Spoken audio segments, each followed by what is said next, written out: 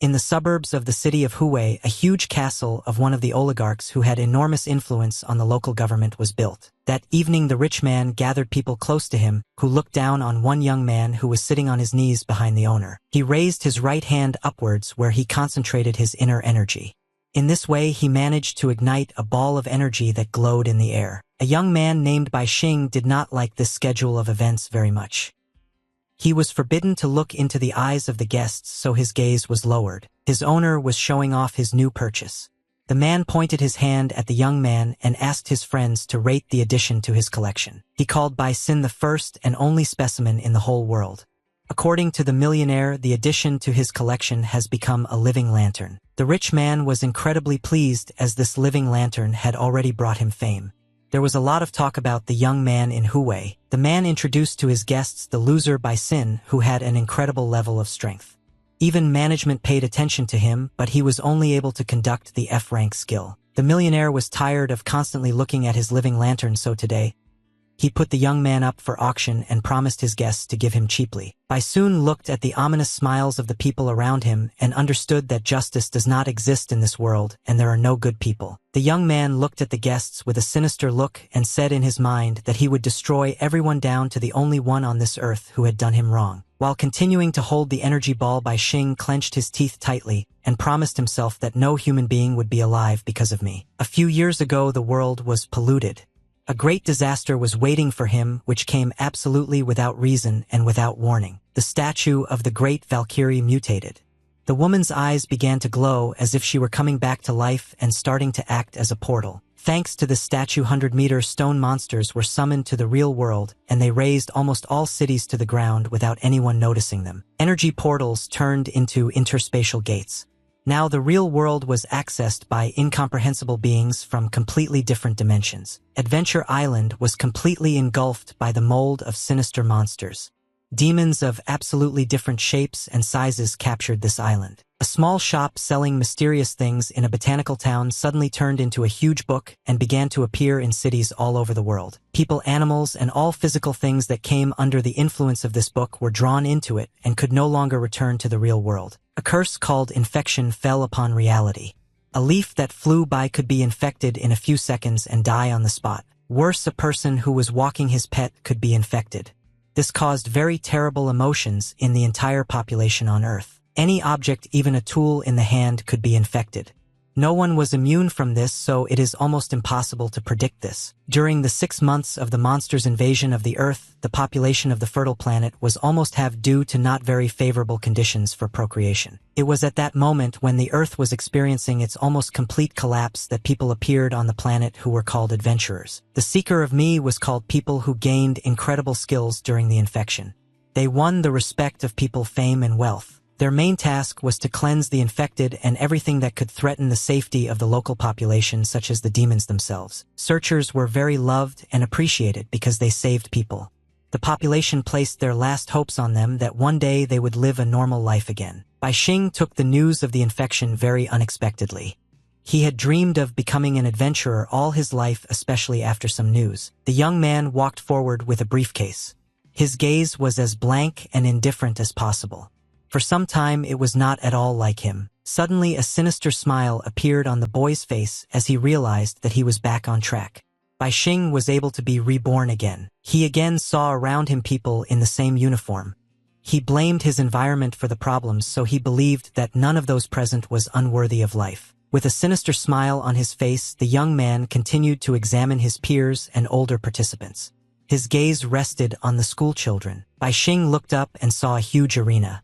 He immediately understood that the Seeker exam was to begin in just a few minutes. When the young man was watching the former commentary area, someone's hand, which was completely tattooed, landed hard on his shoulder. A middle-aged blonde man greeted the boy superficially and asked if he had decided to hide from him in the crowd to avoid the inevitable problems. The man looked at the young man with an evil look and asked if he knew what would happen this time if he failed the exam again and did not become an adventurer. Bai Xing unexpectedly met his old acquaintance Kim Hookit. It was one of the main characters who broke the young man's life in the past. Bai Xing immediately remembered the moment when he was unable to answer the man. Then he completely broke him verbally and took him to himself as a slave. Kim Hookit was still waiting for an answer from the young man and asked if he had swallowed his tongue, and could not answer anything to the simplest question. Without waiting for an answer, the man drew the attention of all the students around him. He shouted loudly and asked to look at the young man next to him. Kim Hookit gestured to a seeker program examinee who was trying to pass the exam for the third time and was only relying on his odd strength level. The school children immediately recognized Bai Sin, who was a very famous loser. Well, almost all participants knew a young man who could not show himself even once. The students began to mock Bai Xian because with his incredible level of strength, he could do absolutely nothing, let alone pass the exam. Kim Hookit tapped the young man on the shoulder and asked him from above if the attention from the public had given him the strength to finally come to this stupid exam. The man emphasized that the young man must pass the exam so that he can sell it somewhere, and thus Bai Xing will be able to pay off his debt. At the first meeting with the man, the young man was very worried. However, after his rebirth, he already knew what was going to happen, so he silently listened to everything. Bai Xing looked at his interlocutor and remembers that he died of infection even before he had time to get even with him. This time, he wanted to do something a little different. After looking at the man for a while with his cold eyes, Bai Xing suddenly raised his right hand and grabbed the interlocutor by the collar, which literally shocked him. Looking directly into the eyes of his opponent, the young man said that Kim Hookit was somehow incredibly excited had he started eating his pets again. The man did not understand why the young man suddenly started joking about it. He became incredibly angry and called the interlocutor a real abomination. Kim Hookit was not going to tolerate such statements on his side. He swung his fist and was about to scold the young man for his long, sharp tongue. Bai Xing was absolutely not against this development of events. He put his right hand forward as if asking the interlocutor to continue his actions. The young man pointed his finger at his face and told the man to kill right there. He asked to note that due to facial injuries he may fail the exam again. Bai Xing looked at the interlocutor's face and asked how he would then explain the situation to the boss, why he returned to him again without money. Kim Hookit understood that the young man was indeed right. He had to stop his fist because he didn't want to get in trouble with his boss again. The man released his target for bullying. Bai Xing took a few steps back and Kim Hookit finally took his hand back. The man warned the young man about his rash actions and advised him to try very hard. The exam will come, otherwise he will regret his weakness. Kim Hookit almost jumped when Bai Xing raised his hand almost to his face. He was very wary and did not understand anything at all. The young man folded his 3 fingers into an imaginary gun and fired at his target. He made as confident a face as possible and said that he had noticed the man. After that, Bai Xing turned his back to the interlocutor and headed towards the crowd, telling the man to wait for him here after passing the exam. The participants of the exam turned their faces away from the loser. They did not want to deal with a young man who was not capable of anything at all given his capabilities. Absolutely all the participants turned away from him, advising him to go somewhere far away. Bai Xing did not pay attention to those around him and simply stepped forward. In a few years, he got used to this attitude towards himself. However, the young man did not give up and believed that sooner or later he would prove his strength to everyone. 3 years ago, the Seeker exam was held on the territory of Huwei High School. Quite a lot of people gathered and everyone was waiting for their turn to take the exam. It was finally the turn of a young man named Bai Xing. He came on stage and said he wanted to become an adventurer to protect humanity and liberate the world. Bai Xing had roughly spent his skills at the age of 16, which was completely normal. If the participants fell below the criteria of talent and strength level, they were accepted into the Seeker. The main skill of the Seeker was called talent. The level of strength was measured by the points that the participant had from birth. Bai Xing's number was 1200. Those present were simply shocked when they heard such an incredible number. They called the young man the future of the country because other contestants had more than 100 points. Director Pushkin was invited to the stage. The man had the ability to predict the future, so he was an integral part of every Seeker exam. The old man with the beard took a few steps onto the stage and caught thunderous applause. After that, he put his hand on the young man's head and began to look into his future. Pushkin said that he still does not see how this boy will be able to walk through life, but he could say only one thing for sure. He clearly saw that Bai Xing would exceed all the expectations of his critics. The man saw that the young man would become a star that would shine brighter than all others. The contestants were simply shocked by Pushkin's verdict. He did not say such things even about the main defender of the country, but here he was generous with words for an unknown young man. At that moment Bai Xing was very happy and decided that this would be the end of his poor life and his family would be able to live a normal life. Bai soon smiled pleasantly when he imagined a happy father who does not work in construction and a sister who can buy herself absolutely anything. Literally after a few days the young man began to receive various offers.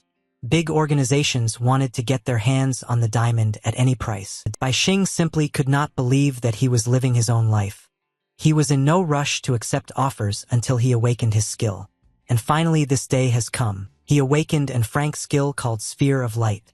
Bai Xing was very pleased for a while until he realized several very important things. He was very upset when he realized that this is an ordinary sphere of light which has absolutely no power and energy and is only able to illuminate. Bai Xing, who was in a world of joy, was still unable to enjoy the opportunities that had opened up before him. However, there was a completely different age in this situation. It appeared that all roads led the young man only to an abyss with monsters. He paved the only way there when he awakened a worthless F-rank skill. The headlines in the newspapers changed dramatically and people began to treat the young man not very well. Bai Xing could see their sinister looks and not so good intentions. The young man seemed to be falling into an empty abyss without the possibility of clinging to anyone. He had no support and heard only a continuous stream of criticism coming his way. Bai Xing's mother became very ill when they were saddled with incredible debts. Their small house was sold at auction, which was able to cover some of the amount. The father had to flee the country because he was threatened by Kim Hookit's company. He took his little daughter with him, separating the brother and sister. Bai Xian, despite all the difficulties, continued to insist on his own and came to the exam every year to become a seeker and pay off the family's debts. The young man was looking at his exam card. Every year he saw his face on a piece of lipstick paper. His power level was 1200. After assessing the situation, Bai Xing concluded that everything was happening exactly the same as in the past, including the familiar girl behind his back. She was dressed in her high school uniform and wore a bow around her neck. When Bai Xing looked in her direction, the girl began to take the sword out of its sheath. The young man looked at his old acquaintance and said in his mind that when humanity will be completely destroyed, only this girl and him will remain. The participants of the exam talked among themselves and stood in groups. Suddenly, a loud screeching sound of microphones was heard throughout the stadium. The contestants immediately turned their attention to the arena and heard one of the examiners turn to them asking for some of their attention. The woman at the center said that for the exam, the infected were released on the campus, which the participants will need to pass the test. The examiner added that the participants should unite in groups and seal the infected, who will freely walk around the territory of the entire high school. Examiner Xiao Jie stressed that no outside help is allowed and the trial will be supervised by independent jury members. After that, the woman wished luck to all the participants and announced the beginning of the exam, which was held annually and allowed anyone to become a seeker. After the announcement from the examiner, the participants immediately began to panic and run in different directions.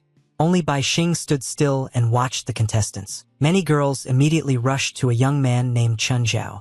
They wanted to be a member of his team as they considered him to be quite a strong unit on the battlefield. One of the squads had asked a young man named Wang Chun to join as they were just short of a crank attack level team member. The field began to resemble a field for announcements. Everyone tried to find the right participant and single contestants offered their candidacies. Observer Hu Min looked at the panic of the participants and saw that some had already agreed to form a team earlier, which was quite unfair. Observer Li Jinlin said that it was not prohibited by the rules, so everyone assembles their group as they see fit under the circumstances. Chief Examiner Xiao Zhu completely agreed with her colleague. She added that family, friends, money, and power are also components of strength. Xiao Jie was a rather conservative woman who emphasized that the only rule in this exam was to survive and seal the infected. Li Jinlin announced that 95% of the contestants had formed their teams. The woman observed that among them mainly the abilities of the rank below TS prevail. The observer was not at all surprised by the abilities of the participants, especially since their strength level was mostly below 100. Suddenly, Li Jinlin let out a cry of surprise when she saw a young man with a power level of 1200. She did not understand why such a fighter would even take the exam. Hu Min smiled and pointed his finger at the loser, revealing that not only was he passing the general exam, but he couldn't even find a team. Almost all participants formed their teams, which consisted of about 5 people.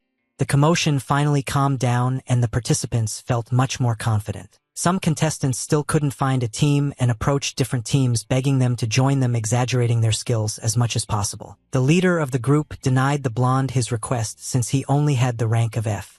He said that it would be better to have 4 people on the team than such a fool. Bai Xing suddenly approached this loser from behind. He offered to team up together since they were both left without a team. The blonde got very angry and accused the interlocutor of always standing next to him.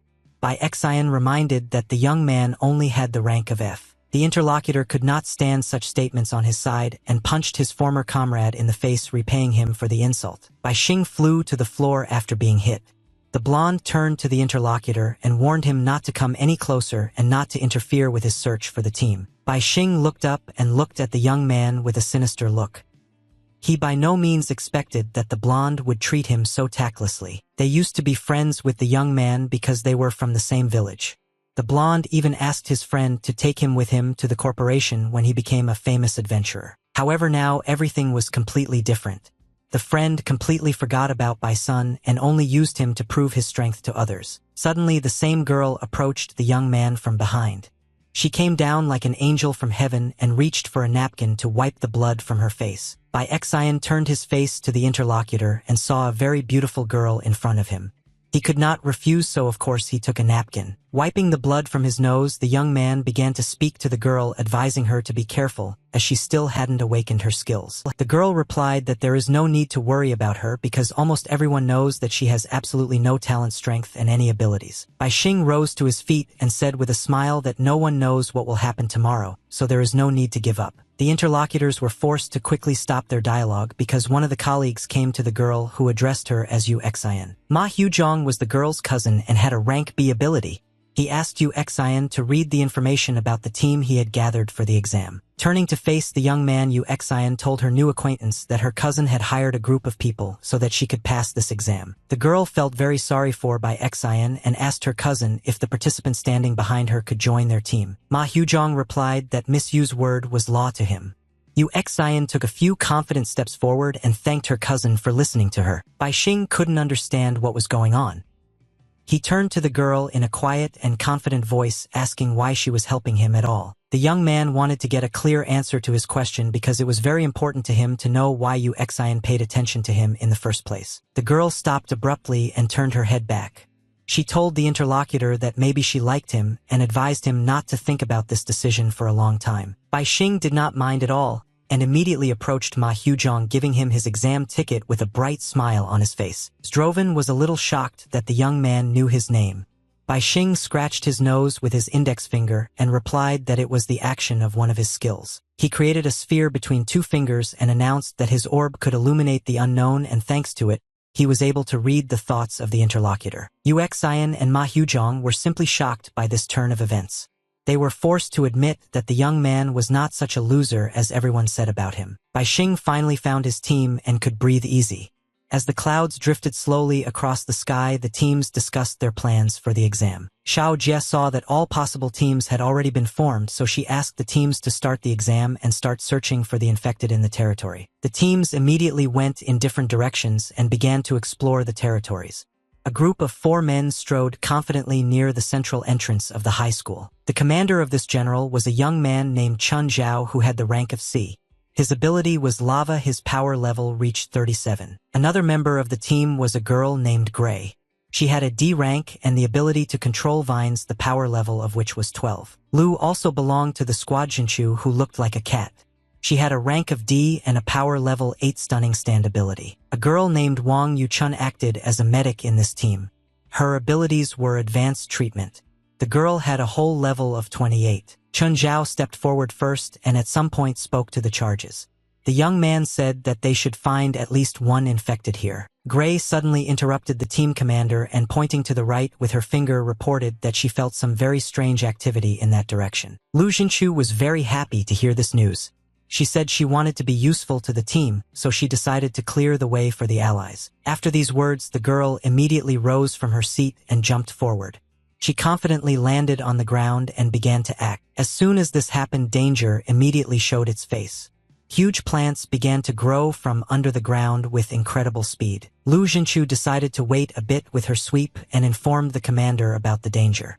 Chun Zhao did not expect that his words would come true so quickly. The cat girl was forced to step back as a giant plant grew right in front of her face. All team members were simply shocked. They met on their way a mutated plant called demonic clover. His flower immediately opened like the mouth of a wild beast. Other members of the squad also saw danger behind them. The plants began to throw their roots around very quickly and grow upwards. These were much smaller plants, but the fruits of the same demonic clover. The plant had 4 leaves, between which was the mouth. After a while, Clover's 18 pieces were counted. Gray was forced to admit that there were too many plants and she wouldn't be able to contain them all. Chun Zhao immediately ordered Lu Zhenchu uses his skill to buy the team some time. The girl immediately obeyed the commander's order. She used her amazing standing coma to hold back the plants. Lu Zhenchu immediately warned the commander that she could restrain the plants for 8 seconds. Chun Zhao replied that this would be quite enough and proceeded to use his skill. He slammed his hands into the ground and used a lava skill. Literally after a second, all the plants began to be covered with lava. Chun Zhao covered the entire space around him with lava to deal with the enemies. The plants began to wither right before the contestants' eyes. The clovers could not stand such a high temperature, so they began to give up their positions. And Chun Zhao could exhale after his attack. His team successfully navigated the danger and the commander asked if everyone was okay. Lu Zhenchu immediately began to examine the dead plants and found the core of the main clover. Chun Zhao was happy as this meant sealing the demonic plant. The squad commander accepted the core of the main clover from the hands of his ward and said that he would definitely give this evidence to the examiners and they would pass the exam. Chun Zhao performed his task as the team leader perfectly and obtained the sealed object. Looking at him, the young man said that human beings will exist forever. Meanwhile, another squad of 5 was still searching for their infected creature. They confidently stepped forward, led by their commander. This was the squad that Bai Xing was a member of. The young man calmly followed his allies, completely unconcerned about the result of this exam. Yu Xian suddenly turned to the young man and advised him to be more careful because they could run into an infected person at any moment. Bai Xing winked at the girl and told her not to worry, as they could feel safe, as long as the brank captain was by their side. The young man continued to walk forward and looked at the captain of the team. He wondered if Ma Huzhong hadn't noticed anyone with his skills yet. The detachment commander was not very happy with his search. He told the wards to stay close to him and continue searching the area. Bai Xing knew of an infected that could create an area of infection. The young man carefully looked around as he felt something very uneasy. At the entrance to the unknown door, there was a spider which over a long period of time built a house for itself in a corner, weaving a thick web. Noticing this, Ma Huzhong was immediately alert. His facial expression suggested that the big man had noticed something unusual and not very safe. The team commander turned to Bai Xian and asked his ward if he could use his sphere to provide them with light inside the warehouse. Yu Xian asked if they didn't even have lanterns. After hearing the request from the commander, Bai Xing began to shake incredibly with worry. He almost jumped out of his pants from the realization that someone needed his skill. It was the first time in history, so the young man could not miss such a chance. Bai Xing immediately moved from his seat and took the captain by the sleeve. He happily agreed to light the way until Ma Huzhong was in complete shock. A pleasant smile appeared on the young man's face. He was infinitely satisfied with the development of events because some hopes were placed on him in the team. Bai Xing decided to outrun his allies and go to the formation first. He confidently and quickly stepped forward to light the way for his companions. Suddenly something happened that literally shocked the squad commander and the rest of his wards. They could not believe that danger lurked in such a primitive city. As soon as the young man took a few steps forward, a portal immediately opened beneath them. A huge black substance covered the floor and began to drag the participants. Yu Xian was confused as to what was going on. She screamed loudly, but there was no time to panic. The schedule of events was inevitable. Meanwhile, it was as calm as possible on the territory. There were no participants left here because each team went in search of its infected target. Observers and the chief examiner were located inside the commentary tower, who made sure that the participants were in their sight. Observer Li Jinlin suddenly noticed that they had lost contact with one of the teams. She assumed that the only infected rank TS. Xiao Jie reassured the woman and advised her to relax. With a sinister smile on her face, the examiner said that death was a very common outcome of this ordeal. After getting to an unknown warehouse, the team found themselves in complete darkness. Bai Sun immediately used his orb of light skill to see at least something in the darkness. Looking more carefully in front of them, all the members of the squad could see in front of them a huge spider resting in its densely woven web. This terrible animal was called a demonic spider. He had a chi power rank of level 124, which was quite a significant number for the contestants. Realizing the seriousness of the situation, Ma Hujong told his charges to stay put and remain calm, only listening to orders from him personally. Wang Qin was ordered by the captain to control the sounds and prevent the spider from waking up. The young man was able to control sounds and had a power level of 79. Li Jingji was also a chi rank with a strength of 137 as a member of the Aranchid clan.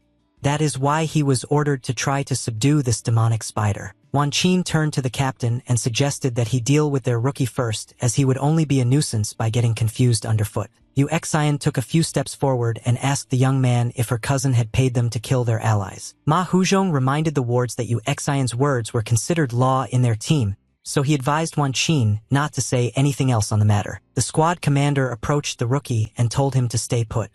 Bai Xing was ordered to stand with his orb in hand and light the way. Li Jingji suddenly proposed to hang their partner from the ceiling, so that a lamp would emerge from him, intending to use his webs to do so. Everyone in the squad started laughing at the newcomer, including the team leader.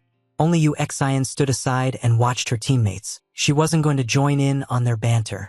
The girl, on the contrary, turned to the young man and advised him to be more careful because something is wrong here. As soon as she said the last word, she felt a touch on her right hand in which she held the sword. It was quite unexpected for her. Yu Xian asked the interlocutor what he was doing anyway. Bai Xing continued to hold his ball of light and clarified whether it was a magic sword. Having received a positive answer, the young man reminded that they were both not untalented fighters, so he asked for permission to use the sword to protect the girl like a man. Yu Xian was simply stunned when the sword was snatched from her hands.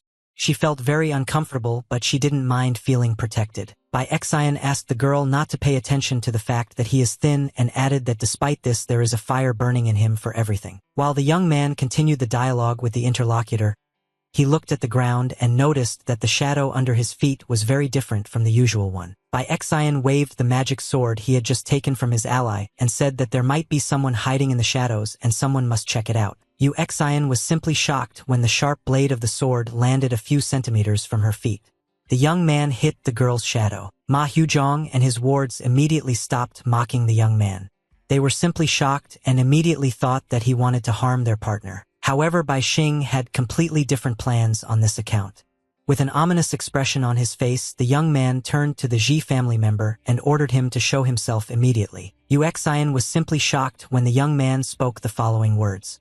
She had by no means expected to see Ji with her own eyes be Guanya. Bai Xing grabbed his partner's hand and led her back a little. The young man did not panic at all and confidently watched the shadow where he had just stuck the sword. It turned out that the feeling did not let him down at all. It was just from this shadow that a face began to appear, slowly growing from under the ground. Ji Biguan grew to his full height from the shadows and addressed the young man, praising him for his cleverness. He admitted that he is indeed an incomplete loser. After that, the man looked at his target with a sinister look and invited him to join him to become a member of a very interesting experiment. Ji Biguan had a black shadow ability with a power of 817. He asked the young man to give him his power, and in return he promised to pay very handsomely. Yu Xian clutched her face with her hand when she saw cousin Ji in front of her. There was no way she could have expected her brother to appear right here. Bai Xing stood confidently in his place and looked at his potential opponent. He had already encountered a man more than once in his past life. The young man remembered how Ji Biguan used his spider to taunt the squad members and order the animal to bite off body parts to measure strength. After that, he approached Yu Xian. He mocked the poor girl and said that her father would soon lose his position as the head of the family. After running through these moments in his mind, Bai Xing turned to his opponent and warned him that he would now learn what true humiliation was. He held his orb of light in front of him, powering it with energy. Bai soon shouted that it was time to finally show his true strength. The team members did not like how their partner started to get angry. They understood that he had to be stopped so that he would not do anything. Turned out that the whole team was on Ji's side, Biguanya. Ma Huzhong ordered his men to immediately engage in battle to defeat the enemy. Suddenly there was silence on the battlefield. The allies looked at each other and calmed down, realizing that they had started to panic too early. Realizing this fact, the soldiers almost choked with laughter. They pointed fingers at the loser and laughed that they had allowed themselves to be scared of him. Bai Xing stood still with his lantern in his hands. Ma Huzhong asked the young man if he had decided to trick them with his second awakening. Suddenly Ji intervened in the dialogue. Biguan, He ordered his charges to shut up immediately as they had much more important matters to attend to. After speaking his last word, the man immediately used his shadow to catch the victim. Yu Xian found herself in the nasty hands of her cousin. Shibiguan grabbed the girl by the neck so that she could not run away. Smiling sinisterly in her face, the cousin said it was time for the fun to begin. Yu Xian was simply shocked by this turn of events. She looked with a frightened look at her only ally and realized that there was no way out. Realizing this fact, the girl shouted loudly, ordering the young man to run away because she thought that the opponents would not pursue him and focus on her. Bai Xing was pleasantly shocked by the girl's boldness. He did not expect this from her, but he was in no rush to fulfill her last request. Ma Huzhong had already managed to aim at the young man. He gave him a sinister look and asked if he really thought he could escape. Zdrovan clenched his fist with all his strength and announced that he would agree to let the young man out of this cave if he could withstand his strongest blow. After these words, Ma Huzhong used his stone skin skill and began covering his hand with stones. He did it as quickly as possible and without any hesitation. Literally, after a couple of seconds, his hand was completely petrified and resembled a huge hammer.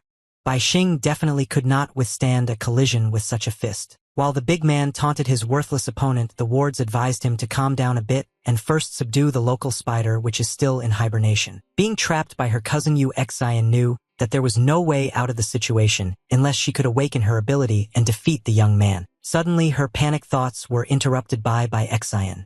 With a smile on his face, the young man said that he would give the girl the opportunity to change her fate. Yu Xian was confused as to what the young man meant. She opened her teary eyes wide and was waiting for what was going to happen. Bai Sun was not going to just throw words to the wind.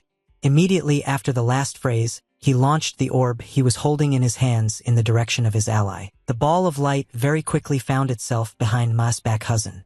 Zdrovan did not understand what was happening.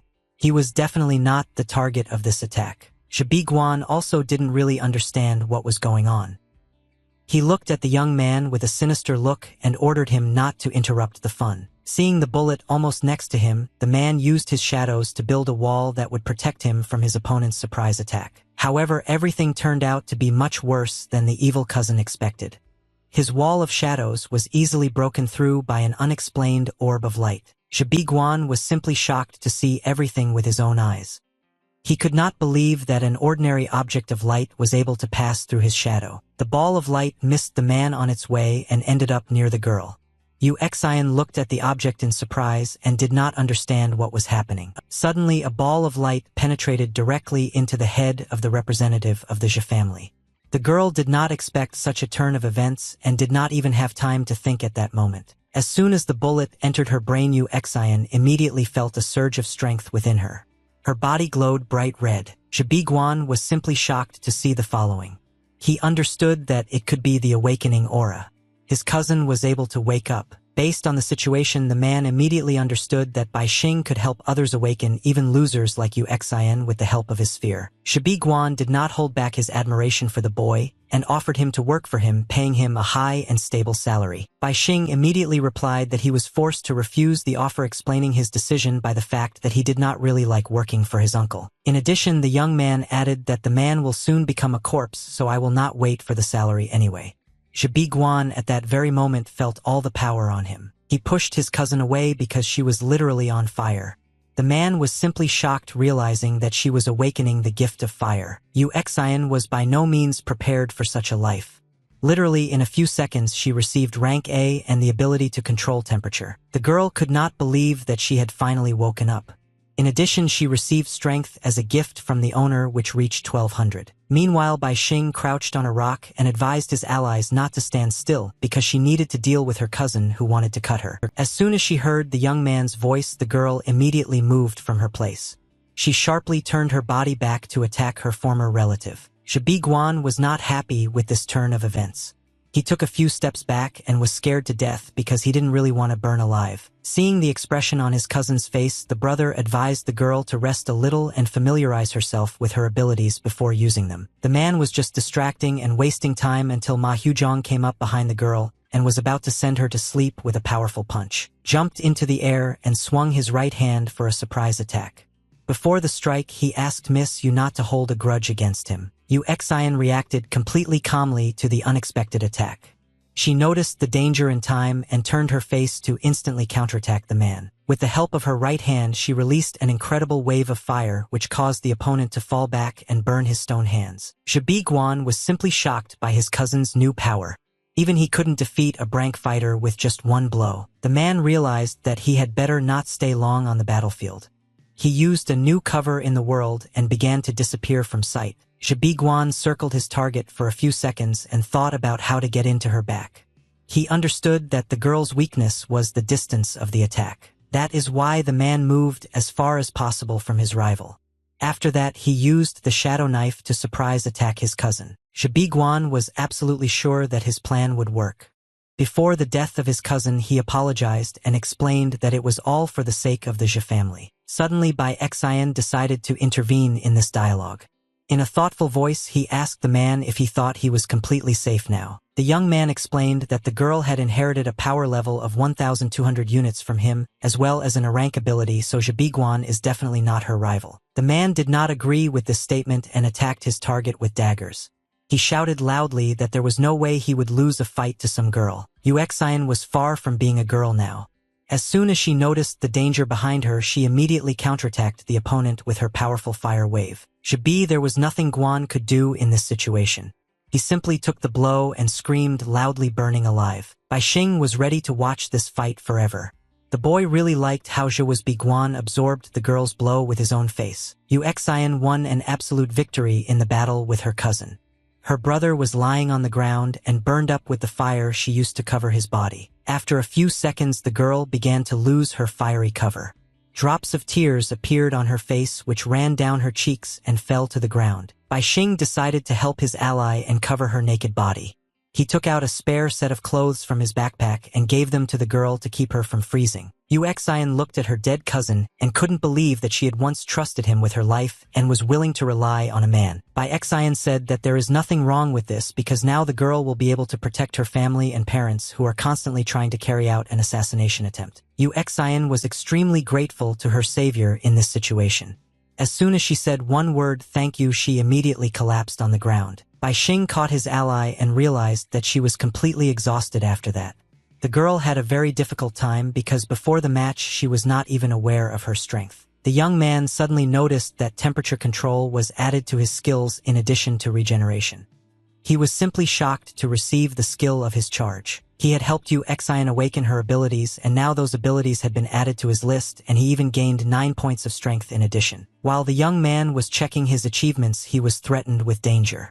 One of his former partners connected with the spider and attacked from behind. Li Jingji flew with the animal at his enemy with happy words that he could kill both opponents as long as the girl was away from the stick. Without wasting time, Bai Xian immediately moved from his seat.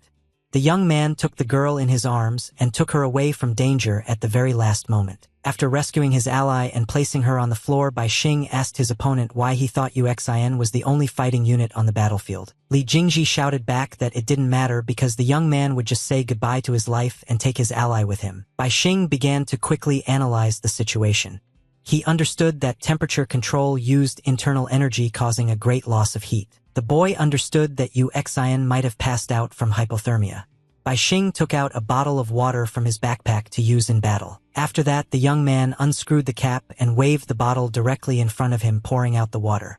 He was going to use the laws of physics to his advantage. By controlling the temperature, he was able to turn water into ice, creating the ice sword.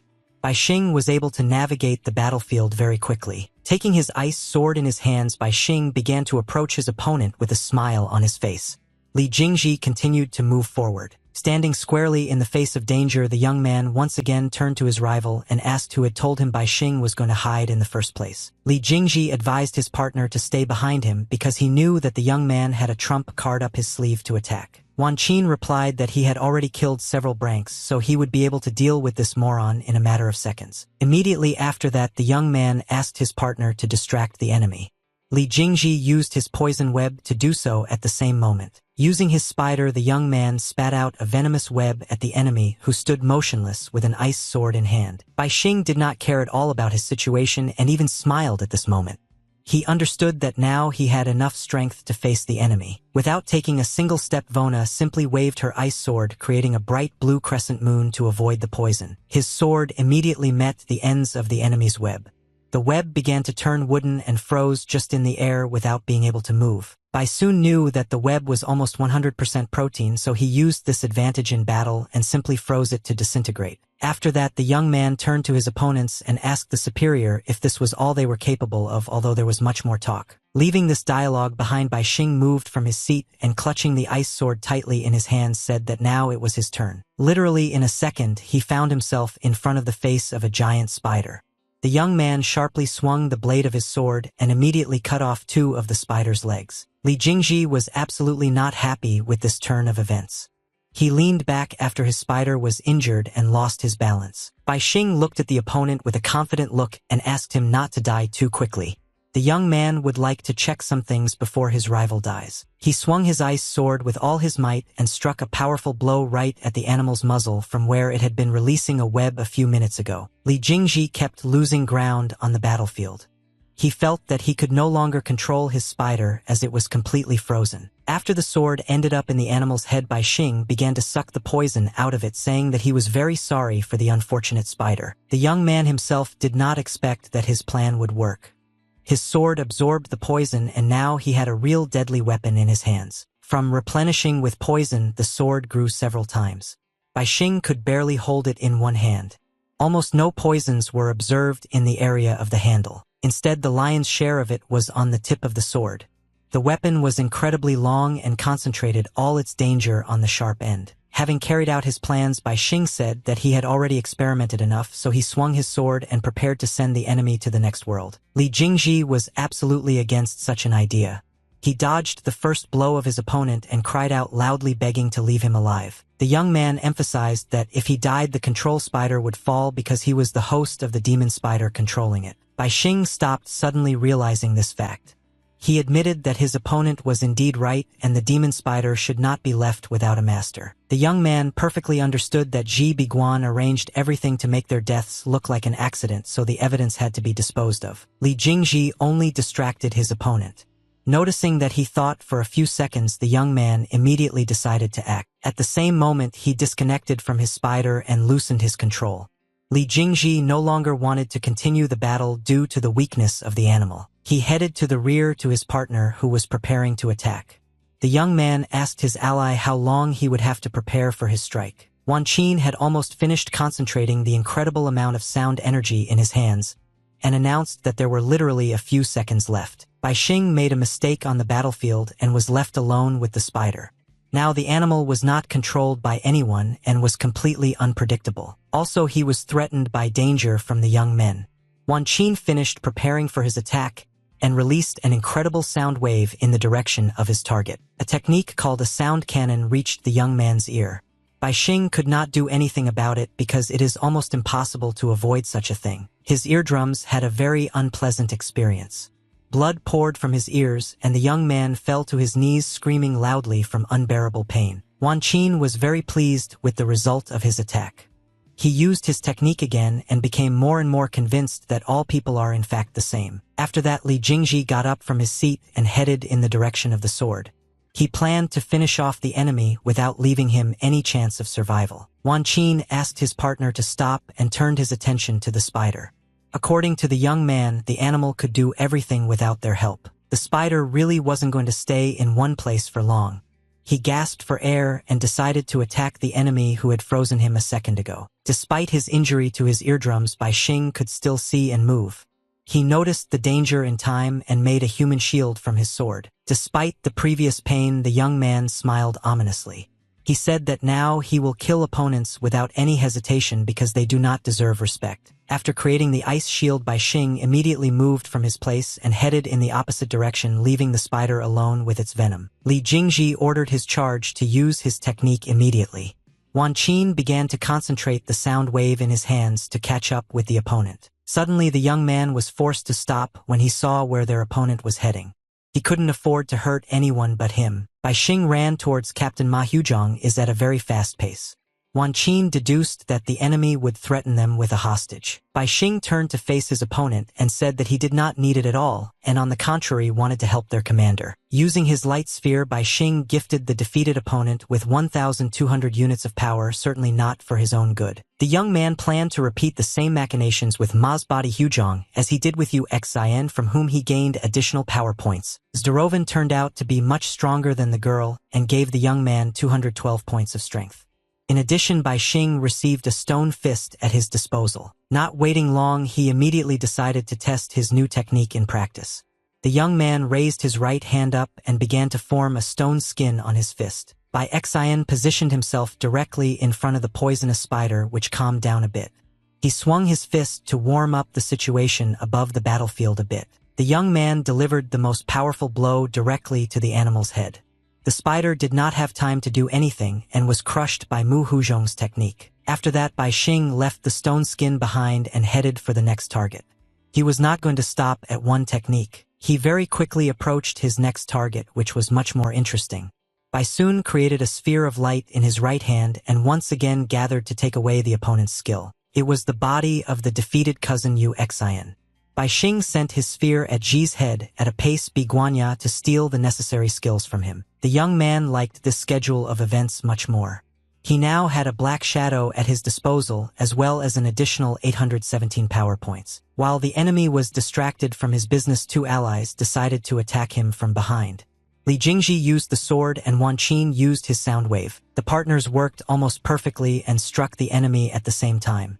However, he was unsuccessful because the young man used the dark shadow technique. Li Jingji was 100% sure that he hit his opponent in the head. Turning his head back, the young man saw a black shadow crawling across the floor. Wan Qin immediately understood that the enemy had copied their cabinet's technique and turned into a shadow.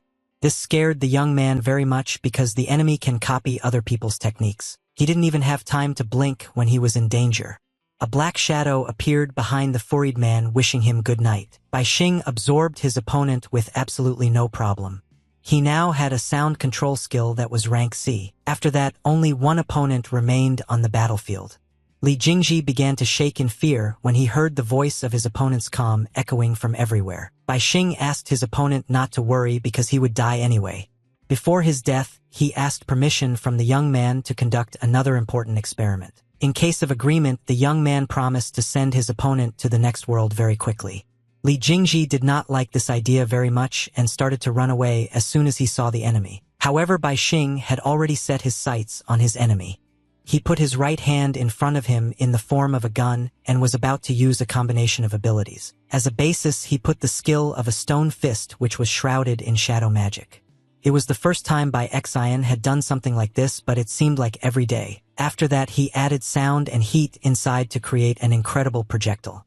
He informed the enemy that this invention would be used against Director Pushkin. Survive anyway.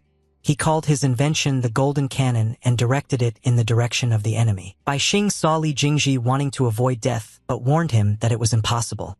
In a couple of seconds, the young man was going to release fire. There was no way for Li Jingji to avoid a fatal outcome for himself. The cannon fired an incredible wave of sound and fire from which it is impossible to dodge. Li Jingji was no exception and fell under the incredible power of the combined attack. The young man screamed loudly before meeting his death. At that moment, Bai Xian was in hiding and watching the action of his technique. He was incredibly pleased to see the murderous result with his own eyes. After finishing his business in the infected area, Bai Xing could safely return to the middle school at the same place he had disappeared from. Of course, the young man did not forget to take Xian with him.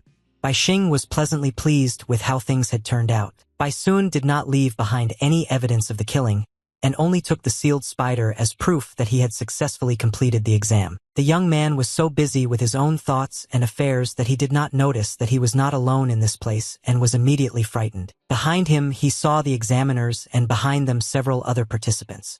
Bai Xing asked what the observers were doing here anyway. Examiner Xiao Zi looked at the contestant with a not very satisfied face and asked the young man where Ji was Biguan. Bai Xing was simply shocked.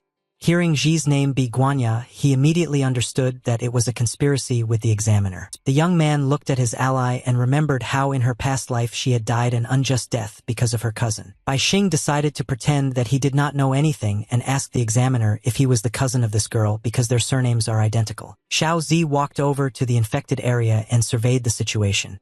Bai Xing was now sure that the woman knew about everything and participated in it. While the young man was thinking about the examiner's intentions, another figure in the form of a large man appeared near the infection zone and shouted loudly. He was running at the head of several other persons in black suits. They were rapidly approaching Miss Yu Xian's person as they were worried about her. A healthy man in sunglasses was the chief butler of the Ji family. Ji Renee decided that the young lady needed to be taken to the hospital immediately. One of the servants of the Ji family named Wang Sai immediately picked up the phone and told the man that he would immediately inform the driver. One of Ji's wards, Renee, took off her black jacket and decided to cover the girl. Lu Feng was the first to take care of the young lady. Suddenly, Bai Xian decided to intervene in this commotion. In a thoughtful voice, he told the people in black not to worry because the girl was simply overtired. From these words, Ji Renee was very angry. He stood over the body of an innocent young man and demanded from him to explain how it happened to the girl. Xiao intervened in the conversation. She pointed her finger at the suspicious young man and ordered him to be arrested as he needed to be questioned. Bai Xing was simply shocked by this turn of events. He expected that he would be met in a completely different way, but it turns out that he became a thief. Lu Feng took off her glasses at the same moment and said that she blocked the young man's movements with her vision, so he would not be able to escape from them. Exam invigilators also decided to join this detention. They didn't like them very much because something like this happened almost every time. Bai Xing tried to calm the people around him. He asked him not to frighten and not to use his abilities against the innocent teenager. Bai Xing did not know what was on the minds of these people. He only understood that it was very dangerous for him to come into contact with them because they are definitely unusual awakened ones. Ji Renee suddenly turned into some kind of werewolf and said that he was ready to bite his throat for Miss Yu because her life was much more valuable than his own. Bai Xing assessed the situation and realized that the two people in front of him were experienced warriors of rank B or even higher, so even with his current abilities he could not win. Xiao Zi informed that she could get rid of a person who posed a threat to humanity as an examiner, so she advised the young man to tell the truth. Bai Xing put his hand out in front of him and asked the woman to take the heat. He suggested everyone to calm down and start solving the questions in order. The young man took out the documents and the sealed animal from his pocket, asking the examiner to credit him with the successfully passed exam together with Yu Xian. Xiao Zi was in no mood to continue such a dialogue. She immediately used her magical fingers by simply clicking them. Only thanks to this gesture, the woman was able to burn the sheet of paper in the hands of the young man. Bai Xing is just shocked to see his documents burning. Gritting his teeth, Bai Xing looked at his potential rival and wondered if she really had such an incredible ability that she could destroy matter. Xiao Zi informed the interlocutor that she had enough energy on her fingertips to turn it to dust, so she advised him to tell the whole truth. Ji Renee asked the examiner what would happen to Miss Yu. The woman replied that if the girl survives, then she will get the highest score for the exam if no one interferes. The man clenched his right fist as hard as he could and said that he did not know what connected the examiner with Ji Biguanam, but he liked that they agreed. But the husband did not like the suspicious young man very much. Ji Renee said that first he would hit him in the face and then he would listen to the truth. Bai Xian looked at the big man with frightened eyes and tried to understand who he looked like. Now it is clear that he was definitely not joking about the torn throat. Coming out of a very difficult situation, the young man shouted loudly, informing those present that he was ready to tell everything but wanted to stay safe. Under pressure from everyone present, Bai Xing announced that Mr. Ji Bigan asked him to keep it a secret, even though he wanted to take the school's treasures. Xiao Zi did not really believe the young man because she did not feel the presence of her ally anywhere near. She decided that the young man was not going to tell the truth, so she wanted to tear off his hand. Bai Xing again asked the woman to take her time and immediately told about whose treasures he had in mind. He informed that the treasure in the school is kept by the principal Pushkin. Xiao Zi immediately stopped and lowered her left hand. She was literally shocked by the information about the director whose treasures Ji wanted to find Biguan. An observer approached the examiner from behind and informed the woman that they would not be able to act against the director in the open because he is a member of the Paranormal Association. Observer Lee Jinlin joined the dialogue and reported that based on the latest data, Principal Pushkin is now giving a lecture at another school. Xiao Zi began to think that Principal Pushkin was hiding another infected area somewhere in the school grounds, and the Ji family was calling it treasure. Looking at the young man, the examiner decided that Ji Biguan left the teenagers alive because he wanted the kids not to spoil anything. Xiao Zi realized that she had failed to live up to her allies' hopes, as she lost a lot of time before the representatives of the Ji family had already arrived at the scene. The examiner ordered the young man to immediately lead them to the treasures. Bai Xing was able to get out of the situation without engaging in combat with anyone present. Yu Xian was still unconscious and lying on the floor under her jacket. One of the wards approached the young lady and lifted her up with magic. Wang Sai informed Ji Renee, who is not going to wait for an ambulance and will be able to deliver the young lady to the hospital with the help of his flying ship. Ji Renee ordered his charges Lu Feng to go after him and then take this boy and keep him under control until the young lady woke up. Bai Sun looked at his unconscious ally and mentally told her that her wards themselves did not understand where she was being dragged, because she would not be safe. Despite this, the young man believed that the girl would be able to stand up for herself, so he believed in their next meeting when they would be able to overcome all difficulties. After the observer Hu Min wrapped the young man in his tentacles, he was led to one of the classrooms in the school where he was to show something interesting. The participants of the exam immediately noticed how the main loser was being led to the school classrooms. A new nickname stuck to the young man, the King of Lanterns. Bai Xing stepped forward and heard his peers mocking him, assuming that he had been caught for something illegal because he was a complete loser. The young man was not very pleased to hear the contestants conclude that even the loser Yu Xian kicked out an even bigger loser from her team. Bai Xing told the chief examiner that he saw Mr. Ji Biguan was heading in that direction, so he offered to check Director Pushkin's office right away. As soon as the examiners with the young man as hostages entered the school grounds, Bai Xing immediately stepped onto the shadow and used Ji's skill Biguanya. He detached the shadow from himself and ordered her to go to the director's office. Hu Min followed the young man but could not see anything. The observer and the hostage quickly reached the office of Director Pushkin. It had a plastic door that was easy to open. Bai Xing was constantly held hostage so that he could not escape. The observer and the examiner constantly followed the young man who should lead them to something interesting. Entering the principal's office, Xiao Zi was simply shocked to see Ji's shadow in front of her Biguanya. She asked the ally why he was here in shadow form. Bai Xing watched the woman's reaction and was very pleased with his work. In a past life, he had been in Pushkin's office, so he knew everything here perfectly. Remotely controlling his shadow, the young man ordered her to reach for one of the drawers. From there, the black hand took out a statuette of a golden bison. After that, the shadow of the young man threw this figurine in the direction of the woman, who stopped at the door in shock and could not move a single step. She held a statuette of a golden bison in her hands, and they looked at the animal with surprise. She asked aloud what that even meant. As soon as the statuette was in the hands of the examiner, Bai Xing received the sign and shouted loudly, ordering to open this glass infection zone. Just as those words were spoken, a bright lantern lit up in the middle school grounds, shining more and more with each passing second, emitting more energy. Meanwhile, Principal Pushkin was explaining to students at another university information about the infected zone, which was actually an area controlled by the infected. The man was talking about the fact that the laws of the real world are changing inside this zone. Pushkin drew on the blackboard and reassured the students that the infection zone of rank T was not a threat. However, the man emphasized that if it was a higher-ranked infection zone, it might be poisoned with an unknown poison or hide other secrets. Having finished drawing a coma, Pushkin looked at the students and said that the only way to get out of the infection zone is to kill the boss himself inside. After that, he again touched the chalk to the blackboard and wrote to the head the law for survival in the conditions of the infection zone to know the laws of the region. Director Pushkin held a lecture at the University of Beijing. Many students gathered in the audience and listened attentively to the prudent man. When the lecturer stopped speaking, one of the students suddenly asked the question whether the reasons given by Principal Pushkin could be related to the recent incident. The student next to her almost agreed with her fellow students. She found it very troubling that the rank infection zone really caused a lot of panic. One of the students in the green sweater didn't panic at all, unlike the rest.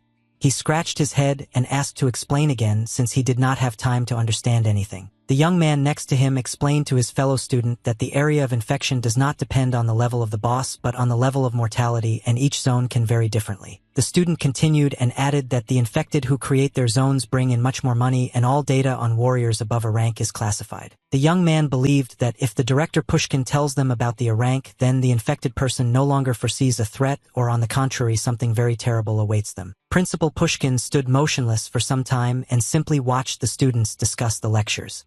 At one point he clapped his hands and asked for silence. After that, the man informed the students that he was telling them all this so that they would be ready to save humanity and know all the intricacies of the infected. Pushkin reported that the mortality rate in the A rank infection zone is 80% and the mortality rate in the crank zone will reach no less than 99%. The students were simply shocked to hear the following numbers.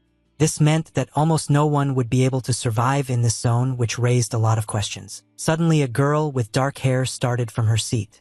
She asked Director Pushkin to tell what was waiting for humanity using her skills. The professor looked at the student and thanked her for the relevant question. The man admitted that he himself cannot fully predict the future of humanity. Despite this, he still dared to assume that in 3 months the fate of humanity would hang in the balance and depend only on themselves. Meanwhile, strange things continued to happen on the grounds of Hue City High School. The weather around the school suddenly changed, as if the sun had begun to set below the horizon. Bai Xing was very pleased with the way things were going. The zone of contamination from the rank was not an arm's length away from him. The young man missed her very much. Xiao Zi wondered what was going on. They got to the infection zone, but no one understood how this happened in the first place. The examiner turned to her ally Ji Biguanya, asked him to explain what was happening, and why he threw the gold statuette at her in the first place. The woman even moved from her place when she saw how the shadow began to rapidly approach her. This seemed very strange for the behavior of a representative of the Ji family. Xiao Zi absolutely did not expect to see where the shadow was headed. She was just shocked when she saw that the shadow was about to release their hostage. At that moment, the examiner realized that there was not even a trace of Ji in this room Biguayan, and all this commotion was arranged by Xian himself. The young man did not care at all that his secret was revealed. He picked the right moment for his release and was now able to use the shadow cover without cover. Bai Xing began to disappear under the floor with the help of the shadow skill.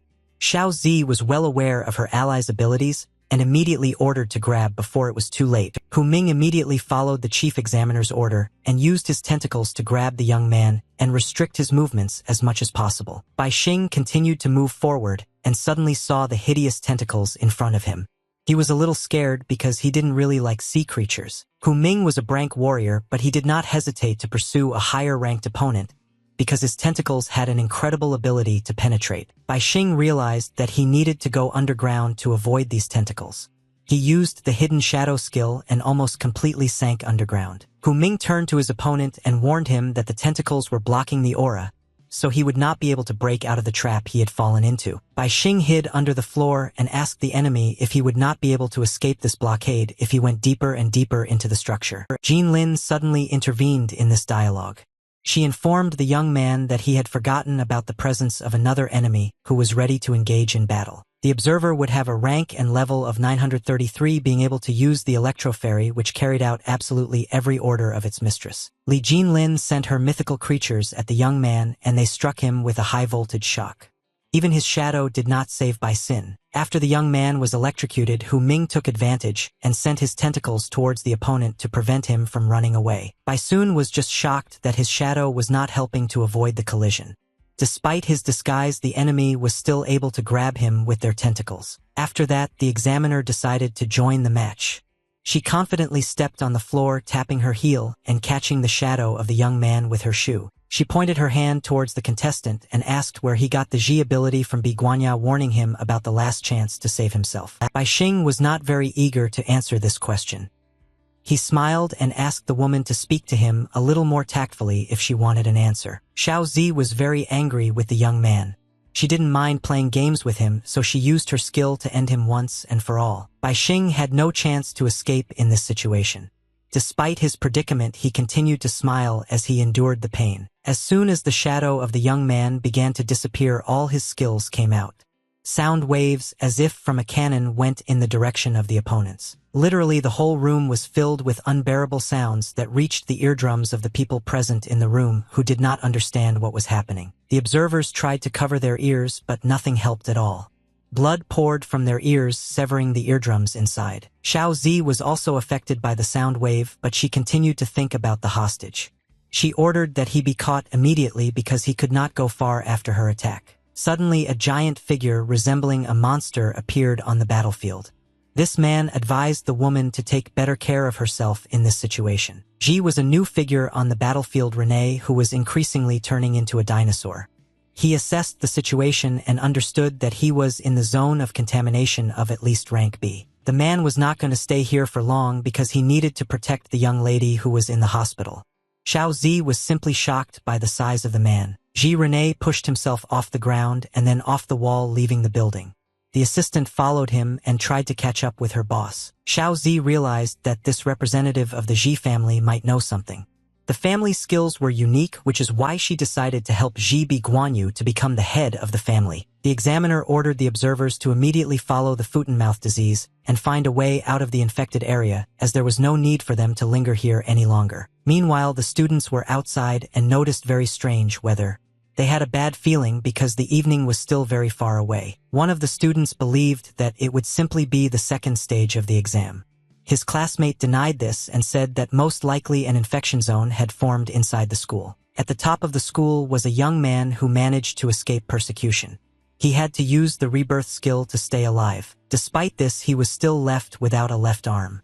Bai Xing was not going to back down from his goal so easily and promised that he would definitely win. An ominous smile appeared on his face, and he warned Director Pushkin that in 3 months, he would lose because the young man would reach him first. All students were in absolute shock from what was happening. This trouble did not escape the team led by Chen Zhao. The bravest contestants began to panic when they realized that the school was surrounded from all sides and they had no way out of this infected zone. Chen Zhao became very worried about his situation. He looked at the students and thought of using them to save himself. It was important for the young man to survive at any cost. He interrupted the dialogues of absolutely all the students and asked for some attention as well as peace. Chen Zhao said that he had secret information, that it was all part of the test and the examiners would watch how they could survive. The young man put himself in the role of a leader, although his abilities were at the level of he held his fists up and promised that they would not regret calling him their commander. Lu Jinchu immediately supported her commander. She told the students how they were able to easily seal a huge clover with the help of the captain. A young man named Zhang Mao was rank B and wanted to be the leader as well, but Chen Zhao had overtaken him, so he decided to sit back quietly. Chen Yin suddenly joined the dialogue and said that he had heard a lot about the potential leader but wanted to see his skills in real life. Chen Zhao understood that the students really needed to see his skills. The leader agreed that everyone should know each other's approximate abilities. The young man slammed his fist on the ground and created a huge wave of lava, demonstrating his ability, which he successfully used during the test. Chen Zhao explained to his potential charges that he could only use a technique like this once, but its power and range made up for the number. As soon as the young man began to explain, a huge bull hit him in the back. It was very unexpected, especially for a young man who wanted to survive. Lu Jinchu was just shocked to see the captain's death with her own eyes. Other students also did not hide their thirst and surprise at this situation. They could not believe that their future leader had died from a single blow. Students began to assume that, with this rule, they would lose absolutely everything. Chen Yin tried to understand what their would-be leader had done wrong. The students did not have enough information to understand the course of events. Lu Jinchu fell to her knees in front of a pool of blood and spoke the captain's name. She still couldn't believe that Chen Zhao left this world so suddenly. While the girl examined the blood of the dead young man on her hand, the monster was not going to wait and was already approaching its target at an incredibly high speed. The students did not even have time to warn the girl about the danger. Her blood stained their faces in a split second, stained with horror for that matter. The bull did not stop in his place and continued to move forward. On his way, he knocked down 2 more students who were standing still and watching the action. Meanwhile, Bai Xing was on the roof of the high school looking at the students who could do absolutely nothing with the mad bull. The young man was forced to admit that, in the face of death, absolutely all skills are powerless. Bai Xing added that there are only 2 sides to the world. From his past life, he knew that in 3 months Pushkin would release this enchanted bull, and in a year the population of the city would fall several times. It was a colossal danger for the entire population, but no one knew anything. Only Bai Xing remembered how the bulls destroyed absolutely everything in their path. The young man could not simply forget when the last blow of this giant bull turned the city into a vast desert where even the smallest grass stopped growing. Bai Xing continued to stand on the roof of the high-rise building and watch the suffering of the school students, because he understood that he would hardly be able to help them. Meanwhile, students literally fought among themselves. They could not share the free road because everyone wanted to escape to a safe place as soon as possible. Some students literally went crazy and started picking on female students. They decided that these were the last seconds of their lives, so they wanted to enjoy them to the fullest. Some students simply fell down on the floor and began to pray to God. They wanted to survive at any cost, but they perfectly understood the seriousness of the situation. Bai Xing continued to be on the roof of the school and observe this phenomenon. He thought about how he could influence a large-scale change in the environment. The figurine he threw towards Xiao Zi was called a golden bull. Any color changes in this buffalo's eyes caused incredible wrath and showed its power. Bai Xing knew perfectly well that in the bull's eyes there is absolutely no difference between a living and an inanimate object, so it will attack anything that can change color in one way or another. Despite the danger, the young man decided to finally jump off the roof. He thought about a plan how he could deal with an incredibly strong animal. Falling down, Bai Xing suddenly remembered that he could use thermal control. He put his hand out in front of him and organized a fall for himself. With the help of his skill, the young man instantly heated the air under his feet using the expansion of molecules. He perfectly understood that it was necessary to be as careful as possible. Bai Xing successfully landed on the ground. He understood that for a giant bull his skill would be as attractive as possible because the animal reacts to a change in color. Also, the young man perfectly understood that he had to be careful with the change of color, and even the skill of shadow transformation could have fatal consequences. Looking around, Bai Xing noticed that it was already getting dark for me considering the early hour. The sudden change in weather could also affect the mortality of people. Bai Xing continued to ponder the plan, closing his eyes and clutching his hand. He hoped that there would be no clouds today that could interfere with the temperature. After standing still for a while, the young man moved from it and headed down the stairs with the hope of finding his friend Yu Xian and saving her. At the stadium where it all started, there were several squads who did not know what to do. Everyone was a bit puzzled by the fact that it started to get dark much earlier. Ji Renee, dressed as a dinosaur, was approaching a van parked outside the school. Lu Feng followed her boss and could not catch up with him. The woman was visibly tired trying to keep up with her leader. At the last moment she asked him to wait because at this rate she could no longer continue. Lu Feng asked the captain if they were going to capture that boy. It seemed very strange to the women that they headed in a completely different direction. Ji Renee reminded his assistant that they were the direct descendants of the head of the family and had to worry about Yu Xian, so they had to think ahead sometimes. Lu Feng asked if it wasn't him who was going to finish off the young man on the spot. Ji Renee replied that the young man had saved the young lady's life, so for now, he would just be watched. Lu Feng, according to the rules, his glasses and mentally agreed with his boss. She understood that the young master would be able to take care of himself without any help. An ominous smile appeared on Hope's face at the thought that Bai Xing would kill himself and thereby clear the way for Mr. Guan. Ji Renee was at the van in a few seconds and knocked on the back door. He did it as gently as possible and asked how the young lady was doing. Wang opened the back door of the van. Sai informed the bodyguard that Yu Xian is still in a coma. The doctors said to wait a little. Wang Sai looked sideways at the assistant standing behind the leader. He was ready to act at any moment. Lu Feng looked at the man with the same incredulous look. She understood that he could be hiding something because he refused to explain something again. Wang Sai planted a bomb just under the van to deal with his enemies. He calculated everything and considered the bomb to be enough for those present to fly to the sky. The man held an energetic flash of light behind him. He had the ability to control the energy of the light with which he was going to blow up the van. Wang Sai wanted to do it out of his own convictions because he believed that Ji Biguan will be able to give him much more power if he kills his cousin. Before blowing up the car, Wang Sai mentally apologized to the young lady for his actions, explaining that he also wanted a better life. As soon as the man was about to clench his right fist, someone present suddenly came up to him and grabbed his hand, stopping the girl's almost inevitable death. Lu Feng was able to stop her alleged ally in time. She told him to wait and explained that some more people appeared on the horizon. The examiner came to the van together with the observers. She said that she needed the boss of this unit because this area is too difficult to work. Xiao Jing understood that if Guan was here, then they would be able to directly ask for help even though Yu Xian was still alive. The woman was at a crossroads and did not know what to do. On the one hand, she wanted to finish her goal on the spot, and on the other hand, she could interfere with the plan of one man. Renee sharply replied to the woman that they would not cooperate with them until the young lady was absolutely safe. Xiao Jing immediately decided to propose her candidacy for this. She said she knew a way to save the girl's life and would share it with him if he cooperated. Renee did not expect such a turn of events. Even his animal face showed that the man was very surprised to hear the words about the safe zone. Xiao Jing explained that the power attached to her fingers belonged to a very respectable man, and her true ability was the void backpack. Absolutely everyone present was simply shocked to hear such information. It was a very rare ability that allowed even a living person to be hidden in a backpack. Even Hu Min did not know about the ability of the woman he had been working with for many months. He asked her why she hadn't shared her powers before. Renee assessed the situation twice and decided that if he gave the woman the opportunity to escape calmly, young lady would also be safe. Xiao Jing asked the monster if he wasn't interested in learning more about the infection and the young lady would always be with them and be safe. Renee answered that knowledge is sometimes superfluous and can even frighten.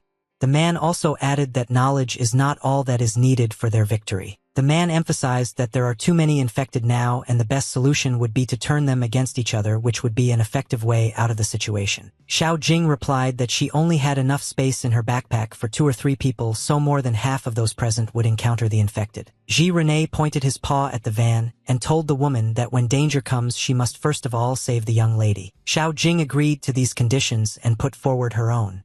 She said that first they need to get all the students together to search for information. Renee reminded that the more people gather in one place, the greater the probability of compliance with the rules of infection, so it is necessary to look for other methods. The man decided that they needed information from the dead.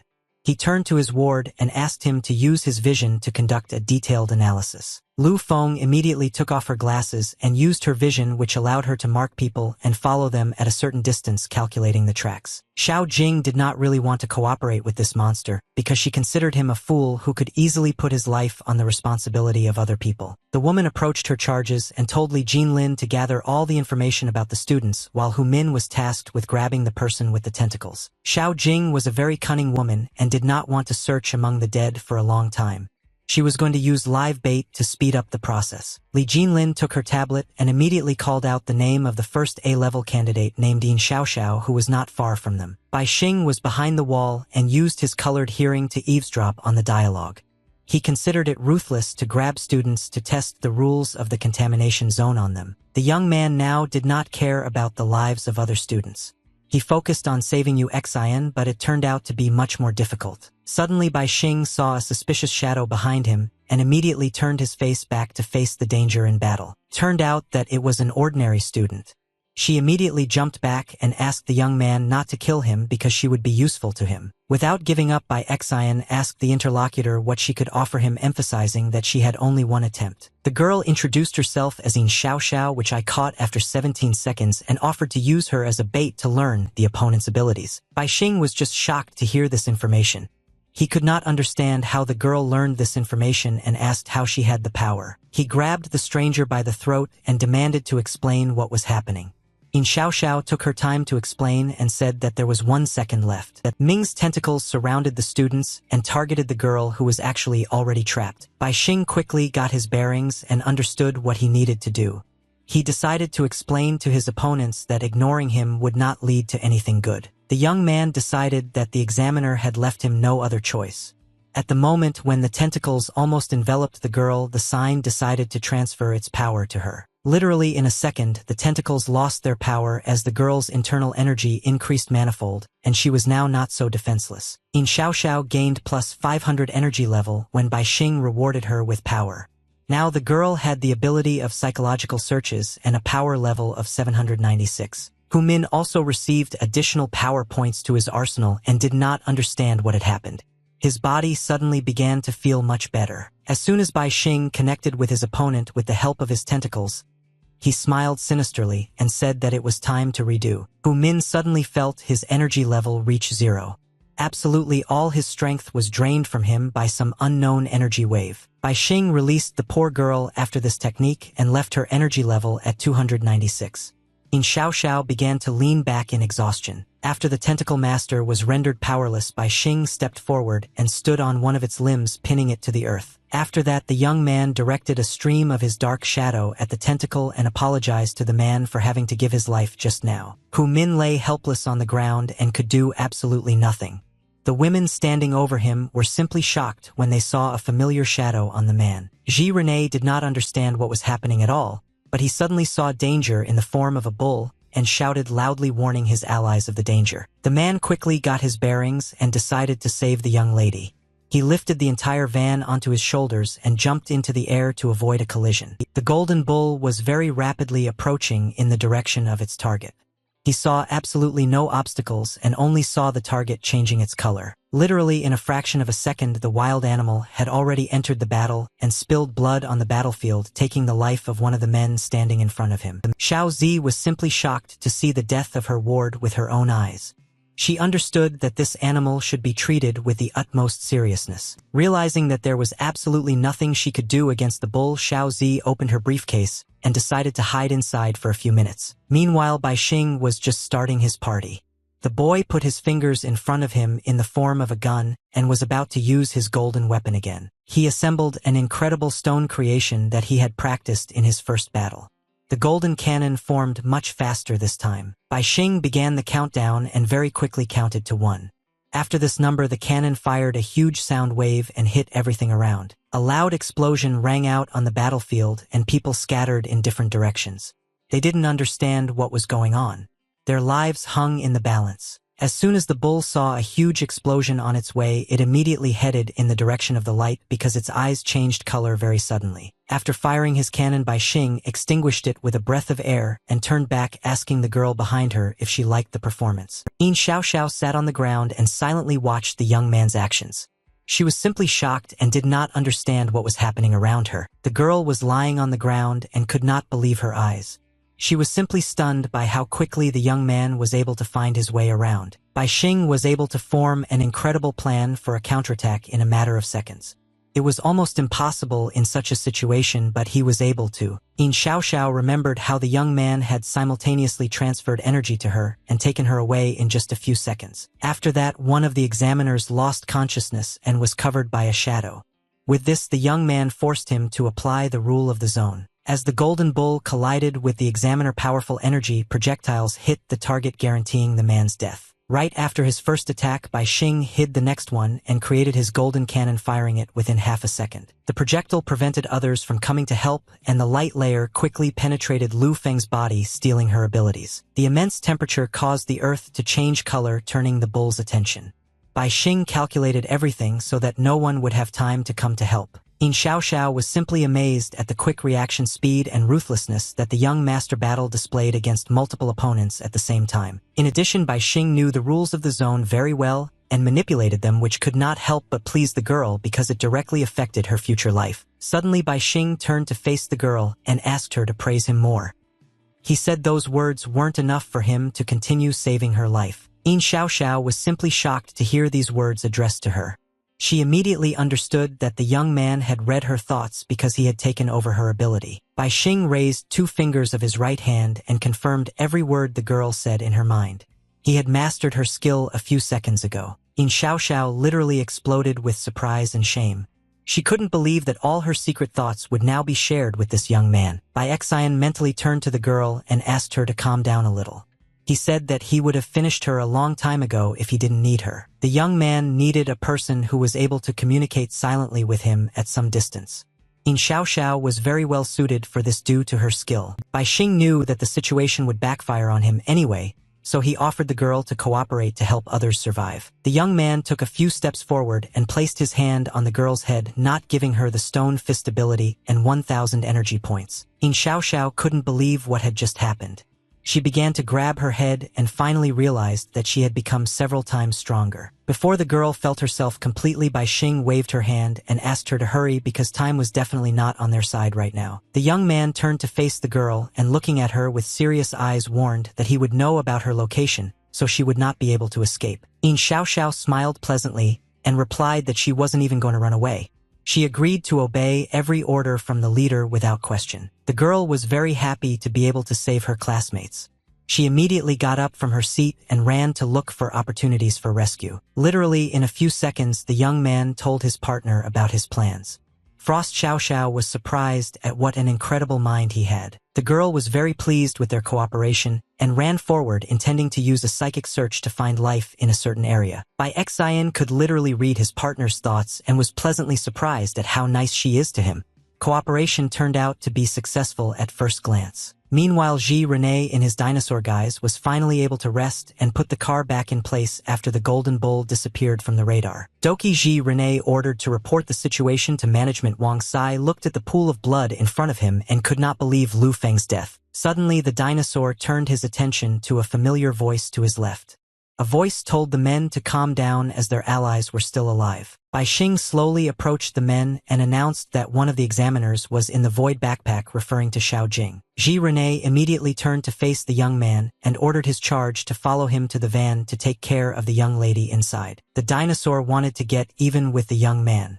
Bai Xian slowly crouched down and placed his hand on the earth, warning his opponent not to act rashly. The young man added that he can in a few seconds cause normal attacks which will be much more powerful than those that could be observed a few minutes ago. Warming up the temperature of the ground beneath him, Bai Xing decided to use voice control and explain Ji's situation. Rene, who was on his side. The man listened intently to the voice in his head, informing him of Ji's intentions. Guanya, who wanted to kill his sister, and her father taking the throne of the head of the family. Ji Rene did not even listen to the information about the bomb under the car and rushed to attack the young man. He wanted to deal with the suspicious guy first and then investigate the rest. Bai Xing certainly didn't really want to engage in a duel, but he had no choice. In addition, there was a very good opportunity to test your new skills. Absorbing Hu Ming's body, the young man took his C-suction skill. In 1 second, he released several tentacles from his severed arm. Meanwhile, Ji Rene continued to charge at his opponent and delivered a powerful blow with a giant paw swinging from behind the head. Bai Xing took advantage of his opponent's weakness and caught him in a mistake. He took a small step to the right so he could use his tentacles. A huge hand of a dinosaur was trapped. Ji Rene was by no means expecting such a turn of events and was simply shocked when he was unable to move. Despite this, the dinosaur continued to press, which the young man felt on himself. Bai soon knew very well that he would not be able to withstand this monster in close combat. Ji Rene, not easing his pressure, turned to his opponent and asked if this was all he managed after his bold words. Bai soon understood his hopeless situation, as he could not use other skills as they were against the rules of the zone and would put him in a more difficult situation. The young man got his bearings very quickly and glanced at the man who was near the van. He had a very good plan in mind. Bai Xing convinced Wang Sai that he was on his side. He said that Ji Biguan asked him to get as close as possible to Yu Xian. Ji Rene realized at that moment that the young lady was in danger. He immediately turned to face the man and thought he needed to be stopped. Wang Sai was just shocked to realize that Bai Xing was on their side. He immediately agreed to carry out the order he received from the boss. The man used his light energy. A satisfied smile appeared on his face at the realization that Ji Biguan still did not abandon him. Ji Rene was not going to stay in one place for long. Noticing that the young lady was in danger, the dinosaur immediately headed in the direction of the man. He grabbed his supposed ally by the body, lifting him up. Wang Sai had not expected such a speed and was absolutely unable to do anything in this situation. The dinosaur squeezed its victim with all its might, leaving several holes in its body. Wang Sai spat out blood from the damage to his internal organs. Would park the car at any cost, even if he had to say goodbye to life. At the moment when Wang Sai was trapped by the dinosaur, Bai Xing took advantage of the situation and fired his ball of light at his ally's head. He took away the man's abilities and left him without energy. The dinosaur threw away its victim, realizing that the man was no longer capable of anything. As soon as his body flew into the air, the golden bull immediately reacted to him. He noticed the change in temperature and immediately aimed straight at the man. Ji Rene looked down at his hand and turned to the young man, realizing the fact that he had forced him to kill the man, leaving him no choice in the situation. Bai Xing used a voice transmission and told the dinosaur that he didn't care if he died or not, even if he saved the young lady's life. The young man stood behind his opponent and invited him to play, but before that he asked him to listen carefully to every word he said. Bai Xing released more tentacles from his left hand and said that there was no safe place at all now unless it was a pocket briefcase. Picking up the body of the victim on the ground, the young man informed his opponent that Guan was already dead, so he should not repeat his case and get on a slippery path. Bai Xing warned the opponent that they should treat flowers and plants with care and generally protect the environment from danger. The young man lifted Li Jinlin's body, enveloping her with his tentacles. The woman was simply shocked when she realized that her ability had suddenly activated. Bai Xing continued to squeeze his victim with the help of tentacles, draining all his strength from him and giving him no chance to save himself. A sinister smile appeared on the young man's face, and he replied to the woman that now it was not her ability but his. Bai Xing obtained a rank B electric current skill. While Bai Xing replenished his skills, the other examinees tried to deal with the conditions of the contamination zone by any means. A young man named Chen Tian took out a banknote from his pocket and told someone that he would use this infected banknote to get the protective film. He placed the bill on his forehead and shouted that he was now protected by a monetary protection that even the most vicious bulls could not break. A bright green aura began to form around the young man. The other contestants stood behind him and silently watched what would happen next. Chen Tian was incredibly pleased with his bill's reaction. He realized that his plan had worked and now he could leave the infected area. As soon as the young man spoke his last words, misfortune overtook him. The golden bull reacted to the change in light and pierced the victim with its horns. The students even jumped back a few meters when they saw the blood of their friend. They did not expect that death would be so merciless to him. Chun Yin couldn't believe that his comrade had died so easily. He used a very expensive artifact to get out of here but still said goodbye to life. Zhang Mao remembered how Chen Zhao used the bench and Peng Chun turned the land into a lake and realized that the rules forbade changing the environment. The young man remembered that Chen Zhao splashed his blood on the two students behind and the golden bull killed them as well, so it was impossible to change the color. Wang Tao used his mobile phone to call for help, but he was killed just as the screen on his gadgets lit up. Sloth Goheo decided to use her ability and turn into a bird to fly away from the infected area but was killed. Wang Lei wanted to do something similar and used the invisibility technique, but it did not help him. The bull came up behind the young man and pierced him through. Zhang Mao understood roughly what was going on, but there were too many rules to understand them all. This alarmed the young man very much. Chen Yin was also of the same opinion.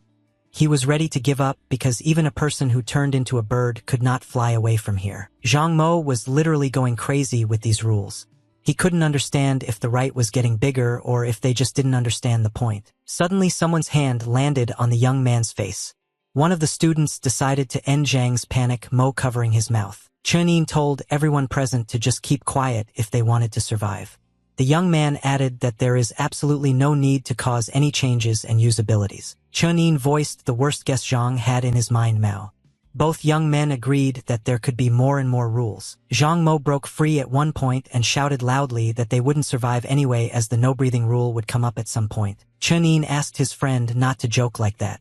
His face looked very scared, but he tried his best not to panic. Zhang Mo, on the other hand, succumbed to his emotions and fell to his knees with a loud cry. He admitted that they could not defeat this bull and would die on the spot. Students began to succumb to their vis-a-vis emotions and calculate rules from which it is impossible to escape. They thought that this was their end. Chun Yin suddenly walked up to the panicking young man and slapped him on the shoulder. He ordered to gather forces and named the only specific rule that must be followed: the prohibition of color change. Suddenly both young men were a little scared when they noticed a stranger behind them. They immediately glanced to the right to check. It was Yin Xiaoxiao who came to the largest crowd of students. She introduced herself as the strongest rank mind reader among the current students. The girl made several confident years ahead and said that only she can save the lives of students, so you need to listen to her carefully. Yin Xiaoxiao revealed that she can read other people's minds and also has a well-developed sixth sense, giving her an edge over others. The girl added that she was able to feel the murderous intentions in the panic and using large-scale searches was able to find something very interesting. Chun Yin visibly sweated after these words and asked the girl to tell everything.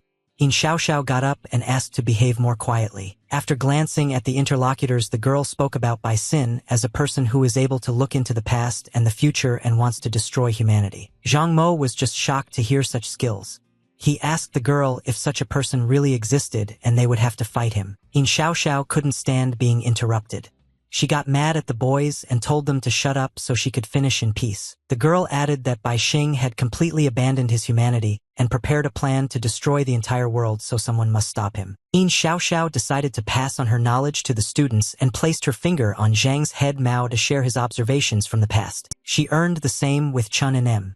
Thanks to her psychological transmission, the girl was able to share everything she experienced with Bai Xian. The boys were simply shocked when they saw the girl's memories.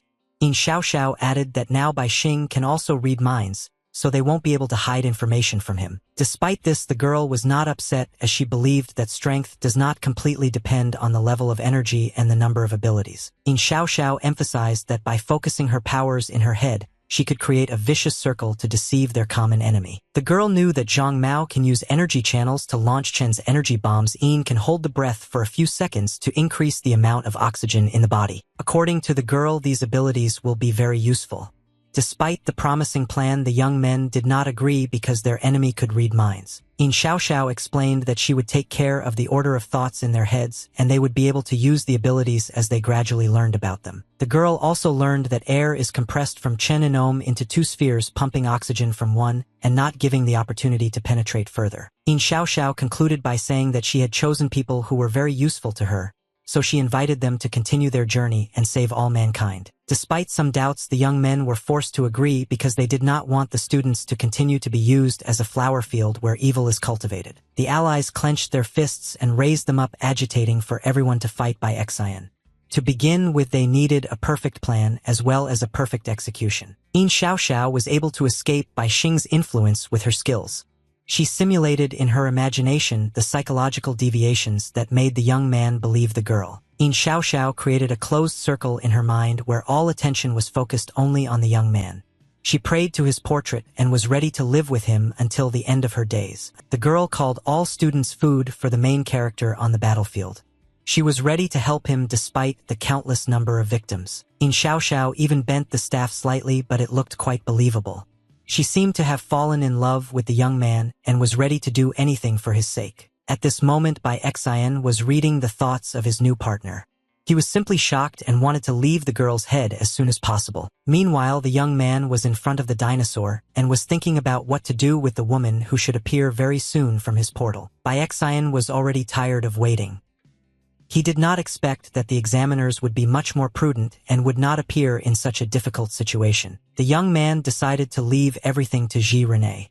He said goodbye and asked the man to protect Xian and kill the examiners even if the test was passed. After speaking his last sentence, Bai Xing took a few more steps forward and then used a Tlevel energy beam to get out of here. The young man aimed at the mountain of the multi-story school and caught his beam on the iron structure that was on the very roof of the school. After that, Bai Xing firmly grasped the energy beam and rose into the air. Ji Rene remained standing on the ground and guarding the young lady. The man could not understand why the young man had hidden his sinister abilities until then. In his opinion, he could easily deal with everything on his own. Ji Rene suddenly assumed that the young man might just be testing him, so he decided to show him how strong the representatives of the Ji family could be. At the moment, the man knew that the examiners were with Ji Biguanam, who had already died, and was seriously determined to seize the throne of the head of the family. Xian was still unconscious and under the care of a doctor. Ji Rene caught a nurse on the way so that the young lady was under constant supervision. Suddenly, the dinosaur's thoughts were interrupted by a portal behind him. Ji Rene cast his gaze back and noticed something strange happening. Xiao Zi finally decided to show up in the real world again.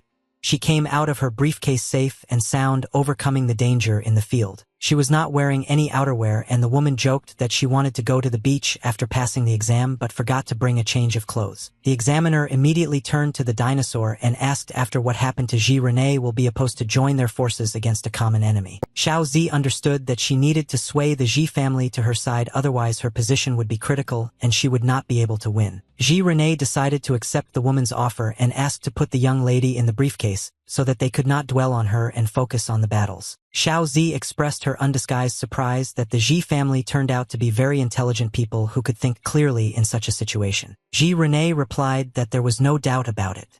The dinosaur looked at his new partner and began to think how to solve this problem. A large crowd of students gathered in the stadium discussing the identity of Bai Xian. Some called him a true genius who saved their lives. Some, on the contrary, considered him more of a polluter than a savior. They wanted to make him their slave so that he would not dare to threaten humanity again. In Xiao was close to the students and read their minds.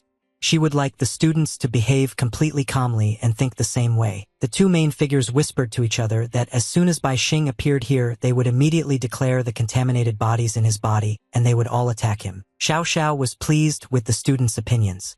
She admitted that her allies were indeed quite capable considering their hidden abilities. Xiao Xiao also played along with the allies and called Bai Xian a true genius before saying that they needed to destroy the young man as soon as he noticed the pollution. Bai Xing was put up for auction by its wealthy owners. After that, Director Pushkin bought him when he noticed the young man's talent. At first, the boy hoped that the director would help him, but everything turned out to be completely different. He was chained to a laboratory table and began to set up experiments. The young man saw above him the figure of the director who apologized for the cruel treatment of the human body. He explained that he simply could not miss such an opportunity. After these words, the old man picked up a scalpel number 20.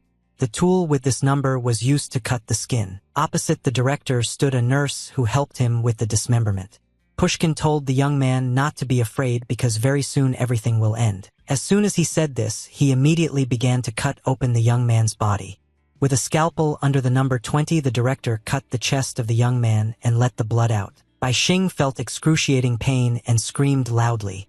After that, he lost consciousness, and when he woke up, his body was no longer like himself. Director Pushkin with his scalpel under different numbers to dismember the body. The director needed the young man's skills. Bai Xing opened his eyes and saw in front of him a man handing over an internal organ to his assistant and saying that all organs should be kept separately. The woman took the internal organ in her hands and threw it into a tank of clear green liquid. It turned out to be the heart, from the loss of which an ordinary person dies. However, Bai Xing was still alive. His internal organs were completely removed from his body, and Pushkin forced him to watch the dismemberment. After there was nothing left in the young man's stomach, the director approached his right hand and said that it was time to proceed to the most important organ. After the man, a nurse approached the patient and grabbed his hand. She promised to hold tighter so that they would need God's hand in the future. Pushkin left the laboratory for a few minutes and asked the ward to take care of sealing all parts of the body so that the abilities would not pass to others after death. As soon as the director left the room, Bai Xing immediately turned to his assistant with a sad expression on his face. The young man asked to kill him immediately. The woman smiled and said that of course it could be done, but she wouldn't do it because she needed to finish the experiment. The nurse put the young man's hand to her cheek and said that he had no idea how incredible his abilities were because he could give strength to anyone. Bai Xing was simply shocked when he heard the information that the director had predicted the development of his abilities. So he decided to find another assignment. Leaning over the young man, the woman added that the director was the smartest person on the planet, but he had not yet managed to learn everything about the technique of the sphere of light. Bai Sun now realized that he was afraid of nothing at all. He thought the director would sell him if he didn't obey, but from the beginning the man wanted to dismember him. The woman smiled sinisterly in the patient's face and asked him to transfer the ability, and in return promised to give him eternal peace in heaven. Bai Xing looked back with pitying eyes and said that he was ready to give absolutely everything if only to die peacefully and never see this world again. Having spoken the last word, the young man raised his right hand up and began to form a ball. The woman watched this technique with admiration. As the swara began to enter her body, the nurse felt an incredible surge of strength and continued to enjoy herself imagining her new powers. Bai Sun felt something very strange, as if he had activated an ability. He continued to look up with a frightened look as the woman reveled in her new strength. After that, the young man lowered his empty eyes towards his chest and looked at the huge hole in his body, which was impossible not to notice. After that, Bai Xing opened his eyes wide and wondered why everything was happening the way it was. Couldn't he be treated differently? The young man gritted his teeth and raised his head a little, continuing to wonder why everyone treated him like a pig that they wanted to dismember. Bai Xing suddenly changed his mind and extended his right hand towards the woman, ordering his sphere to turn back. The nurse did not understand what was happening. She suddenly felt that absolutely all her strength had left her. The orb left the woman's body, leaving behind only weakness throughout her body. Bai Xing held the orb in his right hand again and suddenly heard someone approaching him. He immediately cast his frightened gaze in the direction of the door. Director Pushkin, hearing something strange inside the laboratory, immediately rushed there. He suddenly opened the door and looked to see what was happening here. Bai Xing, seeing the headmaster in front of him, immediately cried out, asking him if he had been able to foresee the death he was about to see with his own eyes. The young man had his death in mind and immediately reached for one of the scalpels to end his life and be able to be reborn in a healthy body. Stepping through the excruciating pain, Bai Xing delivered a sharp and well-aimed blow to his eye, taking the last internal organs left in his body. Yin Xiaoxiao looked up at the top floor of the high school and wondered why the young man had climbed there. Everything did not go according to plan. Using telepathic speech, Bai Xing asked the girl if she had any hidden secrets because there shouldn't be any between allies. Yin Xiaoxiao changed the subject of the dialogue and asked the young man what he was doing on the top floor anyway. She advised him to go down because all the students are worried about him. Bai Xing smiled and said that I wanted to stay on the roof for now. After that, the young man invited the girl to tell him her thoughts about what was happening. Yin Xiaoxiao felt a little uncomfortable and asked back if people could be infected or otherwise unable to gain abilities. Bai Xing replied that people can now easily jump to a height of 3m, run 100 meters in 3 seconds, or throw a huge nucleus like a grenade. The young man also added that people are even able to quickly restore their eardrums after they have been damaged by high-pitched sounds. Even after a nuclear explosion, it was now possible to save yourself by simply holding your breath. Human bodies were like mutants. Bai Xing continued and believed that the life of a person in this world is not worth anything at all because in fact they cannot influence wars and everything that happens. Yin Xiaoxiao smiled and said that it was too early for them to worry about it because they were just studying and it is natural for boys at that age to make plans for the future. Bai Xing decided to move on to the real topic of the conversation and asked the girl what she would say about the fact that in the future he sees a whole bunch of students attacking him. The girl was simply shocked to hear the question. She understood that the barrier was broken and the young man could now penetrate the thoughts of any person. Bai Xing bowed his head and thought that it was not for nothing that he never trusted people. Everything has turned against him again and now he is forced to confront the students. The young man sat down on the edge of the roof and told the interlocutor that he would show her his memories where he was abused as if he were a pet. Yin Xiaoxiao replied that they were not going to feel sorry for the young man. According to the girl, humanity needs a leader who will put an end to this pollution and be ready to take confident steps. Bai Xing thought the girl was not a very good leader if she had already decided to use other people's lives because no one was allowed to risk them. The young man smiled sinisterly and came to the conclusion that the students would still not be able to defeat him, so he offered to give all his abilities to him. Yin Xiaoxiao didn't like the idea very much. She mentally called the young man a demon and he could read every verb with the help of telepathy. After that, the leader pointed her finger at the young man and ordered the students to attack him as a boss that poses a threat to humanity is sealed in his body. The students had already gathered in groups and were not against starting the attack. They believed that by winning this battle, they would be able to save many lives. Some students even brought some weapons with them since they did not have a very high level of strength and were happy to share the barrels with their allies. Zhang Mao asked his teammates to be careful and not forget the rules as their abilities could become their enemies in a matter of seconds. Chuanin smiled and asked them to rely on his strength and unite behind him so that they could defeat the enemy with just one blow. Yin Xiaoxiao turned to her telepathic interlocutor and asked if he thought he could handle so many opponents at once. The students began to release an incredible amount of energy and transfer it to Zhang Mao. In turn, the young man gave it to Chen Yinya, who concentrated it in the right hand. Bai Xing continued to sit on the edge of the roof and silently watch what was happening below. He didn't care what would happen in the next few seconds. After sitting in one place for several seconds, the young man raised the index finger of his right hand up and hinted to the students that they were looking in the wrong direction. Raising their heads, the students saw in front of them a huge shadow carried by the fairies. They were simply shocked because they could not notice such a giant. The shadow fell directly on the students, blocking their sunlight. With the help of the energy fairies, Bai Xing was able to come up with a brilliant plan. Yin Xiaoxiao immediately understood that the fairies take away the solar energy and the shadow blocks the light, which means that the young man wants to activate the rule. Bai Xing smiled and praised the girl for her cleverness. He confirmed that very soon the students would break the rule when they changed their color under his shadow. The fairies continued to absorb the sunlight descending downwards. The students could not do anything and silently looked at the huge shadow above their heads. Zhang Mo at one point shouted loudly and ordered his allies to gather as they must not let the young man win this fight. Chen Yin warned his partner that he could only use his compression skill on physical objects and the shadow was not subject to the laws of physics. Bai Xing got up from his seat and looked down on him. He suggested that they attack him directly, hinting that it would be completely futile. Realizing his situation, Zhang Mao asked the young man not to kill him because Yin had arranged all this, Xiaoxiao prompting all the students to this adventure. Bai Xian was not going to listen to the young man for very long. He used his light sphere and passed through his body, promising to be as gentle as possible. Bai Xing gained the energy channel ability and was now able to concentrate channels of any form and manipulate them over very long distances. The young man was forced to admit that this ability suits him best. Thanks to her, he formed a huge number of light spheres and directed them at the students. Everyone present was simply shocked to see flashes of light in front of them. They didn't have time to do anything at all and just watched the spheres pass through their bodies. Bai Sun was still standing on the roof, absorbing the power of the students. He pointed his limbs in different directions and waited for the spheres to enter his body. The young man received 60 abilities. After examining them, Bai Xing called the students completely incompetent, so he offered to take their lives right now. Students found themselves lying on the ground with the lowest level. Bai Xing completely drained them of their strength, so none of the contestants were able to stand up. Yin Xiaoxiao was no exception and lay helplessly on the ground, cursing the demon Bai Xing.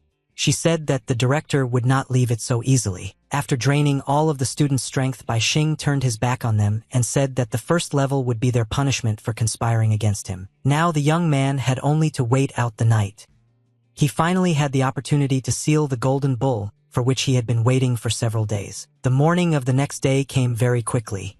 Principal Pushkin was still at the university in a nearby town where he had given his last lecture of the morning. After that, he headed to the director's office where he began to pack his things. In the room besides him, there was an assistant and another girl. Pushkin said that there were problems at school, so he needed to return immediately. The assistant offered the director to fly by plane so that it would be faster. The professor smiled and said that he preferred the old methods of transportation and had never liked the sky, so he declined the offer. Pushkin ordered the assistant to stay here while he returned to the school with Lin Xiang. It was quite an unexpected turn for a woman driver. After that, the director turned to another girl in the room and asked her for help because he believed that he would not be able to cope without her seals. Lin Xiang replied that the demonic bull seal removed from her abilities had already recovered, but she would like to add to her collection. The girl agreed to the director's offer and followed him to the secondary school in Huai, leaving the assistant in the office behind. The woman was not very happy with the fact that she was staying in a nearby town. This was evident from her facial expression, which saw the girl off unhappily. Lin Xiang turned to face the assistant and stuck her tongue out at her. The sassy girl had a rank of C and a golden blood ability with a power level of over 27,000. Yu Xian was all but unconscious and lying on the mobile bed that Ji had now taken into his hands. Renee. The dinosaur was holding the girl in front of Xiao Zi, who opened the portal and asked the man to hurry as they had too little time. Ji Renee did not pay much attention to the woman's advice and continued to walk slowly forward. After a few steps, he found himself near the portal and was about to enter it. Xiao Zi was waiting for the moment when the opponents would be trapped by her. The woman constantly pushed the dinosaur, emphasizing the lack of time. Ji Renee glanced at the woman before entering the portal. He perfectly understood that she was luring them into a trap and how it could all end. That is why the dinosaur refused to step forward. He pushed himself off the ground with all his might and jumped back to avoid danger. Ji Renee found himself with the young lady a few meters away from the portal where Xiao Zi was located. The woman did not understand anything at all. The examiner decided to close the portal. Her displeased face spoke for itself. Xiao Zi asked the dinosaur what had happened so terribly. Ji Renee put the young lady's bed on the floor and began a new dialogue with the interlocutor. He asked the woman why she didn't go to the portal first. Xiao Zi fast-forwarded a few confident years and said that she heard the young man's words, so she realizes that this is actually her last chance to be saved. The woman told someone that she did not want to take any chances and pointed her fingers at the dinosaur, warning him that incredible power was concentrated at the tips of her fingers. Ji Renee reminded her opponent that her nails change color when she attacks, so she runs the risk of dying of coma using her abilities. Xiao Zi replied that she didn't really care about the rules of the contamination zone. She said that if the rule worked, they would all die together. The examiner pointed her fingers at Yu Xian and said that she would not let go of the dinosaur until he handed over the young lady's body to her. Realizing that the girl is in danger, Ji Renee raised his hands up and agreed to the woman's terms, adding only one of his own. Xiao Zi to enter the portal with the young lady. The woman looked at the interlocutor with a displeased look. She didn't ask any more questions and agreed to let the medic enter her portal as well. Keeping the nails of her left hand away from her opponents, Xiao Zi opened the portal with her right hand so that Yu Xian would finally be in her arms. Ji Renee carefully watched the actions of the woman who opened the portal in 3 seconds with caution. The man understood that Xiao Zi was a little alarmed by the doctor's presence. When the portal was open, the dinosaur told the woman to roll the gurney into another space. The woman moved from her seat and walked forward with the young lady. As soon as she was almost away from her dinosaur, Ji-Rene used his tail to disorient the enemy and knocked the nurse to the ground. He mutilated her legs, and the woman could not do anything about it. She also lost her balance and screamed loudly, falling face down to the ground. Xiao Zi was immediately alert and pointed her hands at the nurse. This is exactly what the dinosaur needed, which distracted the woman's attention from the main events. Seeing that her rival was not looking at him at all, Ji-Rene quickly turned around and took the car which had been standing still in his hands. After that, the dinosaur threw a large bead in the direction of the woman with all its might. The ward behind him was simply shocked by this turn of events. Xiao Zi was no less shocked. She could not believe that the dinosaur did not keep his promise and asked the man did he want death for himself and for the young lady. Ji-Rene observed the events and assumed three variants of events. In the first, the woman simply closed the portal. In the second, she opened a new one, and in the third, she had to go to the portal herself. Xiao Zi immediately headed towards the portal. The dinosaur realized that the woman had chosen the third option and recognized that it was indeed the most successful. However, Ji-Rene couldn't just let his rival go. He roared loudly, creating a stream of air that he directed in the woman's direction. With his last actions, the dinosaur pushed the car that was in the air. Xiao Zi saw that she did not have time to enter the portal in time. Also, she was unaware of the danger lurking beneath the car. There was a bomb attached to it which was installed a few days before by Wang Sai. As soon as the car was near the portal, a loud explosion rang out on the battlefield. After such an encounter, Xiao Zi simply could not survive. Ji-Rene realized that he and the young lady were in danger, so he immediately created a barrier in order to remain unharmed. The wave of fire gradually began to fade and the barrier was no longer needed. Ji-Rene had to admit that his charge had prepared very well for the mission. If it weren't for the Tyrannosaur's ability to create a force field from the attack, even his skin would have been fried from the shock wave of the explosion. As the fire gradually died down, Bai Xing arrived on the battlefield. He immediately used his ball of light to access his new abilities. After the young man took Xiao Zi's abilities, he returned the orb. Bright energy rays could be seen around him. Bai Xing arrived on an incredibly bright throne and praised the dinosaur for the task accomplished. He praised the man for passing the test. Ji-Rene was a little shocked to see the young man in front of him. He looked at his throne and asked how long he had been watching everything. Bai Xing replied that he had been sitting here for quite some time and had seen absolutely everything. He noted the mind of the man who drove his rival into a dead end. Ji-Rene replied that Xiao Zi simply did not consider the point that he was able to throw objects expertly despite their size and weight. Bai Xing decided to present his exclusive throne to the man. He created it with Wang Sai's energy beam and a push from his classmate. Ji-Rene looked at the young man with a displeased look and said that it looked like an ordinary elevator to him. Bai Xing was simply shocked to hear such a verdict. The young man wanted to surprise his husband but failed. He began to wave his arms and transform the energy beams into a balloon or a flying saucer. Calming down a bit, the allies made their way to a more or less safe location to discuss today's events that had claimed a large number of lives. Bai Xing told his new friend about the area infected with Rangu, where most of the people were able to escape only because of his abilities. Ji-Rene wanted to find out from the young man how this zone was formed in the first place. He didn't understand how a high school could keep secret information about such an area. Bai Xing told the man better not to ask such questions. Instead, he offered to tell him about the area of infection until it was completely dark. The young man began with the fact that the bull statue is a real sealed creature that was wrapped and covered with some incomprehensible layer of gold. Bai Xing continued and talked about the contagion zone that expands when the statue comes into contact with a human, which happened recently. Next, the young man moved on to awakening this very bull. The main rule for the appearance of this animal was a change in the color of a weighty object in the surrounding area. Bai Xing told about a fool who created a large amount of lava with his abilities, after which a bull attacked him from behind and took his life. Then the young man proceeded to extend the condition. He explained that when the sun completely sets, people will change their color, and in fact this will be a violation of the main rule. Bai Xian wanted the bull to deal with all the targets around him to awaken his true form, after which the young man would seal him. Ji-Rene listened carefully to the young man's plan, then asked if the bull wouldn't attack them right after they changed color along with everyone else. Bai Xing opened the portal and said that he would hide inside with Xian while the dinosaur would stay outside so he could feast on something delicious. Ji-Rene didn't really like that idea. The young man sat down on the floor and closing the portal said that he was joking and that the man has no sense of humor at all. Bai Xing comfortably positioned himself in the lotus position and demonstrated most of his skills. He told the man that everyone he knew now called him the King of Light. The nurse doubted the young man's words. She was visibly sweating and asked the main character if they would really be able to survive. Bai Xing replied that he could only protect himself with the sphere of light, but the energy beams and fairies should be enough to illuminate the rest of the area. The young man hadn't practiced before but assumed that to make the lighting brighter, he just needed to increase the radius of the sphere. He looked at the sunset and adjusted the light on his spheres to the right brightness. He needed the light around them to remain the same. Bai Xing looked at those present and said that he would let them hang on for dear life but warned that they should not prevent him from carrying out his plan. One of the servants of the Ji family and the nurse began to tremble in fear when they caught the young man's ominous gaze. They did not understand that their lives were actually in his hands. Ji Rene was much less concerned about the situation.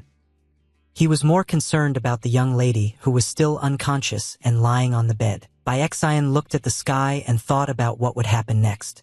He let the best man know that Pushkin could appear here after the contamination zone is sealed. The young man understood that the director could not have foreseen his unexpected transformation. In his past life he was defeated and in this he did not want to make a mistake. Suddenly the young man's thoughts were interrupted by a dinosaur. He wanted to talk a little about Yu Xian as he had not liked the girl's condition for several hours now. The nurse suddenly intervened in the dialogue and said that she understood her insignificance in this situation but warned that the girl needed constant supervision by doctors. Bai Xing looked at those present with an ominous look as if warning that they should not put forward their terms in this situation. The guard explained that they were not concerned about their lives at all but the life of the young lady as they were constantly ordered to keep an eye on the girl. Bai Xing opened the portal and said that Yu Xian had fallen into a deep coma due to energy depletion but she should regain consciousness and restore her energy level very soon. Before inviting the guard and medic to the portal, the young man decided to check if there was anything inside that could harm Yu Xian. Xiao Zi's underwear from the portal. Now he realized that he was using the same space that the examiner was using. The young man threw all his clothes out of the portal and informed those present that there was everything necessary inside and enough resources for 2 people to survive. The nurse was incredibly happy with such news. She immediately began pushing the couch forward and asking if the young man really agreed to let them inside. Bai Xing looked ominously at the woman again and warned that they could be trapped at any moment if the owner of this portal said goodbye to his life. After listening to all the shortcomings of this technique, the nurse and the guard went inside. They were very afraid, but they had no other choice. The nurse took one last look at the real world as if saying goodbye to it. After that, Bai Xing clenched the fist of his right hand and closed the portal. The sun had almost completely fallen below the horizon, and it was getting dark all around. Not a single sound could be heard around. The students hid hoping for the best. Ji Rene looked up at the sky as the sun completely set. An energy fairy flew near him, providing daylight. Bai Xian asked the dinosaur if he was afraid. The man replied to the young man that he had never been afraid of the infected area, but this time he was really uncomfortable. Bai Xing smiled defiantly and said that there is always chaos inside the infected zone which cannot help but affect the psyche of a healthy person. Ji Rene agreed with the interlocutor and added that even geniuses cannot cope with problems and save humanity from infection, and he certainly will not be able to do it. Bai Xing read his interlocutor's thoughts about families and asked what Ji's family does specifically. The dinosaur replied that he himself did not understand everything. Ji Rene said that Yu Xian's father, who is the head of the family, wrote an article about the connection between the infection zones in which he described the possibilities of using certain abilities. Bai Xing was simply shocked to learn that this man was the author of the theory that people gain abilities under the influence of infection. The young man was interested to know the results of his further experiments. The dinosaur replied that he could not know this and assumed that the experiments were carried out for the sake of Yu Xian and generally advised the young man to ask the head of the Ji family himself. Bai Xing replied that he would definitely do it if you did not survive. At the same moment, the young man offered to postpone the conversation as he felt that danger was approaching. As soon as absolute darkness fell on the streets, the Golden Age began to operate. The screams of students who met their inevitable death could be heard all around. Students died one by one from the blows of the bull. Some even cursed Bai Xian as they believed him to be responsible for this situation. The golden bull continued to terrorize his victims. He reacted to the change of light and immediately killed anyone who violated the rules of the infection zone. On the territory of the secondary school in Hue, a real night terror began. It lasted for several hours, taking the lives of students. Bai Xing and the dinosaur sat under the lights and waited for the end. When they listened in silence for a few minutes, they realized that the killing was over. Immediately after that, the young man rose from his seat and prepared to seal the bull. However, there was one problem: it was necessary to find a way to do it. Bai Xing assumed that the bull was now looking for its new victims, and considered this the only chance to get as close as possible to the monster. The young man's assumption turned out to be correct. The bull did hold his breath in the darkness and waited for a few more rule breakers to appear on the horizon. Bai Xing took a few confident steps forward under the guidance of the energy woman and met the bull, whose cheeks glowed with a red flame in the darkness. The young man decided to immediately look for a way and conduct an experiment with light. He released his shadows to trap the animal. Bai Xing assumed that he could make the bull no longer able to distinguish colors, and then the advantage would be completely on his side. A shadow crept towards the animal and began to envelop its body. The bull stood immovably in place and did not react at all to the approach of danger. Bai soon saw that his shadow's coverage area was not as large as it seemed, but the young man assumed that he would be able to increase the range of his technique. He raised his power level to 3000 and the shadow's radius really increased.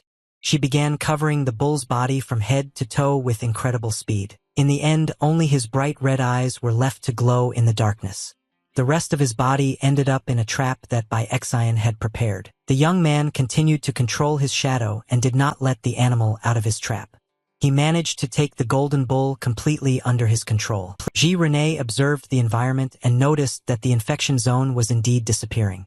The young man's plan turned out to be quite good. After the golden bull was trapped by him, Bai Xing opened the portal and released the nurse, the guard, and the unconscious Yu Xian. The woman did not understand what happened at that moment. The guard was relieved and wondered if the worst was over. Bai Xing ordered the audience to be silent and proceeded to the next point of his plan. He wanted to throw the bull into another space from where he had just taken the people. He increased the radius of the portal, reinforcing it with power points. The portal widened, and now a huge bull shrouded in shadow could fit inside. Bai Xing carried out every point of his plan without panic. He successfully pushed the bull into another space, then closed the portal behind him. The young man was satisfied that his plan had worked, but he was well aware that he had not completely sealed the bull, but he had still been able to tame it for a while. After the danger had passed, Bai Xing used his light sphere to help the unconscious girl. Ji Rene was standing next to the young lady. After giving the girl strength, Bai Xing moved from his place and jumped from the roof. He no longer needed to stay close to his allies. Finding himself in free fall, Bai Xing looked up at the mountain and said goodbye to the dinosaur, thanking him for his rather fruitful cooperation. The young man used his new techniques of invisibility wings and constant thrust to be able to move through the air without any effort. After that, he used the horizon skill to search. Bai Xing decided to find his old acquaintance Kim Hukit and arrange a surprise meeting for him. Yu Xian had been in a coma for several hours. Finally, the girl opened her eyes and was able to return to the real world. She immediately jumped out of her bed and remembered the last thing she remembered. Yu Xian stood up as if she had woken up after a nightmare. The girl looked around and asked how long she had been unconscious. Ji Rene replied that she had been in a coma for half a day, and Bai Xing had already left them. With the help of the device, the nurse measured the current volume of the girl's strength. The security guard concluded that the device could be broken because 1,200 is too big a number. Ji Rene suggested that we postpone this research until later and hurry up. The man decided that she might be in danger because Bai Xing didn't run away just like that. Yu Xian immediately got up from the bed and put on a blouse. She said if she needed to meet her father and also to hear information about Bai Xian. The girl asked her cousin Ji Rene, why does he keep the form of a Tyrannosaurus? Is there something very dangerous going on around him? Ji Rene decided to show the young lady everything with his own eyes. They went out on the balcony and saw a fire in front of them in the middle of the stadium. Yu Xian literally couldn't believe her eyes. She was in a coma for only a few hours and already a lot of painful things happened. Ji Rene reminded his cousin that he was acting as her bodyguard, so he offered to get out of here to keep the young lady safe. Yu Xian had no choice but to agree with her cousin. The Tyrannosaurus took the girl on his shoulder and said that it was time to run away from here. After that, Ji Rene will jump high into the air above the stadium. They went to meet with the head of the family to discuss important points. It was deep night outside. In the high-rise building, people did not even suspect that they were threatened by a zone of infection of rank C literally a few kilometers away. Kuhate lived in one of the apartments in the new building. He stood by the open window and smoked a cigarette, slowly enjoying the smoke. He had a beautiful girl lying on his bed who met him almost every evening. Likewise, every evening she asked when they would finally get married. Kim Kuhate repeated once again that his career has only recently started to go up, so he has too much work and marriage will have to be postponed. Suddenly, the lovers' dialogue was interrupted by an outsider. The door to the room suddenly opened and a child's cheerful voice was heard from there. A Natsatati girl with blonde hair was standing in the doorway. She had a huge dog on a leash which was resting a little after a long journey. The woman on the bed was simply shocked to see the child. She asked the best man who this little girl was. Kim Kuhate explained that this is his daughter from his first marriage. The man's lover did not even know about the existence of his child. The daughter pointed a finger at the guest in their apartment and said that she liked this woman very much. The girl was not going to tolerate all the lies from her lover. She said to immediately submit her things and wanted to leave her husband forever. Kim Kuhate took only his belongings and headed in the direction of the door. He told his beloved that he could not let her go because his daughter liked her. The woman did not understand what was happening and tried to stop the man. He in turn went to the door and left the apartment number 1409. Kim Kuhate closed the door behind him and ignored his ex's screams. He put on his bright robe and headed down the hall. The man did not live on the highest floor, so he allowed himself to go down the stairs and left the house. He confidently stepped forward. Kim Kuhate called his boss and reported on his work. Today he managed to get 3 more debt receipts, so there should be no problems with money. The husband's career really went up. He liked it so much that his boss appreciates him and constantly gives him work that increases his earnings. Suddenly the connection deteriorated significantly and Kim Kuhate stopped hearing his boss. He tried to communicate, but the connection was almost lost. When the connection was returned, the boss offered his ward another job. Kim Kuhate reminded that he was on vacation, so he refused to do the task. At the other end of the wire was a young man. He replied that he completely forgot about the vacation and asked to report on today's affairs. Kim Kuhate decided that the connection had been interrupted earlier and began to talk again about the debt receipts as well as the shops he managed to bypass during the day. Suddenly, the man was forced to interrupt his dialogue when he saw something incredible. He immediately cast his gaze behind him to confirm his guesses. He saw in front of him an old acquaintance who had tentacles instead of a left hand. Bai Xing used his sound control skills to change his voice. After hanging up the phone, the young man headed towards the man and praised him for today's work, but added that everything could end there. Kim Kuhate looked at the young man with frightened eyes and understood that he did not come to him for sure. The man was very scared at that moment. Bai Xian slowly approached his old acquaintance and put his hand on his shoulder. He told him not to flinch and listen carefully to the next order. The young man reminded the man how he had treated his debtors and ordered him to do the same to himself. Kim Kuhate looked very worried. He understood that his situation was not the best. He asked the young man if he really wanted this because he could die by fulfilling such a request. Bai Xing cleared the man's ear with his sound control technique and repeated once again that he must obey his next order without question. Before sending the man away, Bai Xing gave him something. Kim Kuhate was a little shocked when he felt a sudden surge of strength. The young man decided to give him an additional 200 power points in exchange for taking away his ability. The skill of metal deformation seemed to him to be quite good. After that, Bai Xing offered to move on to the task and reminded him that one of the man's debtors had been hit by a truck. Kim Kuhate found himself on the road from the shock. It was at this moment that a truck drove through the night city. The driver did not have time to brake and hit a person who was involved in an accident against his will. Bai Xing left the man to do the task himself. Kim Kuhate had to go through many more trials, including trauma to his internal organs and holding his breath at the bottom of the sea. In turn, the young man went to his husband's apartment. He came to visit his little daughter who did not want to open the door. Bai Xian jumped up in surprise when he saw a huge poodle in front of him which opened the door and began to breathe right in his face. The young man entered the apartment and saw in front of him a dog in the records of a person. He greeted the girl watching the deformed animal from above. The girl herself was sitting on the bed next to her victim. She greeted the guest and showed off her new legs which she received from a beautiful woman. The girl invited the guest to have fun with her and her dog. Bai Xing was forced to refuse and said that he had his own fun today. He used his sphere to take the skill away from the girl.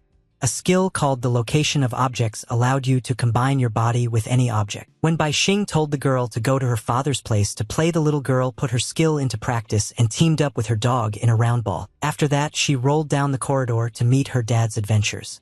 Bai Xian was finally able to breathe out and spend some time in peace and quiet. Suddenly, the young man felt an unbearable pain inside his head. He could do absolutely nothing. His brain seemed to begin to boil from incredible temperatures. Bai Xing clutched his face and lifted his head up. His right eye became like the eye of the golden bull he had sealed in his portal. The young man fell to his knees and screamed loudly in pain. He couldn't believe that the seal had broken so quickly and the monster could burst out at any second. Bai Xian curled up on the floor in pain, clutching his head with his hands. The monster in his head continued to grow larger and larger. The young man wondered if the seal was so weak that it broke literally in a matter of hours despite the presence of energy. Bai Sun couldn't just give his body away, so he started looking for a solution. He opened the portal where his main hostage was. He was well aware that energy points alone were probably not enough, so he decided to take a part of his shadow to give himself more power. The golden bull inside was still under control despite the heavy loss of the cage. The young man began to close the portal as soon as he took what he needed for himself. This time everything ended well, but Bai Xing thought that this was just a temporary solution and he would have to face it again. The young man looked at the floor and realized that if his energy level was insufficient, he would lose control over his body and would not be able to last even 3 days. Bai Xing even began to consider simply letting the bull loose and letting the polluted environment spread throughout the city. The young man quickly rejected this idea because it was not a way out of the situation. He needed this dangerous bull to take revenge on Director Pushkin. Meanwhile, the daughter came to her father to play.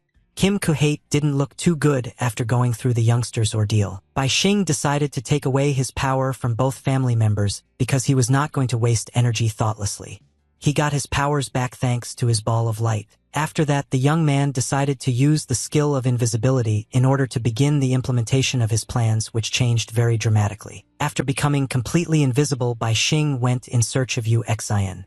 He wanted to meet with her father to get some advice. The Ji family was at home. He rarely cooked in his kitchen, but rather was ready to order the tastiest food for delivery. This morning, the man was enjoying noodles from the store. Ji Zhenhua was not very picky about food despite his considerable wealth. As soon as guests came to the man, he immediately started a conversation about Ji Biguanya, who betrayed the name of their family and dared to attack his cousin. Yu Xian confirmed that her cousin had indeed done some bad things to her, but it was unclear how her father had guessed his intentions. Ji Zhenhua laughed and told the story that from the moment the boy saw his mother naked in the bath, he started injecting him with hormones so he didn't grow up to be a normal man. The head of the family said that he also sent various people to the young man and he thought he was cool, but his psyche was significantly damaged during this ordeal. The man also said that he tried to keep the young man's strength level at about the same level. Yu Xian interrupted her father and condemned his actions with her nephew. Ji Zhenhua put on a serious face and told the girl not to feel sorry for this bastard because he had become a murderer since childhood and killed his 4-year-old sister. The man explained that he was not in the country that month, so his own brother took the blame, but for some reason did not punish his son at all. Ji Zhenhua finished his noodles and put the glass on the table. After that, he continued and added that later all the details of this case were revealed, and now someone wants to get the results of his research. Yu Xian boldly interrupted her father and said that now she will be able to protect him because she has finally awakened her abilities and is ready to help in absolutely any matter. The father smiled pleasantly and congratulated his daughter. He promised her that he would definitely arrange a holiday after they had sorted out their affairs. Ji Zhenhua asked his daughter not to worry and leave everything to him. The man suddenly remembered Bai Xian and wanted to meet this intriguing young man. The head of the family loved his daughter very much, so he did not want to let this stranger near his daughter and promised to castrate him if he dared to cling to her. Yu Xian asked her father to calm down and scare her. After that, the girl threw herself into her husband's arms and Ji Rene watched everything from the side. Zdrovan saw serious intentions in the eyes of the head of the family. He suggested that there might be some very serious changes in the Ji family tonight. Ji Rene turned to the young lady and offered her some rest after a hard day. He did not want the girl to be part of his father's plans. When evening came, Ji Zhenhua went to his room and started getting ready. Tonight was to be a decisive night for the whole family and for him personally. Taking the cat mask in his hands, the man thought that his daughter had passed the exam alive, which undoubtedly already became known to absolutely all ill-wishers. The head of the family put on a red cloak. He could not worry about the local residents because by the beginning of the night almost everyone had been evacuated from the high-rise building. Now Ji Zhenhua could consider absolutely anyone who entered the building tonight as an enemy because only the scum didn't know the rules of the house. When the man put on the cat mask, his left eye glowed like a predator's. He became like a beast about to hunt its prey. After that, Ji Zhenhua began to wiggle his new eye to adjust it a bit. This was quite enough for espionage, but it was not enough. The man reached into his inner pocket and took out a small lens. He rubbed it in his hands, after which he was going to put it on. Before that, he looked into the lens with his predatory eye to make sure it was clean. Now everything was perfect to start the mission. Ji Zhenhua put on an all-encompassing lens with a power of more than 1,000. This lens allowed him to obtain information about an object just by looking at it. In addition, the red cloak allowed the owner to travel to parallel realities, and the cat's face allowed to see only what was within the predator's power. Ji Zhenhua thought it was the best combination for tracking in the dark. Tatar, he saw absolutely everything and not a single cockroach would slip through his eye. The man sat down in his office and began to wait. Just a few minutes later, he saw a male figure in front of him who entered the room. Bai Sun did not even allow that his invisibility would be completely useless. The young man looked around and did not see the master, although he heard his voice before that. He had very little time, so he quickly went to the table and decided to write a note, hoping that Ji Zhenhua will read the inscription. The young man took a pen and began to write information about himself. He asked his husband for help to save his daughter. The head of the Ji family watched the young man all the time. The man was not far away and could appreciate the young man's skills. He was simply shocked when he saw a list of more than 60 abilities in the arsenal of a potential opponent. Ji Zhenhua became very curious about where the young man got his abilities. He decided to use his all-encompassing eye to get accurate data. The man's left eye caught fire. He by no means expected to see in front of him what scared him to death. He had never seen anything like it in his entire life. There was a zone of contamination around the seemingly innocent young man. Ji Zhenhua saw a flash as he looked closely at his target's aura. He was so surprised that the man was thrown back. He had by no means expected to see the crank contamination zone that was sealed inside the young man. Ji Zhenhua decided not to disguise himself anymore and threw off all the artifacts. He exclaimed, loudly calling his guest the perfect candidate. The man even began to jump for joy. The young man is a real treasure who with his skills was able to easily seal the Esrango infection zone in himself. Bai Xing was very frightened and did not understand what was happening. He immediately built a barrier in front of him with the power of thought so that no one would attack him. Suddenly the young man realized that Yu Xian's father was standing in front of him.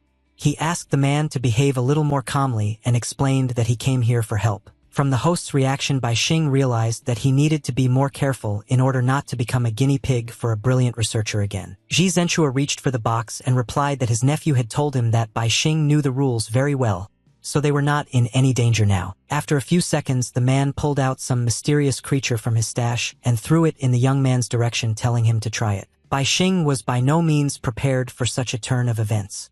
The young man jumped back when he saw in front of him a sea creature spitting ink. He saw a small jellyfish on the floor. Ji Zhenhua said that it was just a jellyfish prank and the side effects definitely wouldn't hurt him in any way. The jellyfish fell to the floor and began to emit an incredible amount of ink.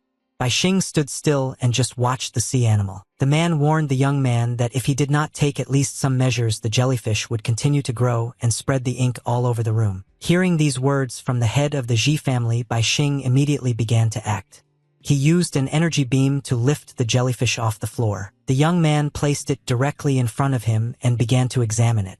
Ji Zhenhua informed his guest that this creature was called a squabbling jellyfish. The man pressed the remote control and began to tell the interlocutor about the Western continent, which is rich in oil, because of which disputes between large countries very often arise. Ji Zhenhua said that in the course of conducting geological research, a lot of oil was discovered and the country's government wanted to quietly get rich by signing secret contracts. However, literally a month later, the country ceased to exist.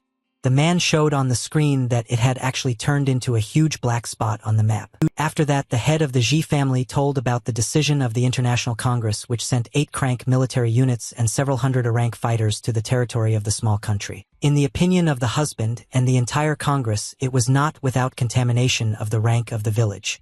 All the countries of the world were ready to unite in order to prevent a global crisis. Ji Zhenchua explained that when the soldiers arrived at the scene, they found that absolutely none of the local residents had survived this sea of oil. Instead, they discovered some creature that continuously spat ink. They sealed these creatures and the ocean shines with blue colors again. Ji Zhenchua was amazed that this small creature had actually destroyed an entire small country. A trank Beshkit jellyfish had the ability to continuously spit ink. The Ji family advised the young man to throw a jellyfish into his space, and then there will be two animals inside and pollution that will restrain each other. Bai Xing suddenly realized that the man's idea was really good. He had to use his own energy to restrain the bull, and the jellyfish actually solved this problem. The young man imagined how a jellyfish fills his space with nymphs, and because of this he cannot detect colors. In this case, he will no longer need to use his actions. Bai Xing had some apprehensions on this account, and asked the interlocutor whether such actions could lead to any unforeseen results. Ji Zhenchua replied to the young man that pollution can be fully resisted only by other pollution, and he managed to prove it in practice. The man took an octopus out of his mouth and told about another of his experiments.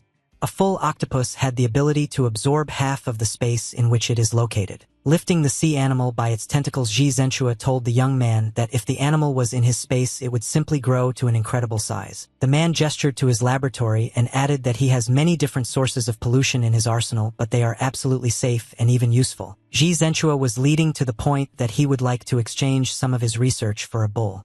Bai Xing was a little skeptical of this man's proposal. The young man suddenly paid attention to the square and the cat mask behind the interlocutor's back. He couldn't tell if the man was following him like that or if he was waiting for someone else. Returning to the topic of the dialogue, Bai Xing gave a comprehensive answer and said that he would still need the bull. Ji Zhenchua was not ready to be rejected. The man looked at the interlocutor with an angry, serious look and asked, does the young man want to receive his own daughter in exchange for the bull? Ji Zhenchua would never give his daughter to anyone else in his life. Bai Xing stood still and did not understand what was happening. There was no way he wanted to take Yu Xian away. Returning to a sane reality, the head of the Ji family offered the young man his all-encompassing object artifact.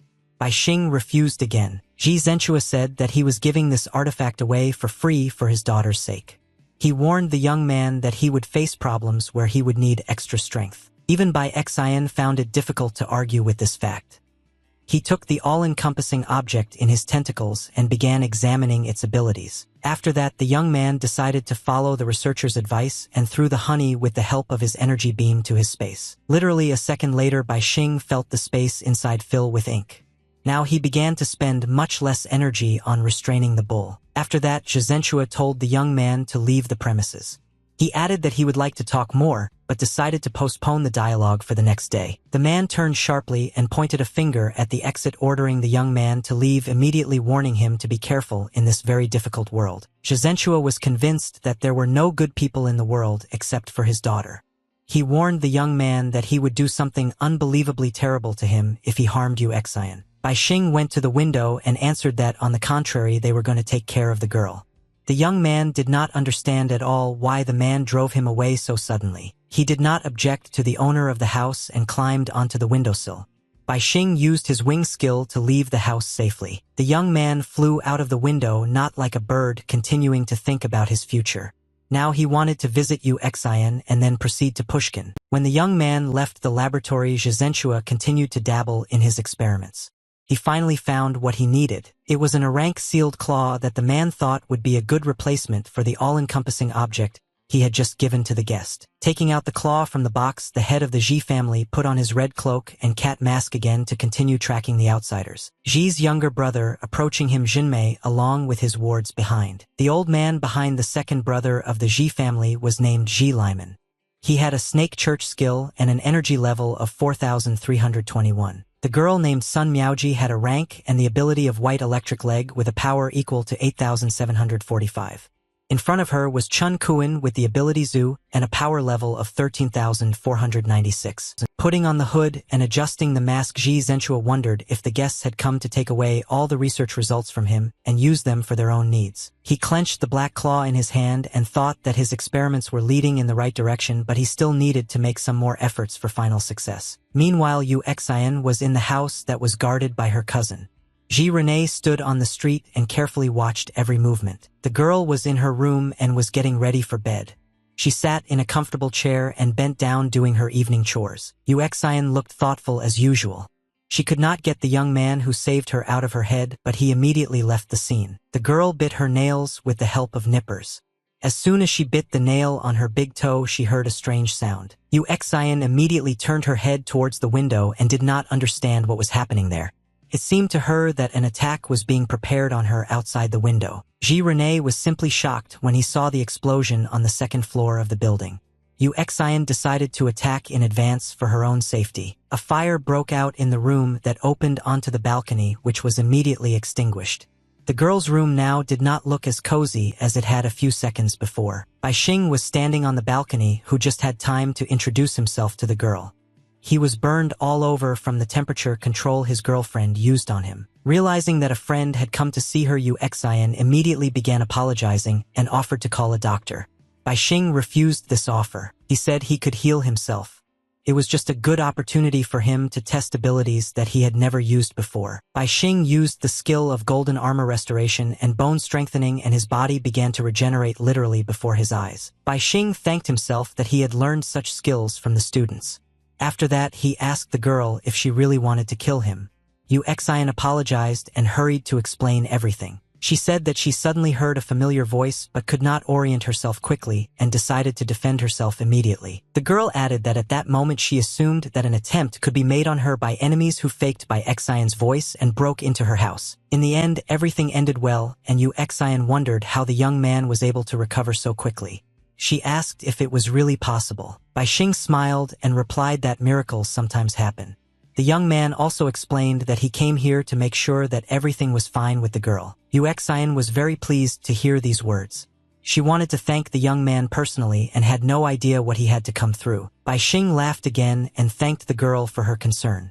He added that everything was perfectly fine with him and that Yu Xian was an obedient girl. At that moment, the girl received a phone call and explained to the guards that she simply lost control of herself and did not need any help. As soon as Yu Xian finished the phone call and wanted to continue the dialogue with the young man, he spread his wings to leave the house. Bai Xing went out on the balcony and said that it was time for him to go back, as he had many unsolved cases waiting for him in this evil world. Yu Xian suddenly stopped the young man and said that she had never been able to thank him. The girl offered to spend the evening together and have dinner in a restaurant. She immediately went to change and asked to wait. Bai Xing thought about whether he should go to dinner because wasting time is definitely not good for him. The young man understood that Director Pushkin still has the ability to predict the future, so it is absolutely useless for him to run away, and he will find him anywhere. For several minutes, Bai Xing was completely absorbed in thinking about his future. He came to the conclusion that Pushkin must already know about his plans. The young man understood that he would never succeed in bluffing, and that his only hope was to use psychic skills, but Pushkin could foresee even that. Suddenly, the young man's thoughts were interrupted by a girl who said that they could go.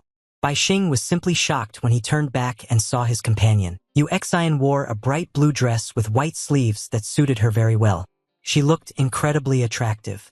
Bai Xing appreciated the girl's appearance. Yu Xian winked at her companion and asked him not to worry about the future and live in the present because it is important to remain calm in any situation. Bai Xing agreed as a girl and offered to fly.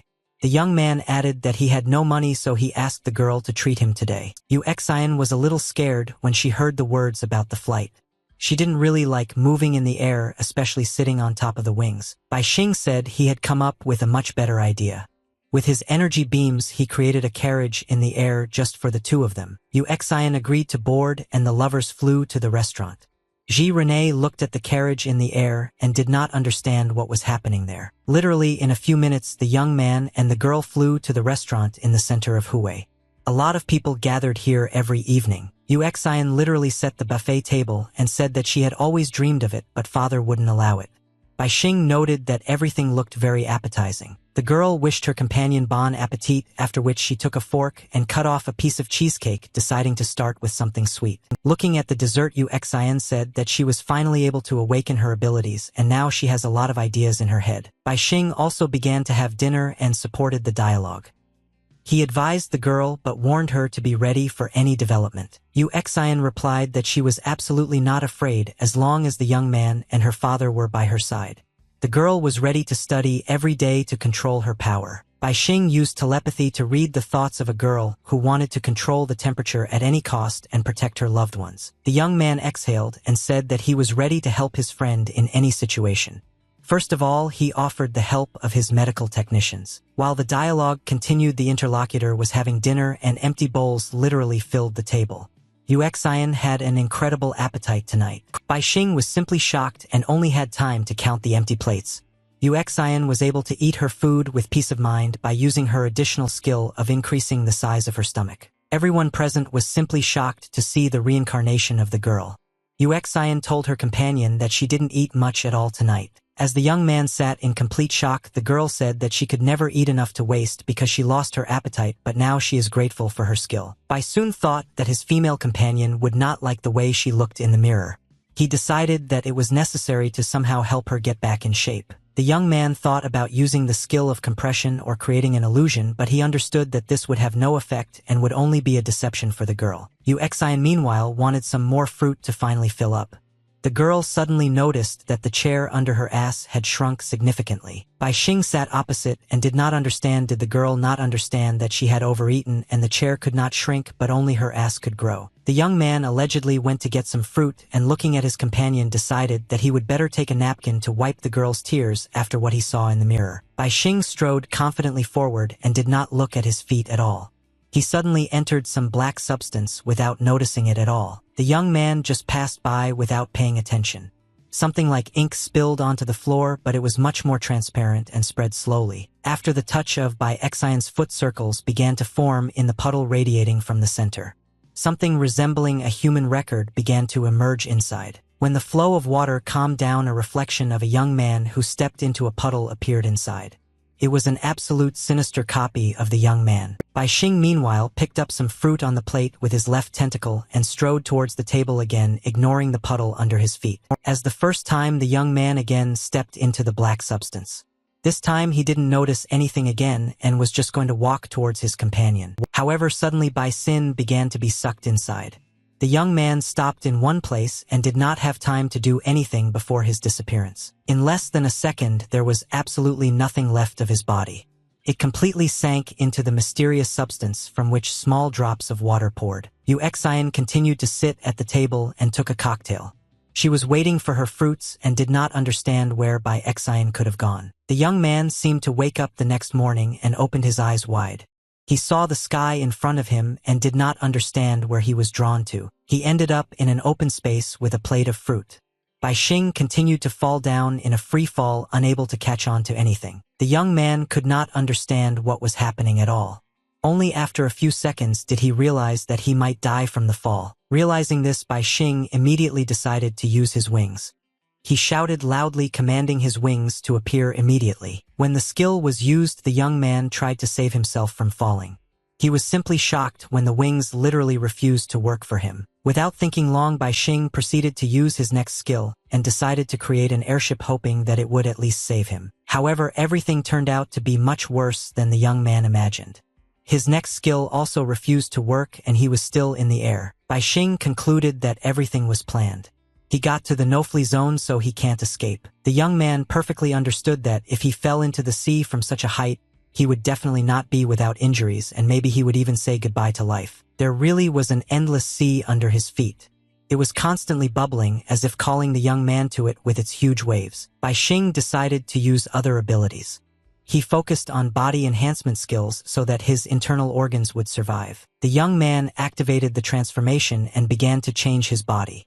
He decided to use all the defensive skills that were only available to him at the moment. In a fraction of a second, he turned into a real stone ball, covering his body with stone skin. All this time, he continued to fall. Also, Bai Sun did not forget the skill of his tentacles and completely covered his body with it. In this situation, the sign decided to focus on protection. He looked as charged as possible and continued to use every technique possible. The young man continued to fall, his hair blowing in the wind. Bai Xing used every possible animal skill in his arsenal. His armor was covered with living animals that served as a living shield. A smile appeared on the young man's face when he realized that everything was going according to plan.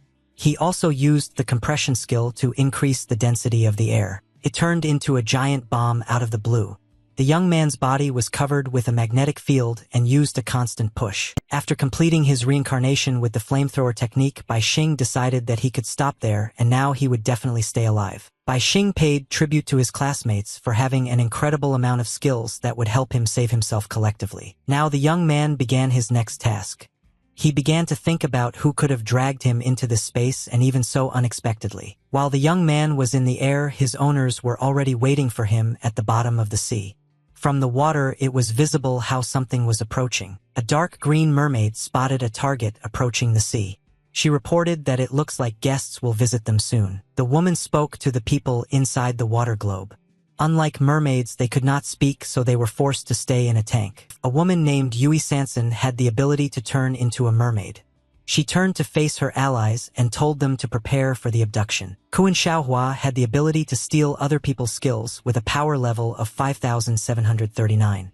The girl wanted to reserve the right of first choice if her skills were key to their mission. Yang Capon had the skill of the air bubble they were currently in. The young man added that he was ready to give in to everything, but he wanted to take the energy crystals. Yui Sanson told her allies that they would have time to deal with the rewards, but now they needed to focus on the target that was rapidly approaching them. Kuan Xiaohua replied that she was fully ready to be captured. As soon as the object began to approach, the girl put her hand in front of her and used the abduction skill. As soon as she finished the ritual, a mischievous jellyfish appeared in front of her with a frightened face as well as a sphere of light and 2 crystals. Kuan Xiaohua looked at the jellyfish and called it a completely talentless creature. In fact, they only managed to obtain energy crystals with a total power level of less than 1,000. Yang Capon took the crystals for himself and said that they were rightfully his. Despite the small catch, the man was still satisfied with the result. Yui appeared on the battlefield Sanson. She targeted the young man and said she would take what was left of the murder from him. Lifting her head up, the mermaid saw that their goal was not slowing down. She was simply shocked because she did not understand how he continued to move without skills. Bai Xing wasn't even going to slow down. He flew down, wrapping himself in all his possible defenses. The atmosphere seemed to be starting to melt. Suddenly the young man felt how the golden bull wanted to break out. He did not understand anything at all and assumed that Manhwa could somehow take the jellyfish from him. Bai Xing immediately rejected this option because he was in another dimension. He decided to use his telepathy skill to find nearby enemies. Having done this, the young man could read the thoughts of 3 people who were under the water. They were waiting for him and were ready to attack at any moment. Now Bai Xing was convinced that the jellyfish had been taken from him by his enemies. He clenched his teeth with all his might and tried to restrain the bull that wanted to break out. The young man perfectly understood that he needed to start acting earlier than his rivals. That is why he decided to use the shadow to catch his enemies off guard. Holding his hand out in front of him, Bai Xing used a shadow skill and released it from his incredible armor to scout around. Having seen it all with my own eyes, Yui Sanson was not happy at all. She saw that the opponent was too strong and she definitely couldn't handle him. The mermaid was not confused and immediately began to swim in different directions, waving her tail. She created the mermaid whirlwind to trap her target. Yui Sanson knew perfectly well that it was almost impossible to get out of her vortex, so now all that was left was to wait until the young man got inside. Bai Xian sent his shadow forward instead of him. His black copy entered the water with great speed, holding his right arm out in front of him. The mermaid was simply shocked when she felt a touch on herself. A black shadow began to envelop her, preventing her from continuing to move. Meanwhile, Bai Xing continued to fly down at an incredible speed. It was no longer possible to see his form at such a tremendous speed. Bai Xing entered the water without losing his speed. His form was half that of a bull, his right horn sticking out, cutting everything in its path. The young man landed successfully. Taking advantage of the form of his shadow, Bai Xing cut the mermaid with a bull's horn, splitting her in 2. Yui Sanson could not have expected such a turn of events. The woman could do absolutely nothing and the young man continued to attack. The mermaid was simply shocked to see the young man behind her back. Bai Xing had outwitted his rival and now had the opportunity to take away her abilities. Holding the mermaid's head in his hand, Bai Xing took away her ability to transform into a mythical animal, then crushed his rival. Despite the bull's incredible strength, Bai Xing was grateful to him for the breakthrough because now he could actually control the infection zone around him. While the young man was enjoying his new form, a new danger formed behind him. When he noticed this, he immediately turned his head back. The young man saw in front of him a man inside a balloon. Using telepathy, he read his thoughts, which were focused on the attack. Thanks to this, Bai Xing understood the principle of action of balloons. In front of him was a golden ball which contained a large amount of poison inside. Yang Capon asked his opponent if he hoped to dodge this attack. The man explained that even such a course of events would not save the young man. Right after his words, Yan Capon blew up his bullets with poison and it poured right into the water. Bai Xing was forced to retreat very quickly. A sinister smile appeared on the man's face. He shouted that he wanted to see the death of the young man and take all possible power points from him. Bai Xing understood very well that he needed to fight the poison. He instantly used the compression skill to stop the toxins from spreading into the sea. For a few seconds, the young man managed to retain the poison and concentrate it in one place. The compression skill was the best fit for this matchup. Yang Capon's constant shouts reminded him that he was still pressing. The man warned that it was not so easy to dodge his bullets. The poison continued to spread and almost reached Bai Xian's face. At this moment, the young man suddenly remembered Ji's words Zhenshua about infection zones. He remembered that one infection zone can only be defeated by another, so he asked the inner bull if he was tired of being in captivity. After that, the young man decided to let the animal out for a walk. He loosened his armor, and now the golden bull could roam free. A huge zone of infection was formed around it, which covered an incredible area. People inside the balloons were trapped without realizing it. The infected area continued to grow for several seconds.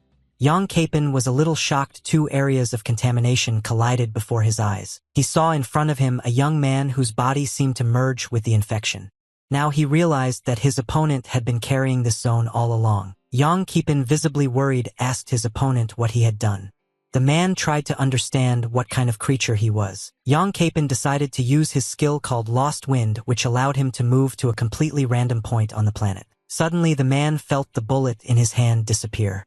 Kuan Xiaohua continued to be in the balloon and was responsible for this event. She used her ability to steal someone else's abilities and informed him that the man would not be able to escape, and instead she would be the first to do so. After her words, the girl said goodbye to her allies and burst the balloon in her hands. After that, she had to immediately move to some point. However, events turned in a completely different direction. The girl failed to deceive her ally. She simply lost consciousness after the bullet in her rust burst. Yang Capon only laughed at the girl for her imprudence. What she didn't know was that due to lack of energy, she might just shut down after this technique. Instead, the man concentrated another balloon in his hand and burst it to move to another point and escape the infected area. A strange aura similar to free wind began to form around him. A smile appeared on the man's face, which alerted the enemy to something bad. Bai Xing was still in his place and watched impassively as his opponent used an incomprehensible technique in an attempt to escape. After a few seconds, the man's lost wind stopped working. His aura returned to normal and the speed skill did absolutely nothing. Yang Capon was simply shocked by this turn of events. He couldn't believe that inside this contamination zone, he was forbidden to use the lost wind. The man decided to buy himself some time and created several spheres around him. He directed them in different directions so that he could escape once more. Explosions rang out in the endless sea at a distance of several hundred meters from each other. The zone of infection of the Golden Bull covered this entire area. Yang Capon once again tried to use his skills, but nothing worked. The man turned his face to the sky and screamed out of hopelessness. He had an incredible amount of skills in his arsenal, but in this situation they were completely inept considering the strength of the opponent. Yang Capon looked at the young man in the sea and thought about killing him as soon as possible. It was quite a task, especially in his area of infestation. In addition, the man needed to deal with the zone itself afterwards. He understood that if he could not deal with the infection, there would be no point in the young man's death. Bai Xian in turn felt at home. Looking around, the young man said that he really liked it when everything belonged to him. Suddenly he stopped the flow of his thoughts and turned his attention to his enemy, who is a few meters away from him and is preparing for some sort of scramble. Bai Xing, after reading his opponent's thoughts, realized that he wanted to kill him. He looked down at him and said it was impossible. After that, the young man used the skill of the Golden Bull. It was called instinctive teleportation and made it possible to move in space with incredible speed. In less than a second, the young man was behind his opponent. Yang Capon was simply shocked, feeling the presence of the young man a few centimeters away. The man couldn't believe that a skill with such speed even existed. Even his lost wind could not compete with such an incredible ability. Bai Xing suddenly saw a tank of poison on his way and informed his opponent that he also had a technique for teleporting objects. In a second, the poison was over the young man's head. He swung his right arm and smirked at his opponent before attacking. Yang Qipin realized that things were very bad for him. The man had no idea how to get out of the situation where fate had dragged him. Yang Qipin tried to retreat back, shooting back with his balloons. He didn't look at where he was hitting and just tried to run away. Bai Xing reacted completely calmly to the opponent's attack. He opened a portal in front of him and sent all the enemy's blows into a parallel reality. Absorbing his opponent's attack, Bai Xing noted that the man really had good skills, but his golden bull was already getting quite bored. After a successful defense, the young man again put his right hand in front of him and, controlling the poison, shot it at the man who was trying to retreat. Yang Qipin was defeated by his own technique, which he used against his opponent. The poison began to consume his body, and the man screamed loudly in despair. His skin began to dissolve in the water. Yang Qipin shouted loudly, cursing the man named Zhang Yang, who dragged him into this reality. After the opponent's death, Bai Xing used his god hand and took the brank balloon from the man, which allowed him to create absolutely any form. The young man did not even expect to receive something so powerful when he got to the bottom of the sea. He was visibly pleased, clenching his fist in the river. After defeating one enemy, Bai Xing sailed to another. He ended up near a balloon inside which was an unconscious woman. He destroyed the barrier and took from her a skill called Thief's Hand. Bai Xian received a nice addition to his god hand. The young man learned that this technique has a certain barrier to use. He needed his master's hand to use his technique. With the help of a skill he took from Kim Kuhate's daughter, Bai Xing easily separated the arm from the body, leaving the woman without a limb. After that, using the body change skill, Bai Xing transplanted his left arm to himself. This process brought him incredible pleasure. Now the young man had two hands again. He looked at his limbs and admitted that he had gotten so used to the tentacles that it was unusual for him to have two arms now. After that, Bai Xing proceeded to close the infection zone. He took the jellyfish and launched it back into his dimension with an energy beam. Medusa found herself back in space and her ink began to work again. The golden bull calmed down and the young man's body was again taken into physical account. Bai Xing decided to take a look at his new abilities because he understood that he might need them in the future and should be ready to use them. Among several enemy skills, the young man noted one called Holy Water. The item was quite rare and gave the opportunity to regenerate during a match. Bai Xing now began to think about how he should go back to Xian. He found out that he was in an area of rank, a contamination called the Dream of the Whale. While pondering how his enemies had reached this contamination zone, he suddenly noticed that Kuan Xiaohua behind him had suddenly disappeared. Bai Xing remembered what was in Yan's memory. There were several other people behind him, so the young man did not change to assume that the woman behind him had just been saved by someone. Even so, Bai Xing had much more serious problems. Medusa was really doing very well with the bull, but there was one problem. The young man's body was still subject to infection. The jellyfish ink was not enough to completely restrain the bull's power in the parallel space. Bai Xing looked at the spread of the infection with a puzzled expression and thought that the corrosion of the contaminants in his body was already irreversible. The boy continued to think that Ji Renhua's method had failed and therefore, in order to find a rule that could truly limit the demonic bull, he had to rely only on himself. However, the main character first needed to somehow get out of this place. Now this was a priority task. Bai Xing used the newly acquired skill called Siren's Blood, and his legs turned into a fishtail, allowing him to easily traverse the sea. Along the way, the guy firmly decided that he needed to find other people caught in this trap and collect information, and if someone tried to stop him, he would kill that person. After this, the main character quickly headed forward into the unknown because all that was visible to the horizon was blue water. At the same time, large waves rose above the water surface and splashes of water flew to the sides. That's how fast the guy could swim using his ability. Suddenly, Bai Xing stopped abruptly because he saw something in front of him that greatly surprised him. The guy saw countless whales standing in the water collectively sleeping and couldn't believe that it was a level scenario called whale sleep. The protagonist assumed that the rules for destroying this pollution zone were encrypted somewhere between the sleeping whales, so he needed to carefully examine everything. Bai Xing was about to approach the animals, but he heard an unfamiliar voice in his head asking him not to approach them. The guy immediately began to look around and think that his skills had detected a sound on the surface of the sea. Raising his head up, he saw a small boat. In order to find out who this voice belonged to, the main character quickly headed towards this boat. Bai Xing emerged from under the water and immediately turned to the owner of the ship and asked if he was the one who had just shouted here. The mysterious girl was glad that the main character heard her and asked him to take it as good advice because she had just saved his life.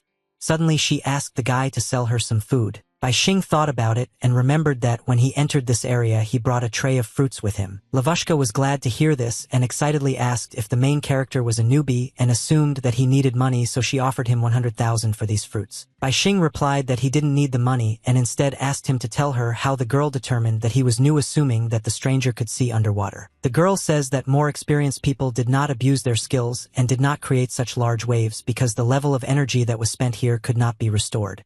The guy was slightly disappointed with this answer. He then asked why it was impossible to kill the whales and eat their meat since there was a shortage of food here. The girl replied that the guy could try to do this himself, but first they had to complete their deal. Bai Xing then said that he could offer the stranger some honey, but first he needed to get more information. The girl was very happy and surprised that the main character could not only move quickly underwater, but also had the ability to produce food. Having tasted the sweet honey, the stranger sighed with relief and happily said that now she felt alive again. The girl continued to satisfy her hunger and said that finding Bai Xing before she went crazy was a great success for her. As soon as the stranger restored her energy, she smiled slyly and, unnoticed by the protagonist, activated her ability. After that she said that her name was Jin Jiwei, and she was the vice president of the Quan Chamber of Commerce.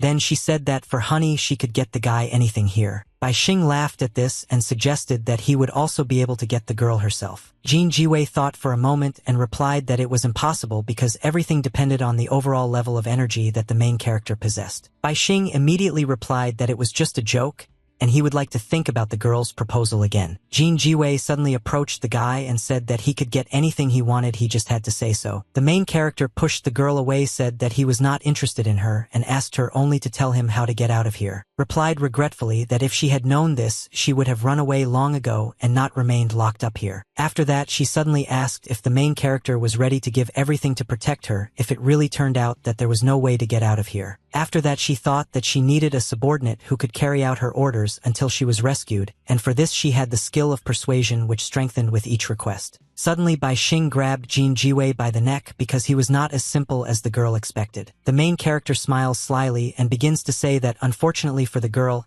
he had the ability mental detection, thanks to which he formed a mental barrier to resist mental attacks. The guy continued to look at the girl with a crazy look and said that initially he just wanted to quickly get out of the zone, but he realized that it was difficult for him to deal with people here, so it was easier to kill everyone. Jin Jiwei, hearing this, immediately began to scream loudly and asked the main character to save her life, promising to give him everything she had in return. Bai Xing replied that he did not believe in the sincerity of these words, so he held the shining sphere in his hands and asked the girl to relax and not resist his gift. After that, the guy absorbed Jin Jiwei's ability.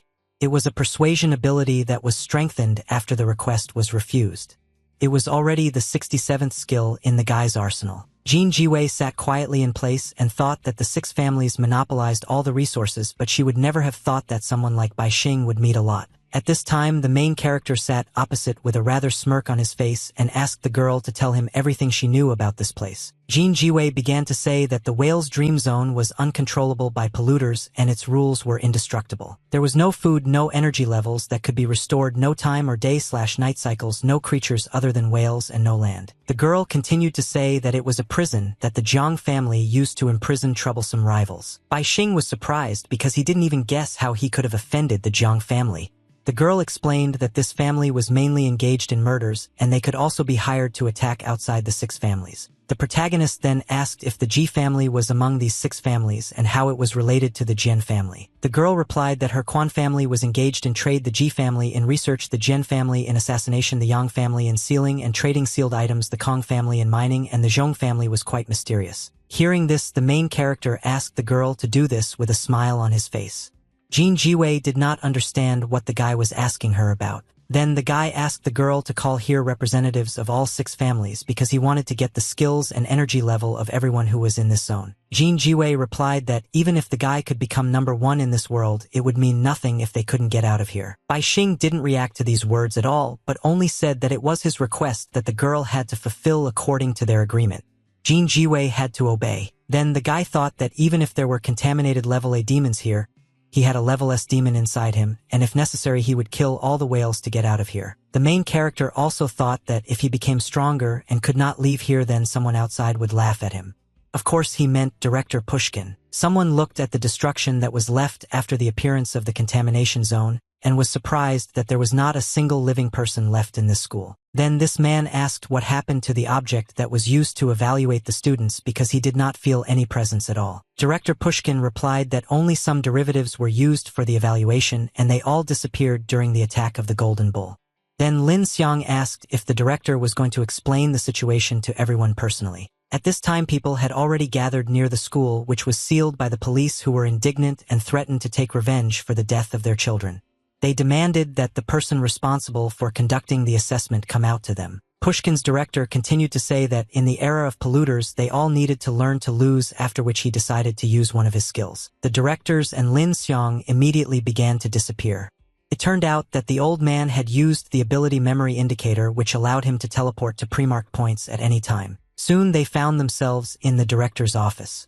The elderly man said that it was convenient, but teleportation consumed life depending on the time and distance from the memory point. Lin Xiang said that back then it was no wonder that the Ji family who was doing research did not recognize the term sealing object, and claimed that for every 1,000 enemies damaged 1 million of them would suffer. Responded mysteriously that this 1,000 could at a critical moment open the door to human prey. After this, the elderly man went into the dark room to do what he had come here for. Director Pushkin continued to speak so that in his reincarnation the boy would not discover this. Instead, Lin Xiang was surprised that the old man was able to foresee even his reincarnation. After that, the girl looked at the many boxes and thought that here she used her golden blood, which could seal any impurities, and therefore there were many good things here. Suddenly the old man turned to the girl and replied that he had not only been able to predict it, but that there was something more to it. Approaching the crystal ball and extending his hand to her, the old man continued to say that this was a conversation with his inner eye at every moment of time. It was a pollutant called the witch's crystal ball that had a small accessible world inside.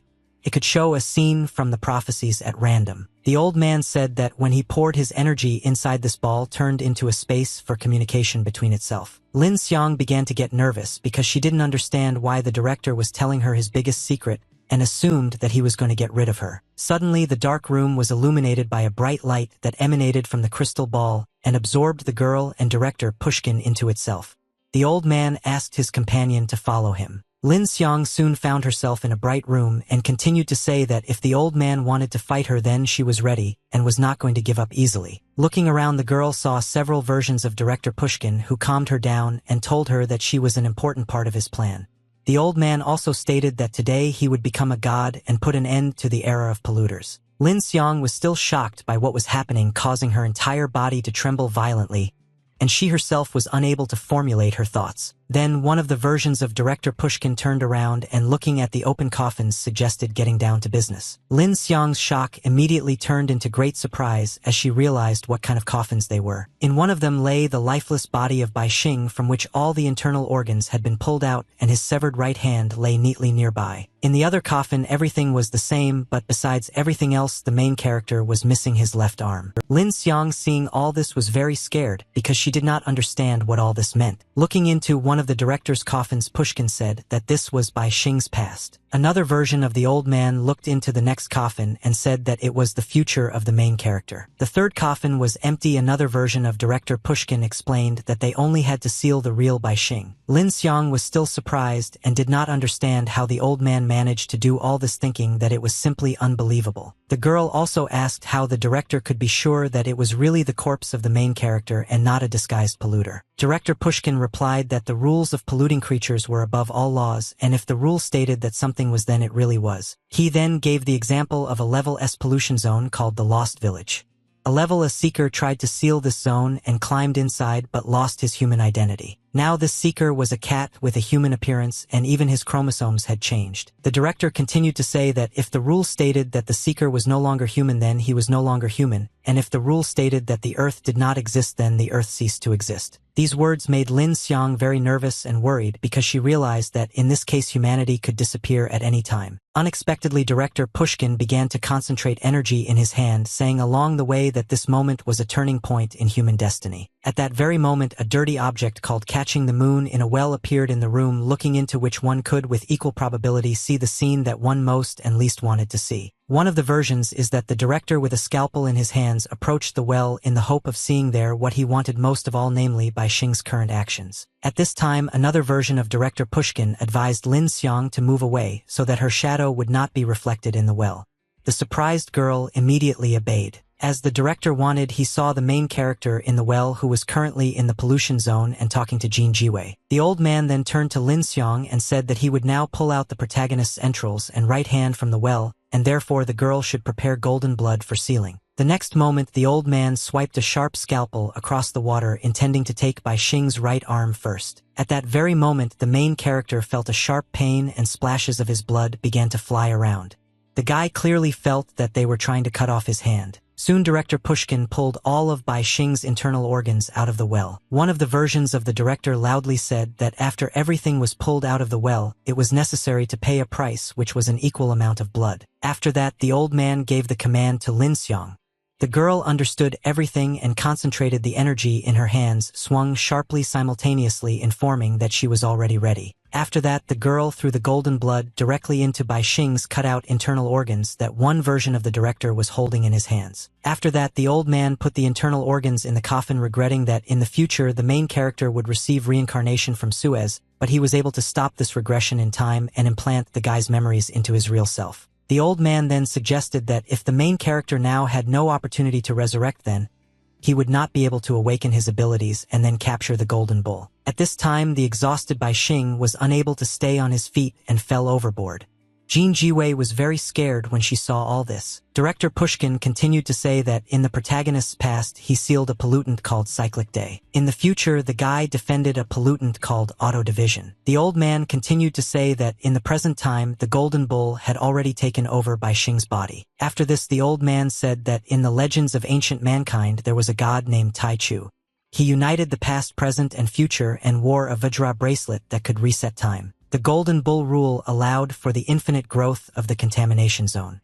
Thanks to auto division, the zone could divide and grow exponentially, and the cyclic day set a point in time so the Golden Bull could return to the point of action after maximum division. The old man continued to say that these three impurities were installed in Bai Xing's three bodies, and using one of his abilities, he could impose these three rules on himself. The old man then compared the pollution zone to a cell that could multiply infinitely, covering the universe and returning to unity many times. Director Pushkin also said that his power controlled the present and his vision watched the past and the future, so he could eradicate all pollutants and destroy all disasters. And suddenly all versions of the old man raised their hands up and simultaneously solemnly said that the true god Tai Chu had returned to Earth and therefore humanity would become immortal. Meanwhile, the main character sank lower and lower to the bottom and thought that his enemies had managed to attack him and he could not prevent it. Bai Xing of course blamed Director Pushkin for everything, but he didn't even think about giving up despite his difficult situation. The guy remembered that when transplanting his arm, he used the skills object fusion and body deformation in order to perfectly change the position of the arms.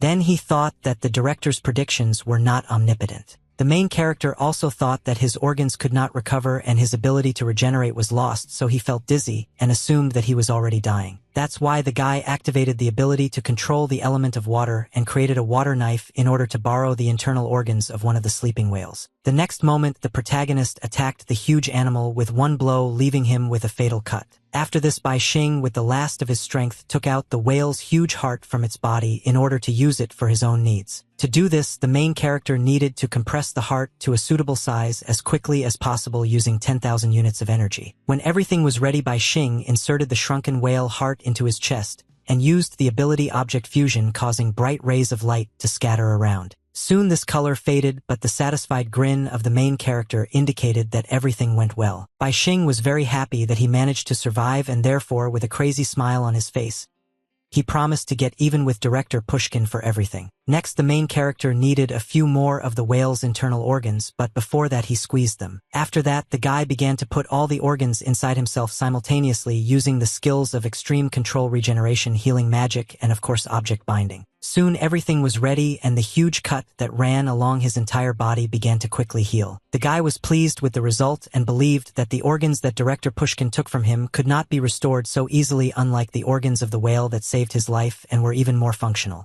In order to test his new internal organs, the main characters decided to release air from their lungs with all their might. The airflow was so strong that it created a large vortex of water. At this time, Jin Jiwei remained in the boat and looked at the water surface, not understanding what she should do in this situation, assuming that the guy was killed by one of the new arrivals. Suddenly, the girl saw how the water began to become restless because big waves were rising all around for no apparent reason. Very soon, the boat with Jin Jiwei on board began to be sucked into a large water vortex, causing the girl to start to panic. Bai Xing looked at this result and thought that after the whale's organs were compressed, they continued to work well, because a strong flow of air could stir up the waves. However, the guy was worried that every beat in his heart made his blood hit his veins like a high-pressure hose.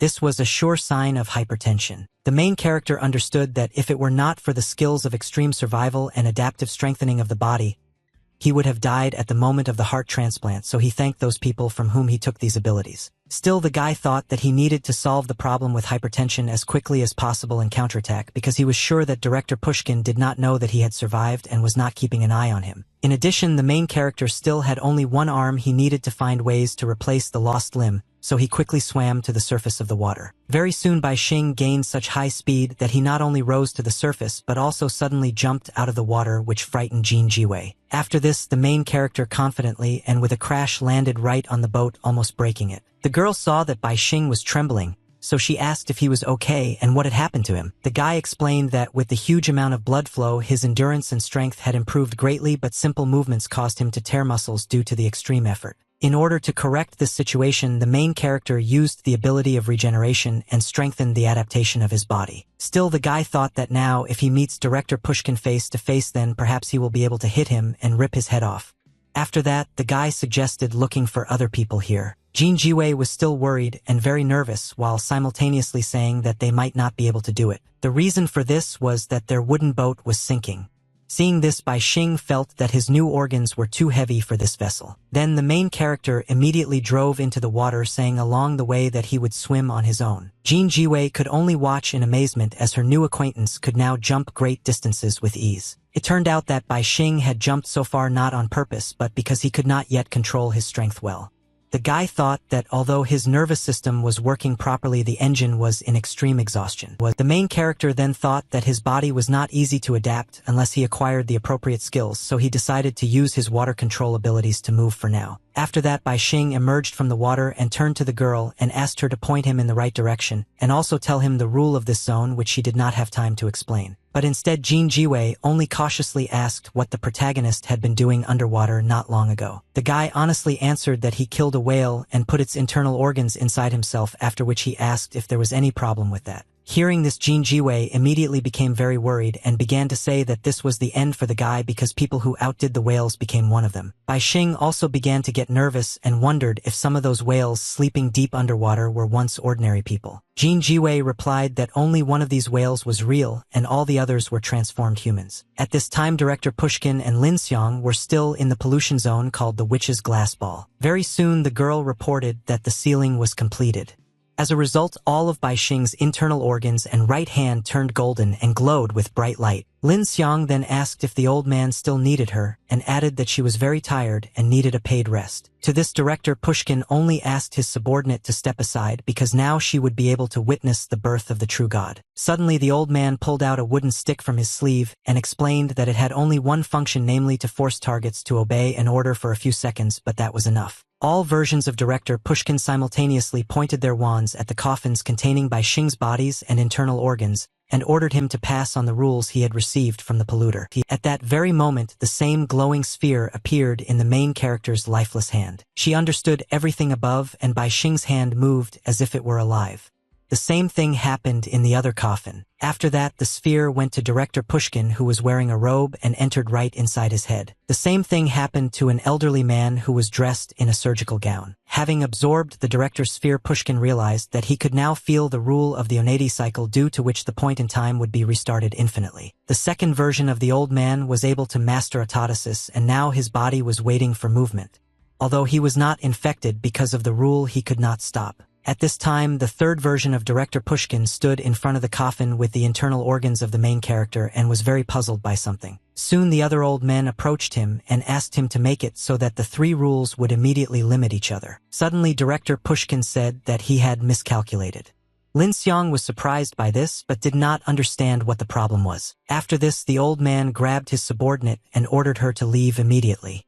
At this time, the other two versions of the old man began to feel the negative effects of the infections. Soon Director Pushkin and Lin Xiang emerged from the glass ball and found themselves back in the old man's office. After this, the elderly man asked if the girl had any extra energy left, since the glass ball still needed to be sealed. Lin Xiang immediately raised her hand to the ball and began to pour her golden blood onto it in order to fulfill the director's order. At the same time, the girl clearly saw what was happening in the world from which they had so hastily escaped. Lin Xiang was shocked, and although she didn't understand what was happening, she was sure that all of this was very bad. Still, the girl turned to the director and asked why he had failed, since she had used so many powerful sealed objects. Replied with regret that the rules could not limit each other, since the human body could not bear the full force of these rules. After that, the old man tried to predict Bai Xing's future, but he couldn't do it, suggesting that the golden bull had already spread widely throughout the boy's body.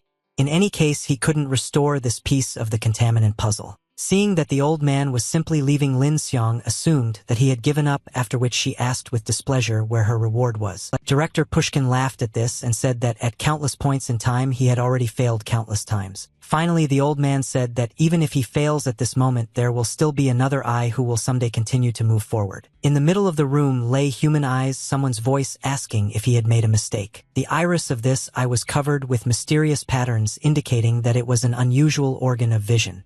Its owner was very nervous and did not understand why this happened. Ji Renhua recalled that after he put on the red raincoat, his feelings fell into a polluted world where it never stopped raining, meaning that this world was created by polluters. However, thanks to the cat mask, he could get a perspective of the polluted, thanks to which he could move calmly in the rainy world. Thanks to the monocle, the man could easily ask where was the exit and receive an answer using the cat's perspective to find it. Ji Renhua remembered that she gave the monocle to Bai Xing, and in return took the paw of the black monkey, with which he could also find a way out and make it a reality. All these things were now lying on the floor, and the man continued to think that thanks to all these objects he could, with the help of rules, limit other rules. Ji Renhua could move freely between the two worlds, avoiding any attacks and carrying items, as well as sealing contaminated things that could not be handled in the rainy world. Now all that was left of the man was his eye, with the help of which he noticed something unusual that immediately attracted his attention. It turned out that the monocle that Ji Renhua had given to the protagonist was now also lying on the floor among other valuable items. The man immediately assumed that Bai Xing was involved. He quietly returned the monocle to Ji Renhuang, not wanting to spontaneously receive dirty things. Because of this, during the merging of the three pollutants, a fourth was added, and so the man now did not know what had happened to him.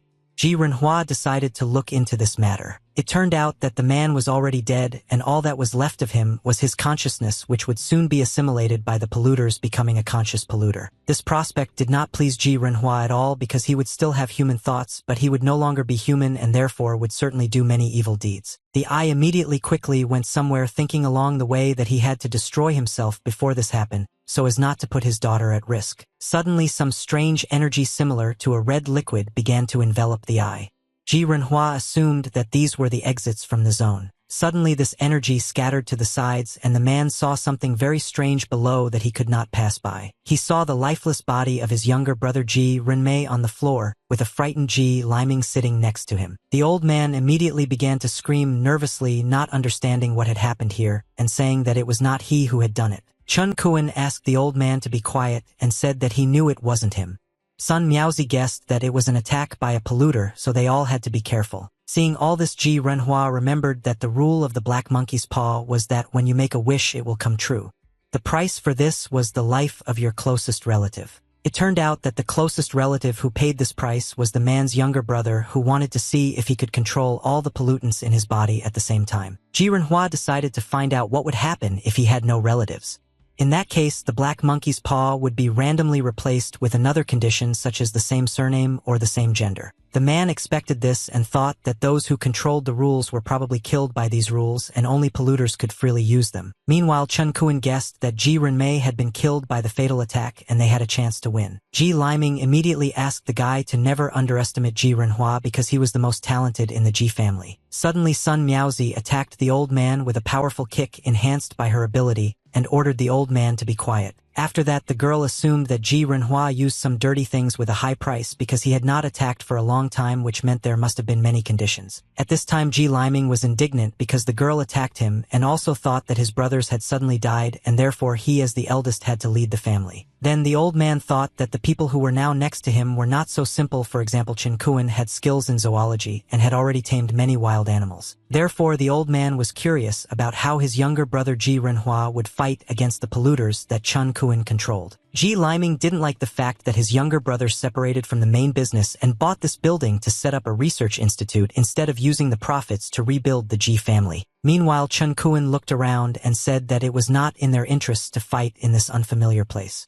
Then Sun Miaozi suggested that the building be destroyed. Ji Renhua, when he heard this, was very surprised by such a proposal. Ji Liming was also not happy with this idea, but he couldn't say anything against it. Sun Miaozi was already prepared to turn her idea into reality, as evidenced by her confident stance and the bright lightning that flashed around her legs. The next moment, the girl suddenly jumped up and quickly ran forward. She managed to run without any difficulty both on the floor and on the walls and ceiling, leaving behind white electrical traces. She quickly ran around the entire room while Chen Kuan silently observed what was happening without interfering in this process. Ji Liming looked around in horror and was surprised that the girl had managed to leave her marks on all the walls of this room, and now she only had one thing to do. Sun Miaozi said without hesitation and with a smile on her face that she would now blow up all her electrical traces. The next moment, the silence of the night city was shattered by a huge explosion that thundered on one of the floors of the research institute. In order to leave the room safely, Chun Kut used his zoological skills and called upon an eagle to help him. Very soon, a huge bird quickly flew out of the burning building, trying to make sure that its owner did not get hurt.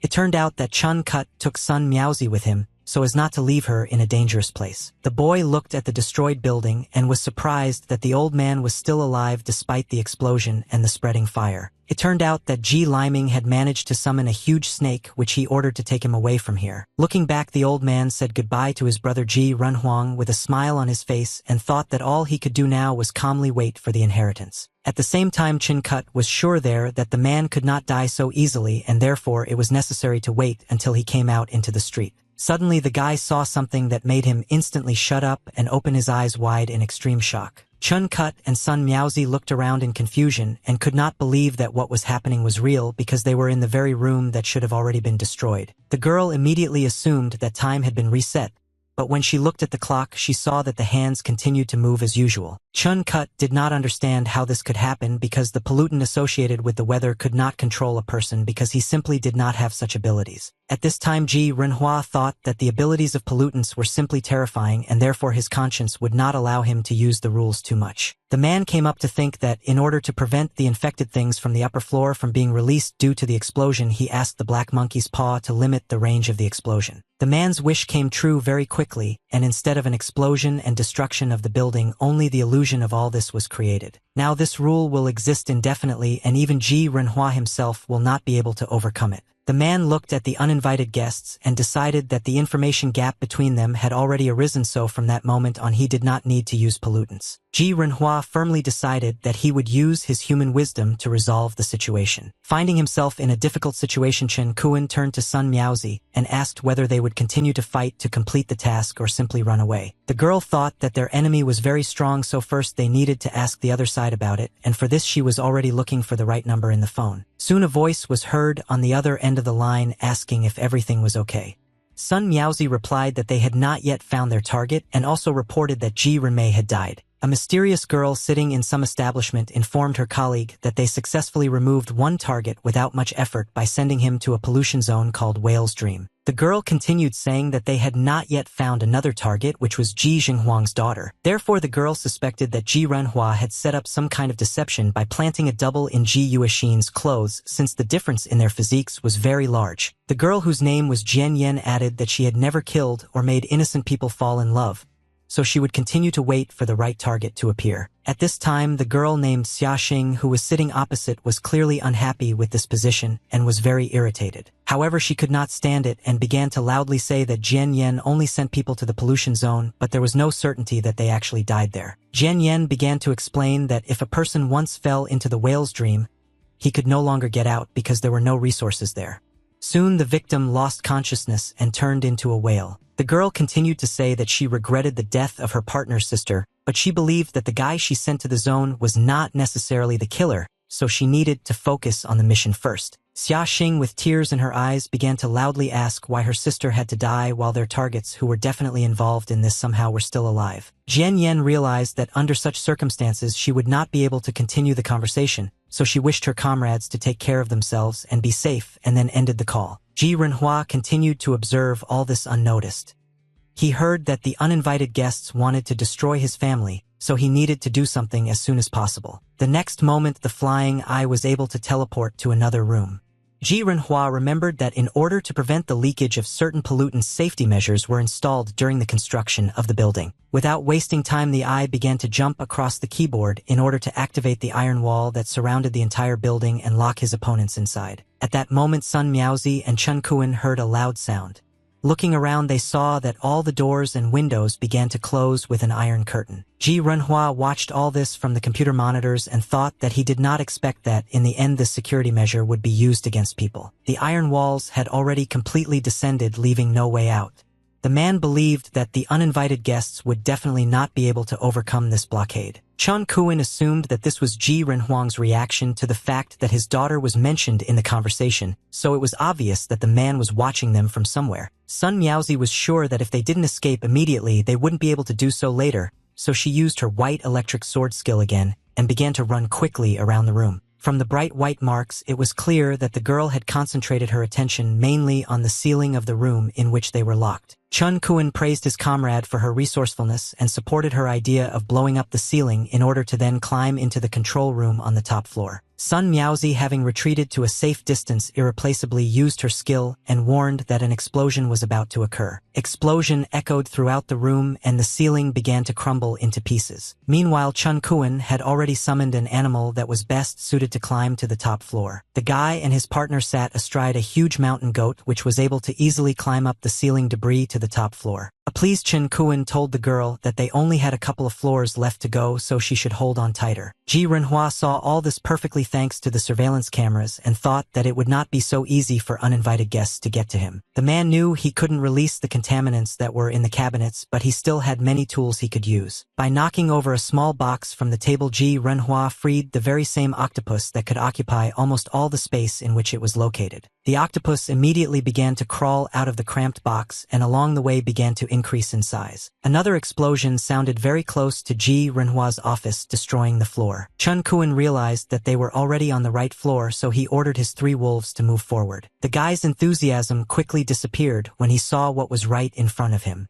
It was a big surprise for him. Right in the middle of the room, there was a huge octopus that did not allow anyone to go further. The loyal animal immediately began to attack the intruders, trying to hit them with its tentacles, so Sun Miaozi and Chen Kuan had to only run away to the sides. The girl soon assumed that this octopus was contaminated in animal form, so she asked if Chen Kuan could tame it. The guy replied that it was impossible because he could only tame and raise normal animals that, having removed genetic limitations, still remained ordinary animals. The octopus again attacked its opponents, who had only to retreat, and with this the animal threw one of its tentacles into a hole in the destroyed floor. Ji Renhua saw this and thought that it was very good because then the octopus would have more room to grow thanks to this hole that the uninvited guests made. Then the man thought that each floor of the building was interconnected, so the size of the octopus would grow until it occupied half of the building and took control of all the corridors. Ji Renhua also believed that the soft, gigantic, and ever-growing body of the octopus would eventually defeat his opponents. Suddenly, the man turned his attention to Chen Kuan, who was in no hurry to run away but for some reason was calling one of the wolves to him. The wolf obediently approached his master. His eyes looked very strange, as if there was only darkness in them. Suddenly, another pair of black circles appeared on the animal's head. Their purpose was still unclear. Ji Renhua, watching what was happening, immediately realized that this wolf was a polluter and Chun Kuin could control it. The guy turned to the animal and said that he needed his help. The wolf named Chun, she replied that the owner should describe 4 characteristics of the target that needed to be eliminated. Chun Kuin said that the desired target was at the same height as him but with an error of 3 meters. At the same moment, a bright purple light began to burn on the wolf's head in one of the black circles. Exactly the same black circles with one bright glow appeared on the foreheads of Sun Miaozi and Chun Kuin. The girl continued to say that their target was named Ji Renhua and he was a man. However, the wolf replied that he did not understand aspects such as gender name or human culture. A more precise description was needed. Chun Kuin explained to his partner that after the filtering of the 4 characteristics was completed, the person with 4 lit candles would die instantly, so it was necessary to name everything correctly. Hearing this, Ji Renhua realized that this was the rule of instant death and thought that it was very good for him despite the fact that black circles with one glow appeared around himself. The building of the research institute looked completely normal from the outside. None of the passers-by could even imagine what was happening inside right now. Chun Kuin turned to Chen Shi and said that the second characteristic that should help him find the target he needed was that he carefully observed the wolf. Ji Renhua did not expect such a characteristic and thought that it was dangerous for him, so he should escape to the rain world. When the man felt the second candle light up above him, he could not believe that his opponent had managed to catch up with him despite the fact that he was already in another world. A second candle also lit up on the wolf's head, informing Chun Kuin that the second characteristic was correct. Ji Renhua was surprised at how simple and easy to operate this rule was. His opponents only needed to name specific characteristics, after which any target would be instantly destroyed. Even though the man was running away from reality, he still couldn't escape it because the range of this rule was unlimited. Unexpectedly, Sun Miaozi saw in the mirror that 2 lights had also lit up on her head, which made her very worried. Chun Kuin thought that it didn't matter because there were still 2 additional characteristics to be named, so now the wolf wouldn't harm the girl in any way. Ji Renhua continued to watch the events from the rain world and thought that he absolutely could not allow the guy to name the 3rd characteristic. Unexpectedly, Chun Kuin quickly walked forward and asked his partner to help him. Along with this, the guy assumed that now he should also have 2 candles burning. Sun Miaozi was nervous and asked what the 3rd characteristic was because they didn't even know what their opponent looked like. Ji Renhua was confident that the intruders would not be able to find him because by using the rain world, he could pass between the 2 worlds and easily avoid their gaze. Meanwhile, Chun Kuin looked around and thought about what their opponent's 3rd characteristic might be. Suddenly, the guy pointed to the glass and said that it contained the main reflection of the target they needed. The next moment, Sun Miaozi loudly declared that a second candle had lit up on the guy's forehead because his shadow was also reflected from this glass. Chun Kuin asked the girl not to worry because when all 4 candles lit up, the wolf would remove his ability. Then Sun Miaozi asked if their opponent could escape using some sealed object. The guy replied that Ji Renhua was a researcher and not a warrior. In addition, their strike attack was quite fast and 2 wolves controlled the entrance and checked the floors, so the man did not have time to escape. The guy continued to say that according to the information from Ji Renmei, his brother had a red raincoat that hid his presence, so the guy was sure that their target was hiding somewhere nearby. In addition, Chun Kuin said that his wolf's ability was not limited to just this.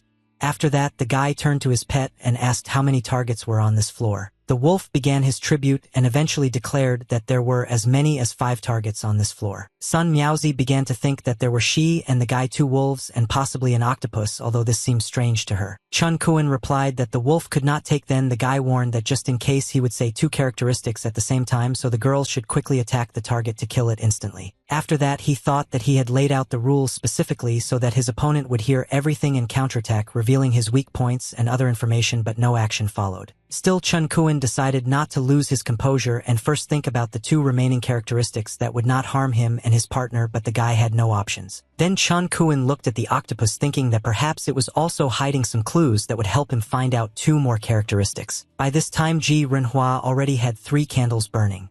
He admitted that he was surrounded because his opponent had made good use of the rule of this pollutant. The man was amazed that human wisdom was endless and was sure that Chun Kuin, being very careful, had also prepared other plans. After that, Ji Renhua guessed that the guy wanted to use the information leak to provoke his reaction and monitor his actions, but it could also help him find a gap. Suddenly the man began to think about the octopus, which was supposed to consider him its master, and had already carried out his orders several times. Ji Renhua continued to think that the polluters followed the rules absolutely, and even the little obedient octopus was able to easily close it when its first candle lit. Besides, the octopus only had 2 candles burning, and he only fit the characteristics of 1 and 3 because the polluting creature did not look at the other polluting creature. Ji Renhua was sure that Chen Kuan was deliberately provoking him, but when the man found himself in the rain world, the wolf statistics essentially left him behind. Soon the man thought that the situation would change from that moment on because he wanted to hide inside the octopus. A moment later, the octopus began to speak in a human voice and turned to Chen Kuan, asking him to stop and talk about everything. Chen Kuan and Sun Miaozi were very surprised when they heard that the octopus began to talk to them. The girl immediately realized that their enemy was not actually hiding but had turned into an octopus, and now she could deal with him. For this, the girl began to use her ability. Suddenly, Chen Kuan asked his partner to wait and suggested that they first listen to what Ji Renhua in the form of an octopus had to say. This was only to the man's advantage because he believed that because the guy did not act immediately, Chen Kuan would soon lose. Ji Renhua began to say that he was only a researcher and did not want to quarrel with uninvited guests, so he asked the person who was behind all this to come out to negotiate with him. Chen Kuan replied that it was only possible to negotiate when the opponent's forces were equal and the fish that was already under the knife had no right to speak. To this, the man replied that he and the guy already had 2 fires. In addition, he used the polluter rule to turn into an octopus, and therefore it would not be easy to kill him. Chen Kuan immediately noticed that the octopus really only had 2 candles burning. He didn't understand which of the characteristics didn't work on him. The guy thought that characteristics 1 and 2 always work on normal people, so he assumed that the third characteristic, namely reflection in glass, did not work on the octopus. Ji Renhua hoped that his opponent would quickly realize everything because the faster he went down the wrong path, the faster he would die. At this time, Chen Kuan remembered that the wolf reported only 5 targets that were in this room, which meant that the man hid in the octopus and became one with it. Suddenly, the guy noticed a red waterproof raincoat not far from the octopus, and this gave him some thoughts. Chen Kuan realized that his opponent was trying to deceive him, and so he was now sure that the man had hidden inside the octopus and merged with it by doing both of these actions. The guy assumed that after the first candle lit, the man got nervous and put on a red raincoat in order to hide under the octopus, which is why he lost visibility and did not look at the wolf. After this, Chen Kuan believed that his opponent understood the threat that the wolf posed and therefore teamed up with the octopus to use the pollutant rule and avoid instant death. Sun Miaozi suddenly used the ability of the white electric detection system, which made her realize that in addition to the octopus, there was a 6th bioelectric target in the room. Chen Kuan realized that the octopus had reached the characteristics of 1 and 3, so he ordered his wolves to kill it. Ji Renhua was very scared when everything did not go according to his plan, and therefore loudly asked why the guy wanted to kill him. Meanwhile, the wolves were getting closer and closer to the octopus, bearing their sharp teeth along the way. The ferocious predators grabbed the octopus's flesh and began to tear off large chunks of it while the man continued to ask the same question. Soon Ji Renhua left the octopus body and said that he merged with it because he lost his body and became like this. After that, he asked why the guy couldn't just leave him alone. Chen Kuan was very pleased that he finally managed to see what his opponent looked like.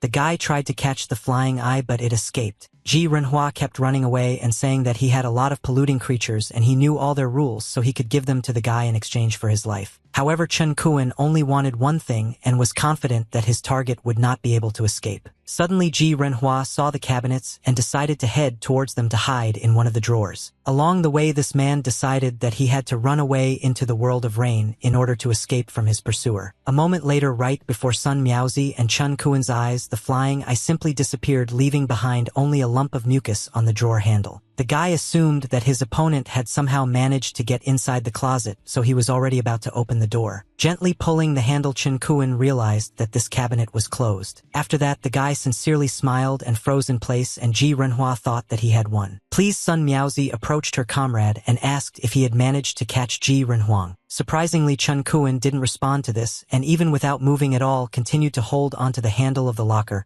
which only caused the girl to be perplexed. Meanwhile, Ji Renhua, while in the world of rain, did not forget that he still had one enemy who should not be given time to think. Therefore, the man began to quickly return back to his office, which was accompanied by a bright glow, and an unusual effect reminiscent of a splash of water. Ji Runhua appeared behind Sun Miaozi and began to laugh loudly, while saying that the girl would not be able to catch him because he was very agile in this form. Sun Miaozi immediately reacted, and used her ability, which was accompanied by the flashing of bright lightning, and quickly turned to face her opponent. At the same time, the girl had already thrown her hand towards the flying eye in order to grab it.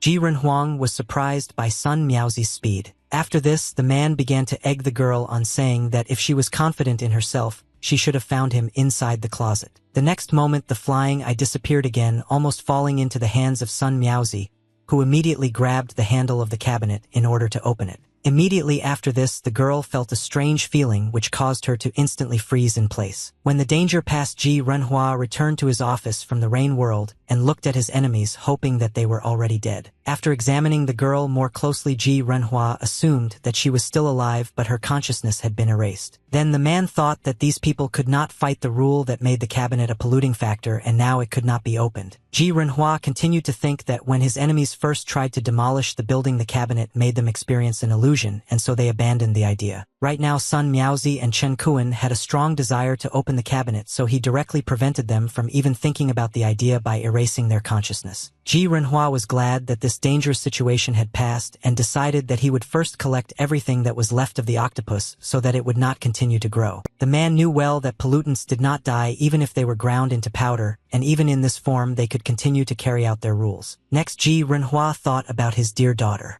The man was very happy that she had finally awakened the ability to believe that she would definitely be able to survive even without his help. While the man was thinking about this, he did not notice that the wolf that belonged to Chen Kuan was closely watching him, but there was no longer a single candle burning on his head. Soon the man noticed the animal and was very surprised that it was still there. After thinking for a while, Ji Renhua guessed that because the wolf's master died, the quest was restarted. Suddenly the man saw that one of the candles on the wolf's head had lit up again and realized that the rule had once again begun to search for the desired target. At this time, Ji Liming, leaning on his cane, walked along the corridors of the research institute and was indignant that his younger brother dared to disrespect him. The old man liked this building and also liked the fact that both of his brothers were dead. He also did not forget that Ji Renhua had a daughter whom he intended to take good care of. Passing by one of the windows, the old man suddenly noticed his reflection and saw 4 black circles on his forehead, one of which glowed with a bright purple light. Soon another candle lit up on Ji Renhua's forehead. The old man guessed that it was the work of his younger brother. At the same time, for some reason, a 3rd candle lit up on the wolf's head. A little while later, the last 4th light lit up on Ji Liming's forehead, which marked the end. As the rule stated, a target that matched 4 characteristics died immediately. Ji Renhua continued to watch the wolf in surprise, and then 4 candles lit up on its head, and then immediately went out. After that, the man looked at the computer monitor and saw the lifeless body of his brother lying in the hallway. It seemed that this did not surprise Ji Zhenghuang at all. The man remembered that the rule stated that the owner would indicate 4 characteristics and the wolf would kill all targets that matched them, but after the death of the owner it changed a little. Now the rules were limited to specifying the characteristics and killing the target, and therefore the wolf, without restrictions from the owner, could kill people at his whim. Realizing this, Ji Renhua decided that he had to stop the wolf. All the defensive objects that he could test were in the closet, so he could use them. However, the man did not know what exactly could help in this situation. He chose between a doll that distorted the calculation, a calculator of infinite zeros, and a veil for the eyes, but none of this was suitable. However, Ji Renhua felt that he only had a safe, controlled, and reversible operation left, so he quickly headed towards the wolf. The flying eye quickly occupied the last black circle, in which the light had not yet turned on, believing that he could use his conscience and this mutilated body to stop the 4th characteristic. Ji Renhua really hoped that it would work and ordered the wolf to stop. Soon the man realized that everything was not so simple, because the wolf constantly asked about the 4th characteristic and tried to use the all-seeing lenses. Ji Renhua asked the wolf to take someone else because his daughter was waiting for him. After that, the man wondered if he could remain human after allowing the polluter to kill people without hindrance. He began to think that in this world people died every day and his choice could not affect this, but it gave Ji Renhuang the opportunity to protect his daughter. This dilemma greatly puzzled and worried the man. At this time, Bai Xing and Jin Jiwei's journey in the area called the Whale's Dream continued.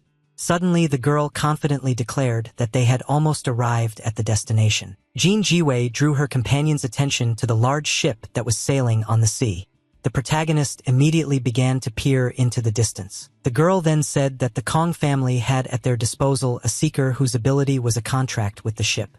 He was connected to it by life and could control the ship at will. Bai Xing was not at all impressed by this ship and asked why that seeker couldn't contact their more powerful ship like an aircraft carrier or something like that. Jin Jiwei continued to say that this person was a key figure of the Kong family and was engaged in gold mining in the ocean, but once he rose to Class A, he was imprisoned in this zone. Hearing this, the protagonist assumed that his companion was in the same situation.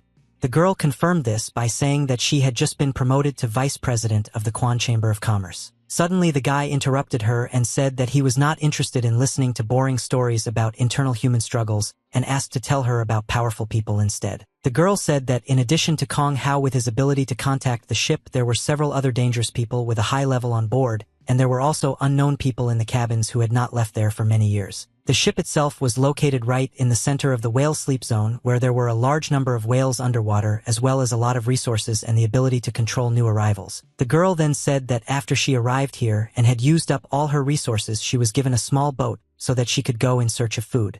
Otherwise, she would have been eaten. Hearing all this, Bai Xing, with a smile on his face, assumed that the girl was not eaten immediately because they had hope of getting out of here, but they did not dare to go all the way. Getting closer and closer to the big ship, the main character continued to say that this time everything would be different and promised to cover the girl if anything happened, but now they needed to prepare for landing. Moments later, the protagonist pushed off strongly from the water surface in order to climb onto the ship. Bai Xing jumped high into the air and literally flew towards the ship, not caring at all about who he might meet there. The guy's strength and skills were enough for him to easily reach the ship. Very soon, the main character landed with a crash on the deck of the ship, slightly damaging the wooden floor. Next, Bai Xing raised his head and looked around, finally finding what he had come to this ship for. There were several men standing in front of him. They were all surprised by the guy's unexpected appearance, and one of them was indignant that Jian Yen was up to something again. A man named Yang Wei, who had the ability Lip Cannon, was unhappy that another newcomer had arrived because it irritated him. Kong Xiaowu asked his comrade not to say that because it was boring here and the appearance of the main character brought some variety. This man had the skill of Golden Body. Kong Hao, who had a contract with this ship, immediately turned to Bai Xing and asked what family he was from. The main character replied that he did not belong to any of the families, but he heard that everything was fine with them, so he came here to see it. Suddenly, Kong Xiaowu noticed that there was a small boat overboard with Jin Jiwei sitting in it. The man knew that she was from the Quan Chamber of Commerce. Hearing this, Yang Wei immediately decided to put his skills to use and began to sharply inhale a lot of air in preparation for his next move. The main character felt a strong wind rising around him and immediately asked what the man wanted to do. The next moment, the man seemed to shoot air towards Jin Jiwei with all his might. The girl saw that a powerful charge was approaching her and thought that these people had no intention of doing business with her because in a place without social rules, it was they who created these rules. Jin Jiwei was very scared and already anticipated that she would soon die, but she could not do anything about it. Meanwhile, Bai Xing, intending to help the girl, used his sound control skill and sent a powerful energy charge in the shape of a symbol towards her. The next moment, both charges hit the small boat, directly causing it to shatter into pieces. Yang Wei looked at the beards in surprise, not understanding whether he had managed to get rid of Jin Jiwei. However, the man saw that only the wreckage of the boat was floating on the surface of the water, and the girl herself was nowhere to be seen. As it turned out, Jin Jiwei was underwater in a large air bubble. The girl could not believe that she managed to survive, and was surprised that the main character kept his promise and really saved her. Now she regretted that not so long ago she wanted to kill him. After that, the girl thought about what Bai Xing was going to do and assumed that he wanted to fight alone against all those people on the ship. She thought that the guy was acting stupidly. In the end, Jin Jiwei had great hope that the protagonist would be able to survive on this ship. Bai Xing was pleased that his ability to combine multiple skills in battle was becoming more and more dexterous because thanks to this he was able to create an air bubble that surrounded the girl and sent her to the bottom of the sea. After this, the guy turned to everyone present on the ship and said that they should not have intimidated him, but instead just said if they wanted to fight him. Then the main character said that he came here because he needed information on how to get out of this contaminated zone. The guy assured that he had something that he could offer in return. Yang Wei was surprised that the newcomer was able to withstand his attack and thought that in that case the guy must have had a high level of energy. Bai Xing replied that no matter what, he was just using a low-level skill that was standard.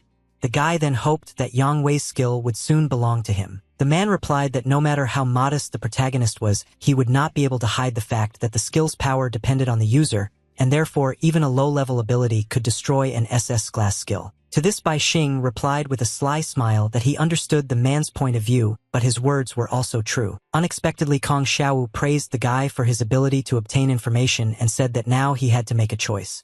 The guy had to contact the people outside and send them something to save them. I agree with the second path. The main characters could provide valuable information about external pollutants.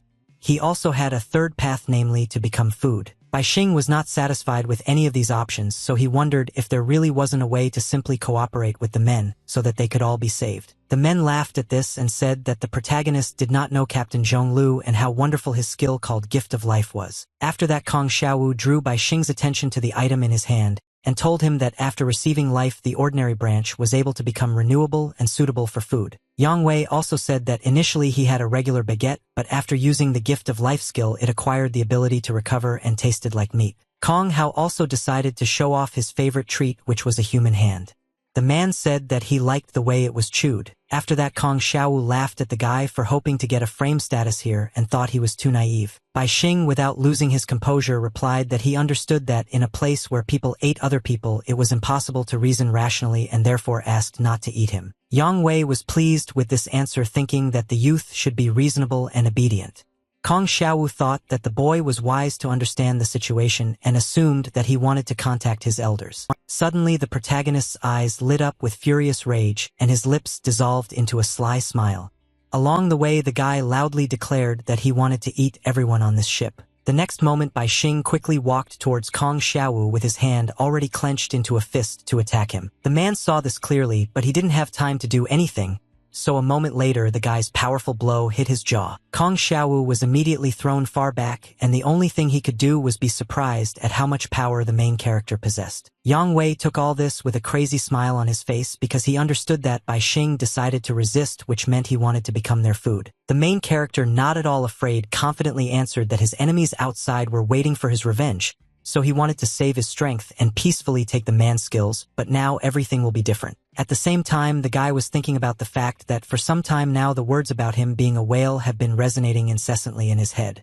This irritated the main character. After that, Bai Xing remembered that it was forbidden to fly in this contaminated zone, so in order to get close to his opponent, he used a skill that enveloped his legs in fire and threw him up. Thanks to this, the main character managed to fly up to Kong Xiaowu and attacked him with all his might once again. It didn't end there. Bai Xing activated his next ability, which was distance acceleration, which was accompanied by the appearance of bright sparks around his hand. Kong Xiaowu immediately began to fall down quickly and was afraid that at this rate he would simply crash to his death on the deck of the ship. That was why the man used that very branch to save himself. It quickly grew in size and wrapped itself around Kong Xiaowu to soften his fall. Seeing this, the main character assumed that the man intended to survive, but he did not want to give him such an opportunity and therefore, with a smile on his face, used the laser eyes skill. Kong Xiaowu seemed to already know what was waiting for him ahead, so he immediately activated his ability called Golden Body, which created a barrier around him. The next moment, Bai Xing unhesitatingly shot out lasers from his eyes and hit the man directly, causing the branches that were covering him to start to crumble. Kong Xiaowu steadfastly endured the frantic pain that the scorching lasers brought him, while loudly saying that a strong warrior was not limited to just one fighting style. That was why the man immediately used the energy formation skill, which created a golden sword that emanated from his hand in the form of an aura. Bai Xing was aware of the danger of this weapon, so he tried to fly away from it as far as possible in order to think about his next move. After that, the main character spread his white wings while thinking that the combined strikes and slides had already been activated. Meanwhile, Kong Xiaowu had already completely freed himself from the branches entwining his body and was ready to truly fight Bai Xing. The guy was very happy about this and assumed that if he could obtain the abilities of his opponent, especially the golden body skill, he would be able to use the power of the whale's internal organs, which he had transplanted without restrictions. Kong Xiaowu was very long because the protagonist attacked him and thought his opponent was too arrogant. Bai Xing did not tolerate criticism and happily attacked the man with lasers from his eyes once again, but it did not cause much harm. Kong Xiaowu loudly declared that the protagonist used low-level skills that were like fly bites to him and did not cause him any harm at all. The man continued with a satisfied grin, saying that the guy wouldn't be able to simply restore the resources spent on all these attacks, so it was interesting how much longer he could hold out. Bai Xing didn't react to these words at all while simultaneously activating his skill called telekinesis arm. The next moment Bai Xing's huge energy hand moved out towards Kong Xiaoyong, which greatly surprised the man. This hand was able to easily grab Kong Xiaowu, who was surrounded by a protective barrier. The man did not even suspect what was waiting for him ahead. After this, the guy, without letting go of his opponent, began to fly away from the ship longer under the surprised gaze of his other opponents. Kong Hao couldn't believe that Kong Xiaowu had been captured, and Yang Wei didn't understand why the protagonist had so many different skills. Suddenly, Yang Wei realized that their opponent wanted to separate them, so they had to follow him. Kong Hao felt that they shouldn't have done this because according to orders they were supposed to hold this position and not leave the ship. Yang Wei didn't react to these words at all, only saying that he would take a small boat and head after his captured comrades in order to save him. After this, the man jumped into the boat and prepared to sail away. Kong Hao did not dare to disobey the order and leave the ship. Instead, the man thought that it would be better to use part of his mind to control the boat, so Yang Wei should hold on tighter. Very soon, Yang Wei, full of determination, sailed away from the ship and quickly headed in the direction where Bai Xing had flown. Meanwhile, the protagonist was throwing Kong Xiaoyun from side to side like some kind of ball. The man was very unhappy with this and therefore threatened that the guy would not be able to defeat him, and as soon as he went down, he would tear him to pieces. Bai Xing was not at all frightened by these threats. On the contrary, he took them with a smile and still decided to give the man a chance to prove himself. To do this, the main character used his temperature control skill and touched the water with his foot. The next moment, the surface of the sea was covered with thick ice, just as Bai Xing wished. Following the guy, Kong Xiaowu landed on the ice with a crash, scattering shards of frozen water around himself. The man was still dissatisfied and angry, but he praised the protagonist for having such skills, believing that they were suitable for survival in this area. An unexpected guy with a smile on his face said that the ship that opened the new one was shamefully sunk by Kong Xiaowu. I don't understand why his opponent had such an arrogant expression on his face. The next moment, Bai Xing attacked the protective barrier.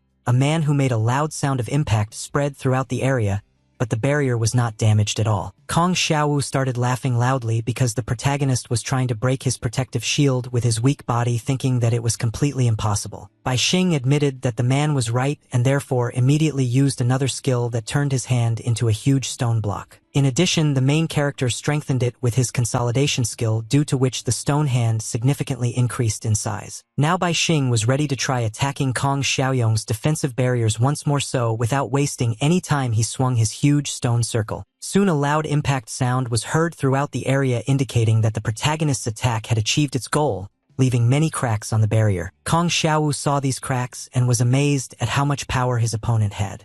After that, the worried man turned to the guy and suggested that they discuss everything first. To this proposal, Bai Xing only replied that what mattered was not strength but explosive power, so he swung his fist again to continue the attack. Hitting the barrier again, the boy admitted that he really did have too many low-level skills that seemed necessary but were actually of little use. The main character continued to say that he always thought that if a person had a lot of skills then he could cope with difficulties more easily, but it seems that this was not the case. Bai Xing became angry because he didn't even know where the person was who had torn out his insides and cut off his arm, believing that only a real polluter could have done that. The main character put all this anger into his blow, thanks to which he finally managed to break the protective barrier. This really scared Kong Xiaowu because he didn't know what to do now. After that, Bai Xing immediately directed his tentacles, which replaced his lost arm, towards the man. With great pleasure, the guy grabbed Kong Xiaoyun and said that he needed more pollutants, so the man had a choice to either tell about them or die. Kong Xiaowu admitted that he couldn't defeat his opponent because his energy level had dropped to 10,000 here, but he couldn't reveal the information about the pollutants because it was a family secret. The main character was not satisfied with this answer, so he attacked the man again, causing blood to splash around. At the same time, the guy tried to use mental influence to catch the superficial thoughts of his opponent. Still, Kong Xiaowu, very afraid for his life, asked the main character for forgiveness and said that he would tell him everything. However, Bai Xing no longer needed this because he had already found out everything. Also, with the help of his God Hand skill, the guy took away the man's golden defense skill as well as almost 10,000 energy points. After this, the main character without a doubt threw his opponent into the water because he no longer needed him. Kong Xiaoyun's wounded body began to slowly sink to the bottom, turning the surrounding water bloody. The man had no strength at all to even try to get out onto the water's surface, so he could only slowly move away from suffocation and blood loss. The main character knew well that the enemy he defeated would turn into a whale after death. Very soon, instead of a man, a large whale was swimming under the water, heading towards other whales like him in order to fall asleep. Bai Xing knew about this outcome thanks to his vision skill, and so he only confirmed that the rule worked exactly as he expected. The main character was interrupted from these thoughts by strong air vibrations that were directed towards him. The guy immediately understood what was happening. Soon Yang Wei was already watching as the ice platform was scattered to the sides as a result of his attack. At the same time, the man was indignant that the main character killed his comrade. Bai Xing, who was not injured at all by the attack, asked with a satisfied smile on his face if Yang Wei was willing to exchange the information about the pollutants for his life. The man continued to be indignant and say that the boy had committed a great sin and therefore he should return with him to the ship to apologize to Captain Zhonglo. Bai Xing didn't respond to this and only pushed off the ice platform with all his might and jumped towards his next opponent. Soon the protagonist managed to seriously injure Yang Wei, who did not even have time to do anything to defend himself from the attack. Bai Xing also told the man that his proposal was no longer relevant. Taking the skill and energy points from the defeated opponent, Bai Xing flew back towards the ship, hoping that at least the captain would be able to clearly see the current situation. The guy tried to get to the ship as quickly as possible because even though he got out using the whale's internal organs, he still tried to change his understanding. Soon Kong Hao saw the main character approaching the ship alone. The man was shocked that his comrades were nowhere to be seen. A moment later, Bai Xing jumped onto the deck with a roar, completely unafraid of another battle starting. Still shocked, Kong Hao immediately asked why the boy had returned alone and where his comrades were. The main character didn't even think about answering these questions because instead he was already trying to grab the man with his huge stone hand. Kong Hao had no time to react at all, so his head was instantly firmly clamped in his opponent's hand. Suddenly, Bai Xing loudly called out to Captain Zhonglo and asked him to come out to him for at least one conversation. Soon a previously unknown person came out onto the deck and asked the guy to calm down because they could just talk. The young man greeted his guest and said that his name was Zhonglo. He also said that he had once been the captain of a whole squadron of several ships, but now he commanded only this ship. After this, the guy assumed that the main character had eaten whale meat and now it was tormenting him quite a lot. Bai Xing suggested to move this conversation along faster and said that he needed the captain's skills and in exchange he could tell him how to get out of here. To this, Captain Zhonglo called the protagonist a baby and said that messing with him was not a very good idea. Bai Xing replied that in any case the captain would not be able to defeat him, especially without the help of his comrades, who would certainly not be able to participate in this. Hearing this, Zhonglo smiled slyly and thought that it was surprising because the main character did not need to spend much time to understand the rules of this pollution zone. After that, the guy calmly said that Bai Xing was not the only one who could understand these rules. The next moment, the captain declared that they did not leave here not because they could not but because they did not want to. Zhonglo intended to open a new era for humanity here. Suddenly, Captain Zhonglo extended his hand to the main character with a smile on his face and invited him to join him. The guy also said that he considered Bai Xing to be talented because he felt his abilities. The main character was surprised that the captain dared to invite him despite the fact that he had recently killed 2 of his subordinates. To this, Zhonglo replied that in this polluted zone no one really died but simply fell asleep like whales underwater. Still, Bai Xing agreed to negotiate with the guy but asked that in exchange he give him his ability called the Gift of Life because he believed that it would be useful to him. Zhonglo was delighted that his interlocutor could copy other people's abilities and thought that he should be proud of it. After that, the captain asked permission to show his guest something interesting. Suddenly, a bright golden aura appeared around Zhonglo, studying the blinding light.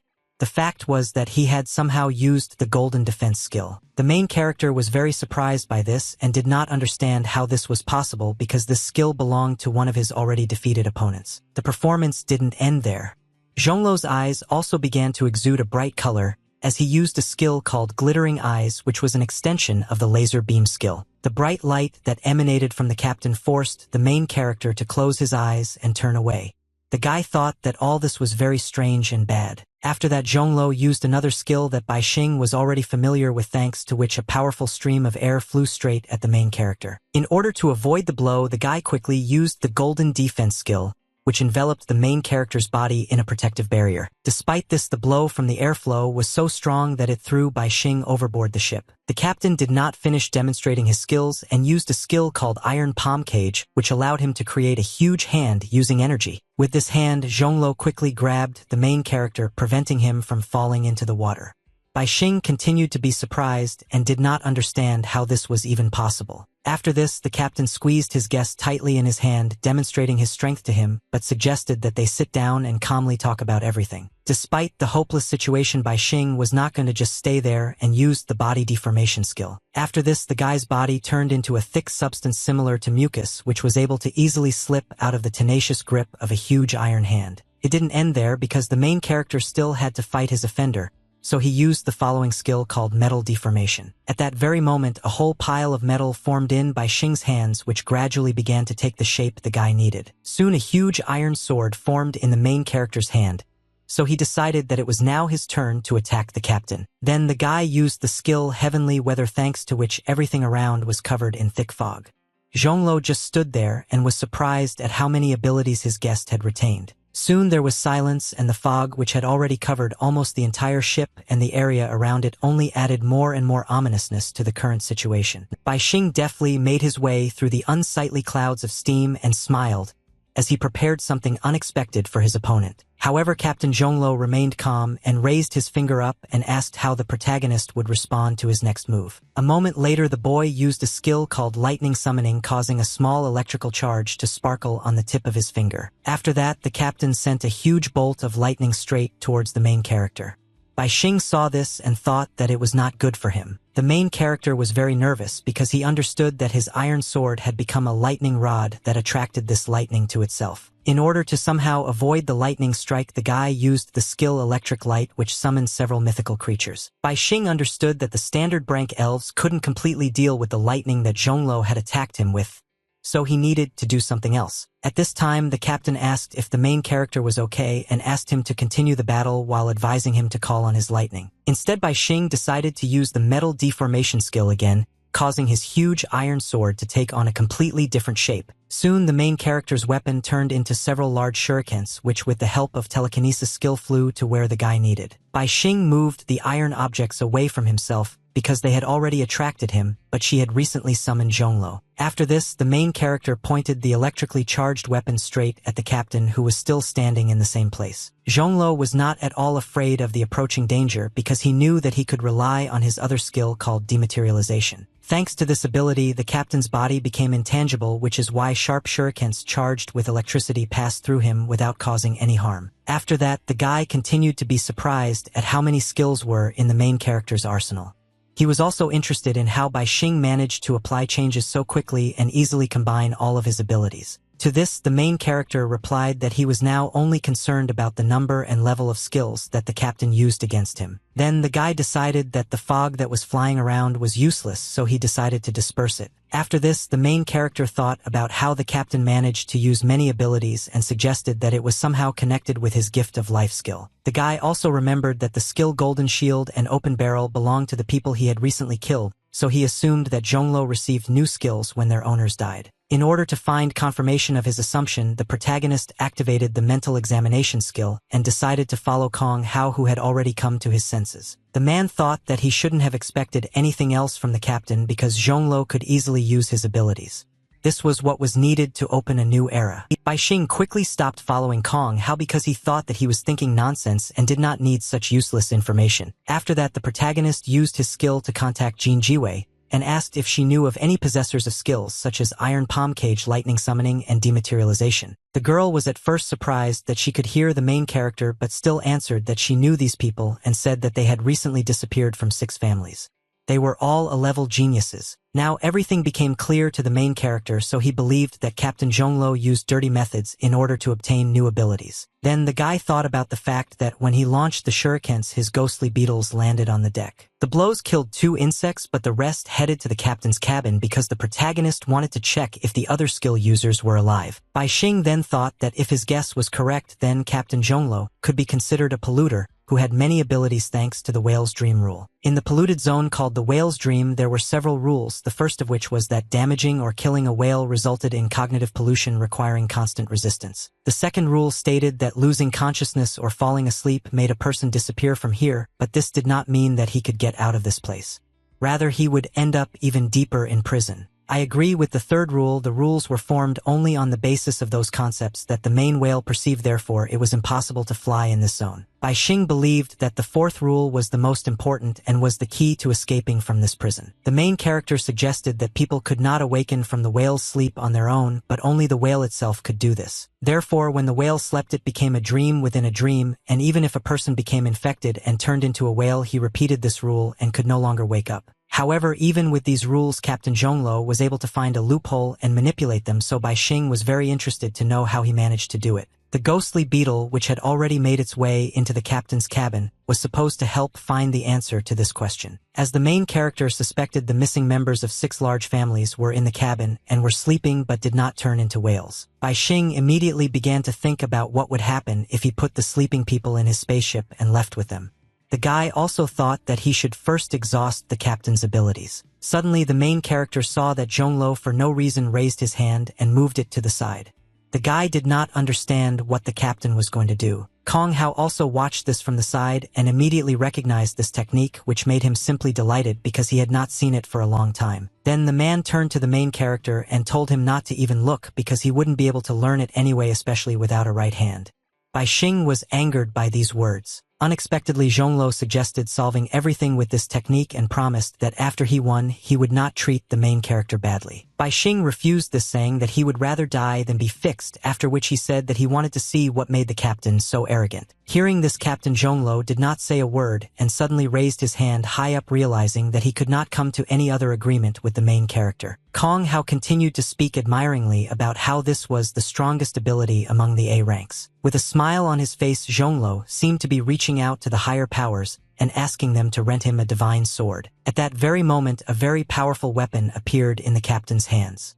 The guy said that this escapade was a projection of one of those gods who could break the rules. After this, the captain swung his new divine weapon to demonstrate its power to the protagonist. Bai Xing was amazed by this power and believed that when he studied the rules of the whale's sleep, his opponent must have already used this sword. After that, the main character used a skill called Bubbles, after which a small ball with wind inside appeared in his hand. Then the guy squeezed this ball in his hand and used the skill Wind of Delusion, which allowed him to instantly move to a random place. Bai Xing was able to disappear in time because the divine sword attack had already approached exactly where the guy had just been. Soon the main character found himself in a completely different place but still remained close to his enemy. Satisfied, Zhonglo turned to the guy and said that he could use 2 skills at the same time, and if Bai Xing helped him, his plan would become even more perfect. Then the captain used the light barrier skill, and now he could use it wherever there was light. No one could go beyond this barrier until it broke itself. After that, Zhonglo asked with a grin on his face how many times the protagonist was going to run away, relying on the derivative of the Yang family. The guy also again suggested just talking. To this, Bai Xing reminded me that he had already rejected the captain's offer once, and now nothing could be changed. Suddenly, the main character jumped into the water and disappeared into the depths of the blue sea.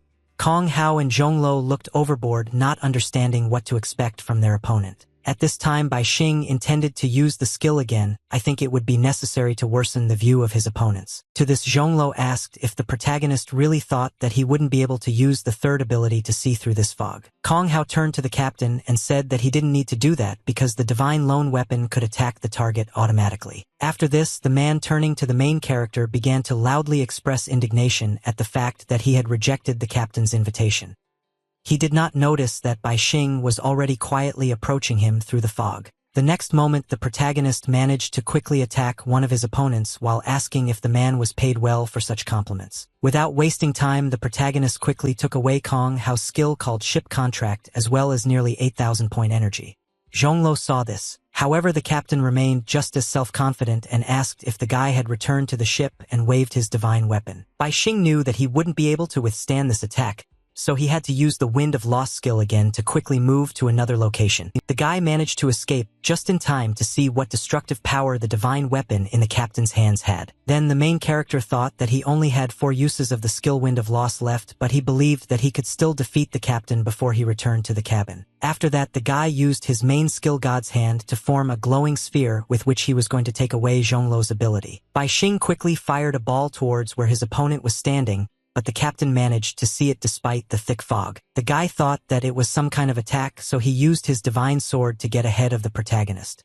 Bai Xing realized that it was time for him to disappear with the Wind of Loss. The next moment another loud impact sound was heard on the deck of the ship, which was the norm when using such a powerful weapon. Soon the protagonist appeared behind his opponent and put his hand forward, already intending to restore his spent energy and obtain the ability of Zhonglo. Now the captain understood how Bai Xing could develop such skills, however they were still at a low level. Despite Bai Xing's attempts to restore energy and obtain the ability, nothing worked. The guy was shocked because this was the first time he encountered something like this. Zhonglo suggested that the protagonist's ability provided or took away energy depending on the level and mental strength, but it could not work on a person who exceeded the guy in energy level and willpower. The captain continued to say that he had a high-ranking mental ability that allowed him to have additional mental strength and double his mental strength. Bai Xing didn't react to this at all and only silently looked at his opponent without showing a drop of fear or doubt. Zhonglo also calmly looked at the main character until he noticed that he seemed to gradually dissolve into thin air. The captain began to get nervous and looked around, not understanding where the guy had teleported to this time. Zhonglo asked his opponent to fight him face to face and assured him that the divine sword would not harm him. Suddenly Bai Xing appeared right behind the captain and laughed as he announced that he was here. Zhonglo tried to immediately attack his opponent, but he disappeared before his eyes again. The guy did not understand why the main character suddenly began to move so quickly. Suddenly the captain's skill, which was a mediocre talent, activated on its own. This shocked the guy. Bai Xing watched this calmly and assumed that his opponent's thinking speed had slowed down. The guy also assumed that after using the divine sword and the dual mind skill, Zhonglo could no longer maintain the light barrier. Bai Xing said that the owner of the average talent was like a shackled person with mental deterioration, logical collapse, and emotional madness. The guy wondered if the captain felt all this now. Zhonglo did not answer but only said that the skill that was given to him should have been in the main character as well. Then he asked if the guy had really been struggling with these negative consequences all this time. Bai Xing replied that he hadn't even lived with it for one day, and he had only recently found himself in this contaminated zone. Then the guy said that the barrier no longer existed and he could escape. The protagonist knew that attacks from a distance required a lot of energy, so he was interested in whether Zhonglo would be able to attack him if he teleported 1,000 meters away. These words angered Captain Bai Xing. This was exactly what he wanted, thinking that while Zhonglo was indignant he had time to sneak into the cabin and steal the skills of the people sleeping there. The suddenly angry captain assumed that the protagonist was going to confront him and his Aiden, which made him very disappointed. The next moment the guy's eyes lit up with a bright light because he was using one of his skills. Along the way the captain said that he originally wanted to make Bai Xing his right hand, but now it was impossible. After that, the protagonist saw an illusion in which Zhonglo grew to a huge size and used a skill called Return of a Happy Dream. The main character did not expect this at all and therefore was very discouraged by what was happening, not understanding what was about to happen to him. The guy felt like he was disappearing from this world and couldn't believe that the captain could change the rules of this pollution zone to such an extent. Still, the main character decided that all this was more like the rules themselves came from Zhonglo, as if he was the one in charge in this zone. Soon the boy saw someone's memories and assumed that these images that invaded his mind were Zhonglo's memories. The man in the suit told Zhonglo that it was good that he was an ability user, but in order to join the family SEAL squad there was something he needed to do. The guy understood what the man was hinting at, but he was not thrilled that he had to do this. Still, he handed the man a large sum of money. He praised Zhonglo and said that it was exactly what the transport team needed as a backup option. Some time passed.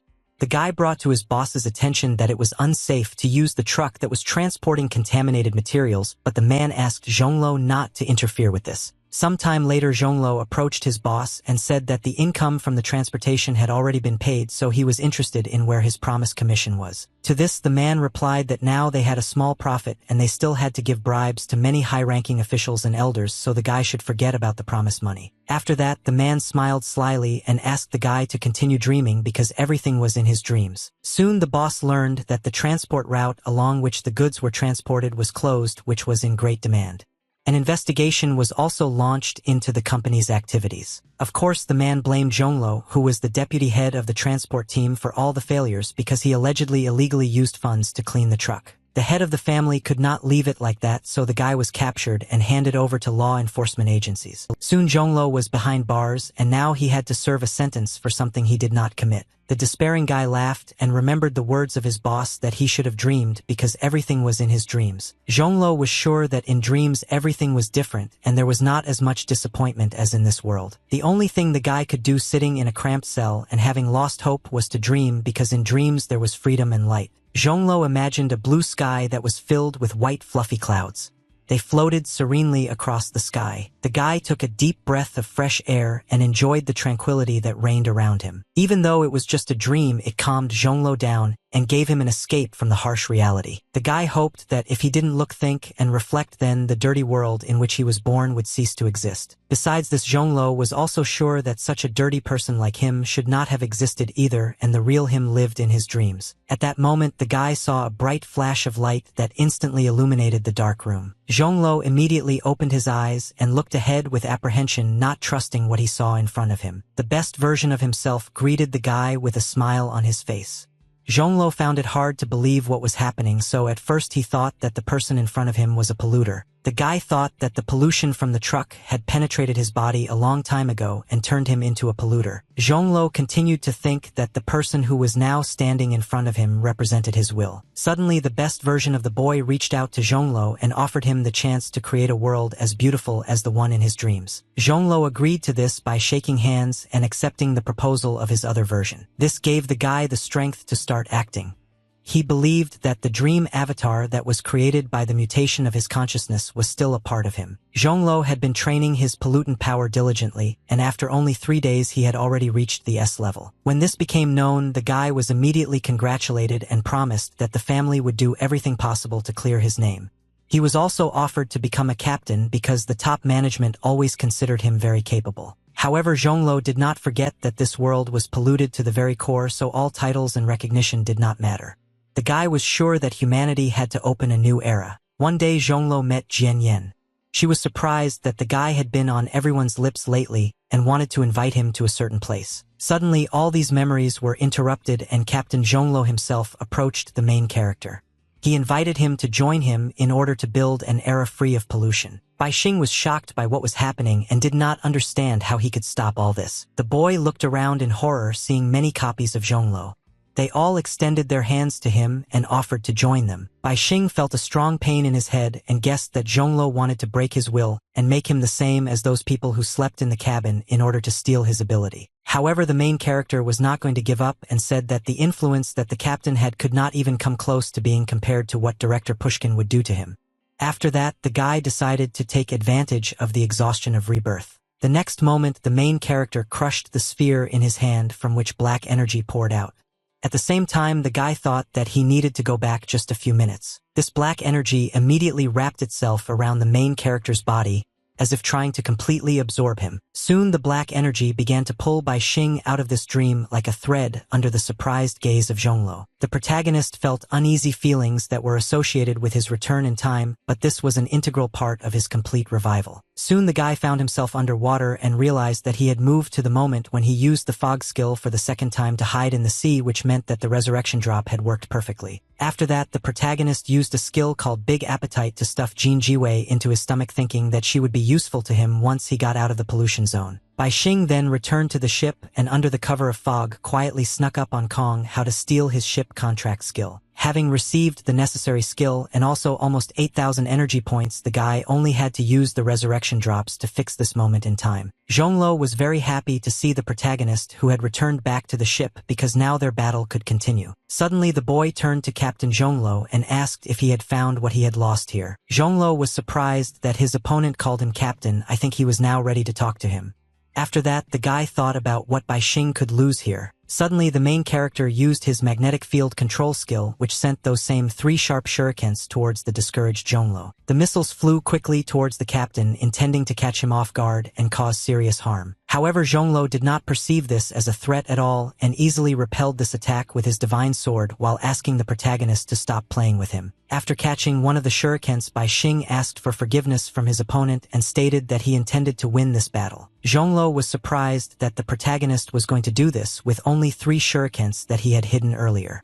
The guy believed that his opponent would not be able to do this even if the weapon was covered in deadly poison. To this, Bai Xing replied with a smile that what the captain was so afraid of was not as simple as ordinary poison. The next moment, the protagonist suddenly thrust a sharp shuriken into his stomach, causing blood to spray all around. After this, the guy fell to the floor without strength while the shocked Zhonglo looked at all this, not understanding what the main character was going to do. The captain continued to say that if the guy dies in this dream, he will turn into a whale and merge with the dream, after which the guy's ability will be at his disposal.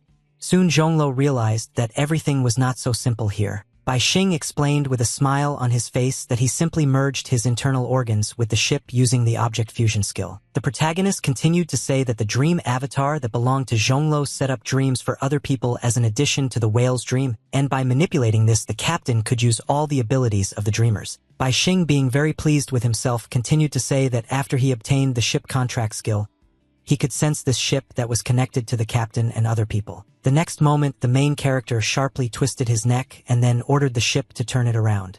The ship immediately began to fall on its side. Soon the ship was completely submerged and only its keel was visible above the surface of the water. Bai Xing asked the captain if his body was still here, assuming that it was Zhonglo along with the first whale who created this pollution zone. The protagonist continued to say that the captain managed to create this dream, but he himself connected with the flesh of the whale, but due to the use of the ship as a means of communication, they merged into one. From this moment, on February 3rd, of the cognitive pollution that had been bothering Bai Xing for some time was transferred to Zhonglo. At the same time, the ability that allowed the captain to control this dream was transferred to the main character. Zhonglo was very unhappy with what was happening and said that the outside world was already corrupted, so building a dream world was the only hope for the future of humanity. Bai Xing agreed that humanity was corrupt and full of vices, but he decided to leave all of this aside because he did not want to destroy it. The main character continued to say that in return he would take something with him, and using the skill hand of God, he took for himself the ability's gift of life and twin mind. After this, Bai Xing loudly and confidently declared that he was a whale and he woke up from sleep. Meanwhile, in the ordinary world, it was already deep night.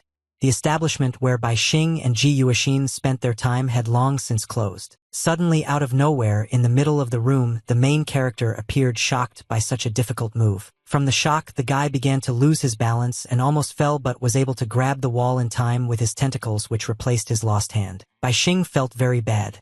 In the last minutes, although he was able to transfer 2/3 of the cognitive pollution to Zhonglo, there was still 1/3 left in him, which meant that the rules of the zone were still working. Suddenly, the main character felt that something was starting to happen to him.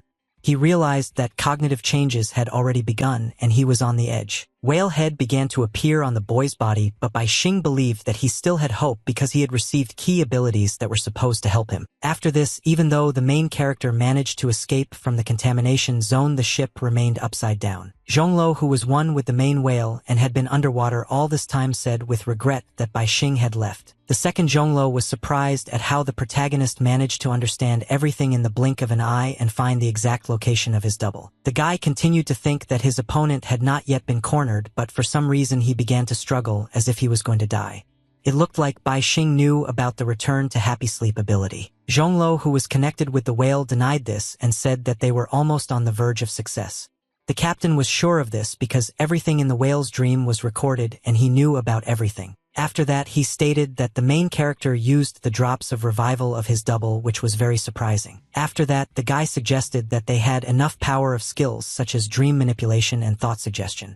The captain also believed that using shared memory to throw someone into sleep was ineffective. Suddenly, Zhonglo, who was connected to the whale, began to rise, saying that Jian Yan was becoming less effective in capturing people, and therefore they needed to go outside and do it themselves. The captain continued to say that after all, the election of the company's next director was about to begin. Zhonglo also stated that it was time to announce to the world their plan to create something new for humanity, because the whale's dream had already been fully explored. Suddenly, the surface on which the captain stood began to spread out in waves, as if turning into some kind of liquid. Soon, both versions of Captain Zhonglo began to quickly fall down, but this did not frighten them at all. They went lower and lower until one of the guys declared that they had already overcome the second layer of sleep. Here, the captain saw the body of some girl who was unconscious and simply floating underwater following the current. Suddenly, the guy, without any hesitation, used one of his skills and sharply lowered his hand down, simultaneously releasing streams of energy. This energy, like a sharp blade, instantly cut the girl's body in half. After this, one of the halves of the lifeless body began to quickly turn into a whale. Soon a huge animal appeared in front of the two captains, which they needed in order to continue their journey. Zhonglo, who was connected to the main whale, ordered his double to go to the third level of sleep. The guy unquestioningly fixed himself and stepped onto the surface of the animal, after which the waves began to spread around again. Zhonglo tell me that while the main whale existed, his dream could be used to enter deeper levels.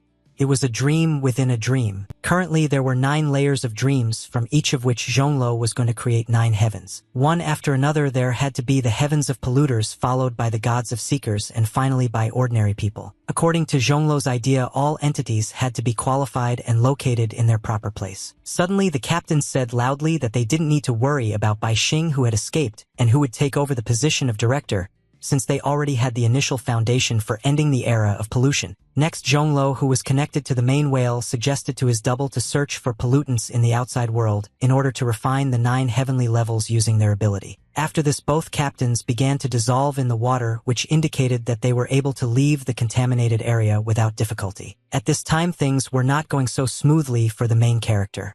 Cognitive pollution was already affecting not only the guy's mental stability but also his appearance. The guy felt that Zhonglo's idea was already close to success because the polluted parts of the creature allowed the captain to indirectly control other pollutants and no one could resist it. Bai Xing continued to think that Zhonglo had activated his consciousness in his dream, turning him into a carrier of pollution, but the obsession with creating a new world without pollution had become the rule for his avatar. Things weren't going very smoothly for the main character.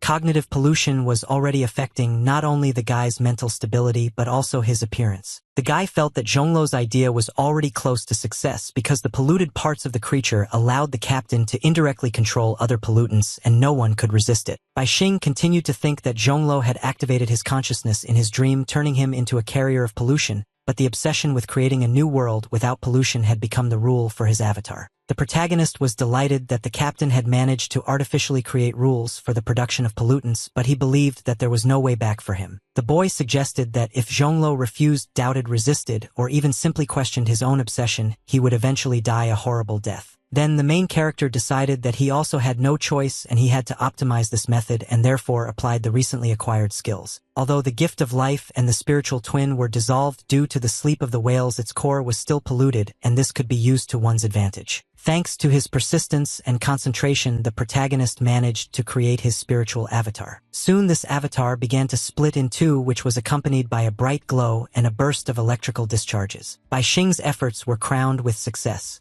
He managed to create his double, which he needed to save his life. A huge whale emerged from the darkness, which represented the polluter that was trying to take over Bai Xing's body. Immediately after this, the huge animal rushed towards the main character. The guy did not understand which target the whale would choose, the main body or its avatar. A moment later, Bai Xing realized that the pollutant had ultimately focused its attention on his main body, but he thought that this was a good thing and that it would not hinder his plan in any way. At this time, the whale flew into Bai Xing at high speed, trying to penetrate his body and swallow him. This caused the guy's body terrible pain, which he could not cope with. Don't waste time. The avatar used the ability gift of life to give your avatar consciousness.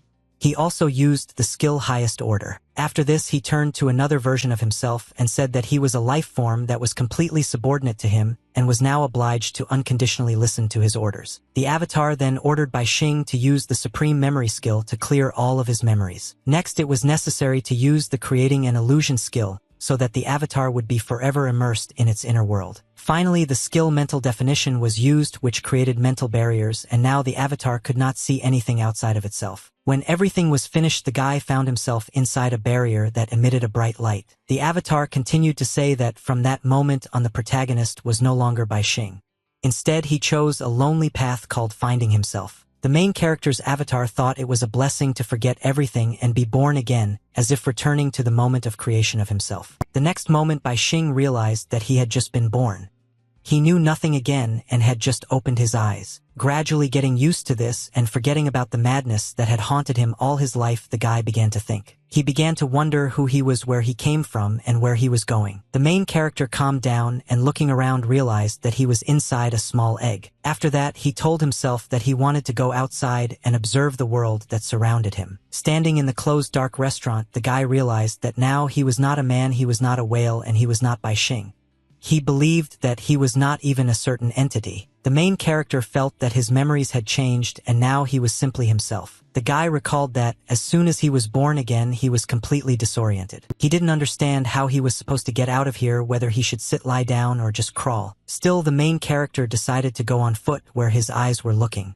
There was no point from where he started walking, and there was no place where he was supposed to arrive. Bai Xing had absolutely no idea about the time that had passed. He simply continued to walk forward. Gradually, the guy's steps became slower and slower, and he himself began to feel that his body was beginning to disappear. Then the main character believed that without goals and direction he would lose his existence. That is why, after the birth of his new I, the guy needed external stimuli to take the first step. Bai Xing looked at the shining spheres in his hand and thought that all the skills he had taken away and all the past experiences were just food for his personal growth. Therefore, the main character undoubtedly tried to implant one of the spheres into his head while simultaneously turning to the Black Shadow and Shine, asking them to use his skills. At that moment, the boy's mental body was shocked. Bai Xing saw something frightening that greatly alarmed him. The Black Shadow that the main character's body cast had bright red eyes and seemed to look straight into his soul. The guy immediately asked who this shadow was. The Black Shadow replied that she was the guy's doubt and insecurity. She appeared exactly when the main character became confused and began to doubt himself. Then Bai Xing suggested that they could leave this place because his legs were not strong enough. It turned out that the guy's left leg had already been swallowed by the Black Day. She confirmed the protagonist's guess by saying that his legs were short and therefore he could not take long steps. The shadow continued to say that there was a creature called an elephant whose steps were longer than the boy's height. The Black Shadow engulfed Bai Xing more and more and continued to criticize him, saying that his rhythm was not fast and that he could barely take one step in a whole day. She went on to say that there was a creature called a snake that could slither and cover a distance of 5 meters in just 1 second without having any legs. The shadow also said that the main character had only 2 legs and he could not compare himself to a cat dog or leopard with 4 paws. Bai Xing agreed with the Black Shadow's words and felt that he should imitate these animals. Then the guy began to transform his body. He believed that it should be like a snake's and the legs should become like an elephant's. In addition, there should have been 4. Soon the main character began to take his first steps and ask if he could now get out of this place faster. Suddenly the guy fell down and couldn't stay on his feet. The Black Shadow laughed and said that Bai Xing only doubted his legs, but he should also doubt his body, arms, brain, and even himself. The Black Shadow had almost completely swallowed the main character, but suddenly his left eye began to emit a bright light which surprised the guy himself. This suddenly appearing bright light was able to drive away the Black Shadow and thus free the guy from the shackles of doubt. Immediately after this, a bright sphere flew out of Bai Xing's head and, turning to the guy, said that he had almost completely lost himself here because he doubted himself. The guy was surprised by this and asked who this sphere was. She answered that it was confidence and said that with a higher level of confidence, he would no longer be able to doubt himself. Hearing this, Bai Xing understood everything and decided that he had to trust that his decisions were correct and find the right path with his own feet. The guy also saw that everything around him began to crack and realized that because of self-doubt he had been walking in one place for some time, but confidence gave him the strength to continue on his way. The sphere confirmed this and added that confidence could lead the guy to an inexhaustible source of strength, so he should continue to move forward. The guy thought about these words and then said that he still had one last question that needed to be resolved. Of course, he said, black shadows that seemed to be pursuing him. Therefore, Bai Xing asked the sphere to help him evaporate the shadow.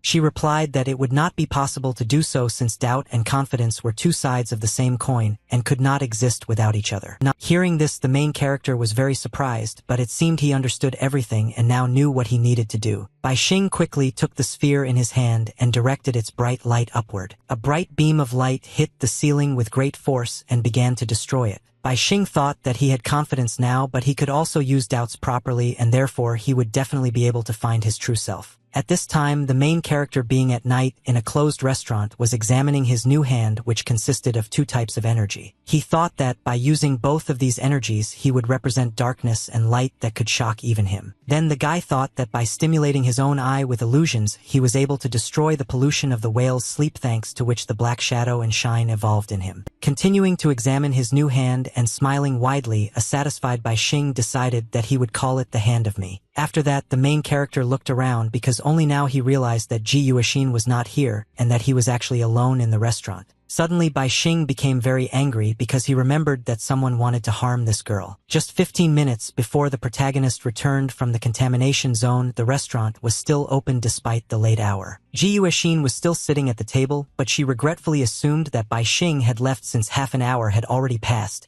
and he still hadn't returned.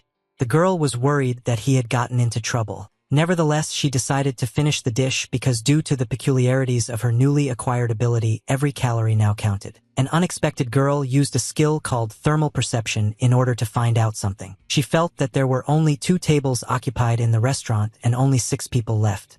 They were a young couple and a family of 4. In addition to this, the establishment had several more employees and a chef who prepared the dishes. Ji Yuexin realized with annoyance that Bai Xing was nowhere to be found in the establishment. Suddenly, the girl stood up from the table abruptly because she felt that something could have happened to the guy, considering that he could have met either enemies or polluters. Ji Yuexin resolutely headed somewhere, thinking along the way that sooner or later she would still have to face this. The girl ate a lot of food and replenished calories and nutrients, which caused her body to synthesize a lot of fat.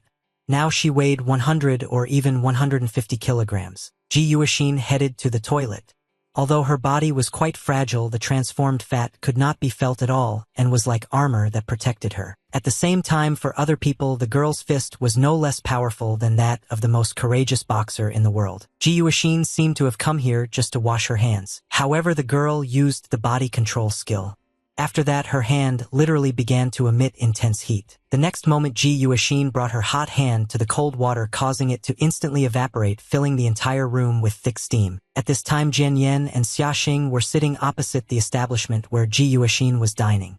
They were watching what was happening in the restaurant. Jian Yan saw that her colleague was feeling a bit uneasy, so she asked her not to worry and assured her that the results would come soon. The girl continued to say that their colleagues would not let them down and Ji Renhua would humbly submit to them, and when the last rebel family surrendered, they would definitely have a place in the future China. Xia Xing was surprised that it took so long to deal with a researcher who couldn't even hurt a fly. It was clear that these words had been forgotten by Jian Yan, but at the same time they gave her some doubts. So the girl quickly picked up the phone and, having found the necessary number in the contact list, called her colleagues. No one answered the phone for a long time, so she assumed that perhaps the phone had simply broken during the fight. Suddenly, Xia Xing stood up from the table and said that the girl they were following had also disappeared somewhere.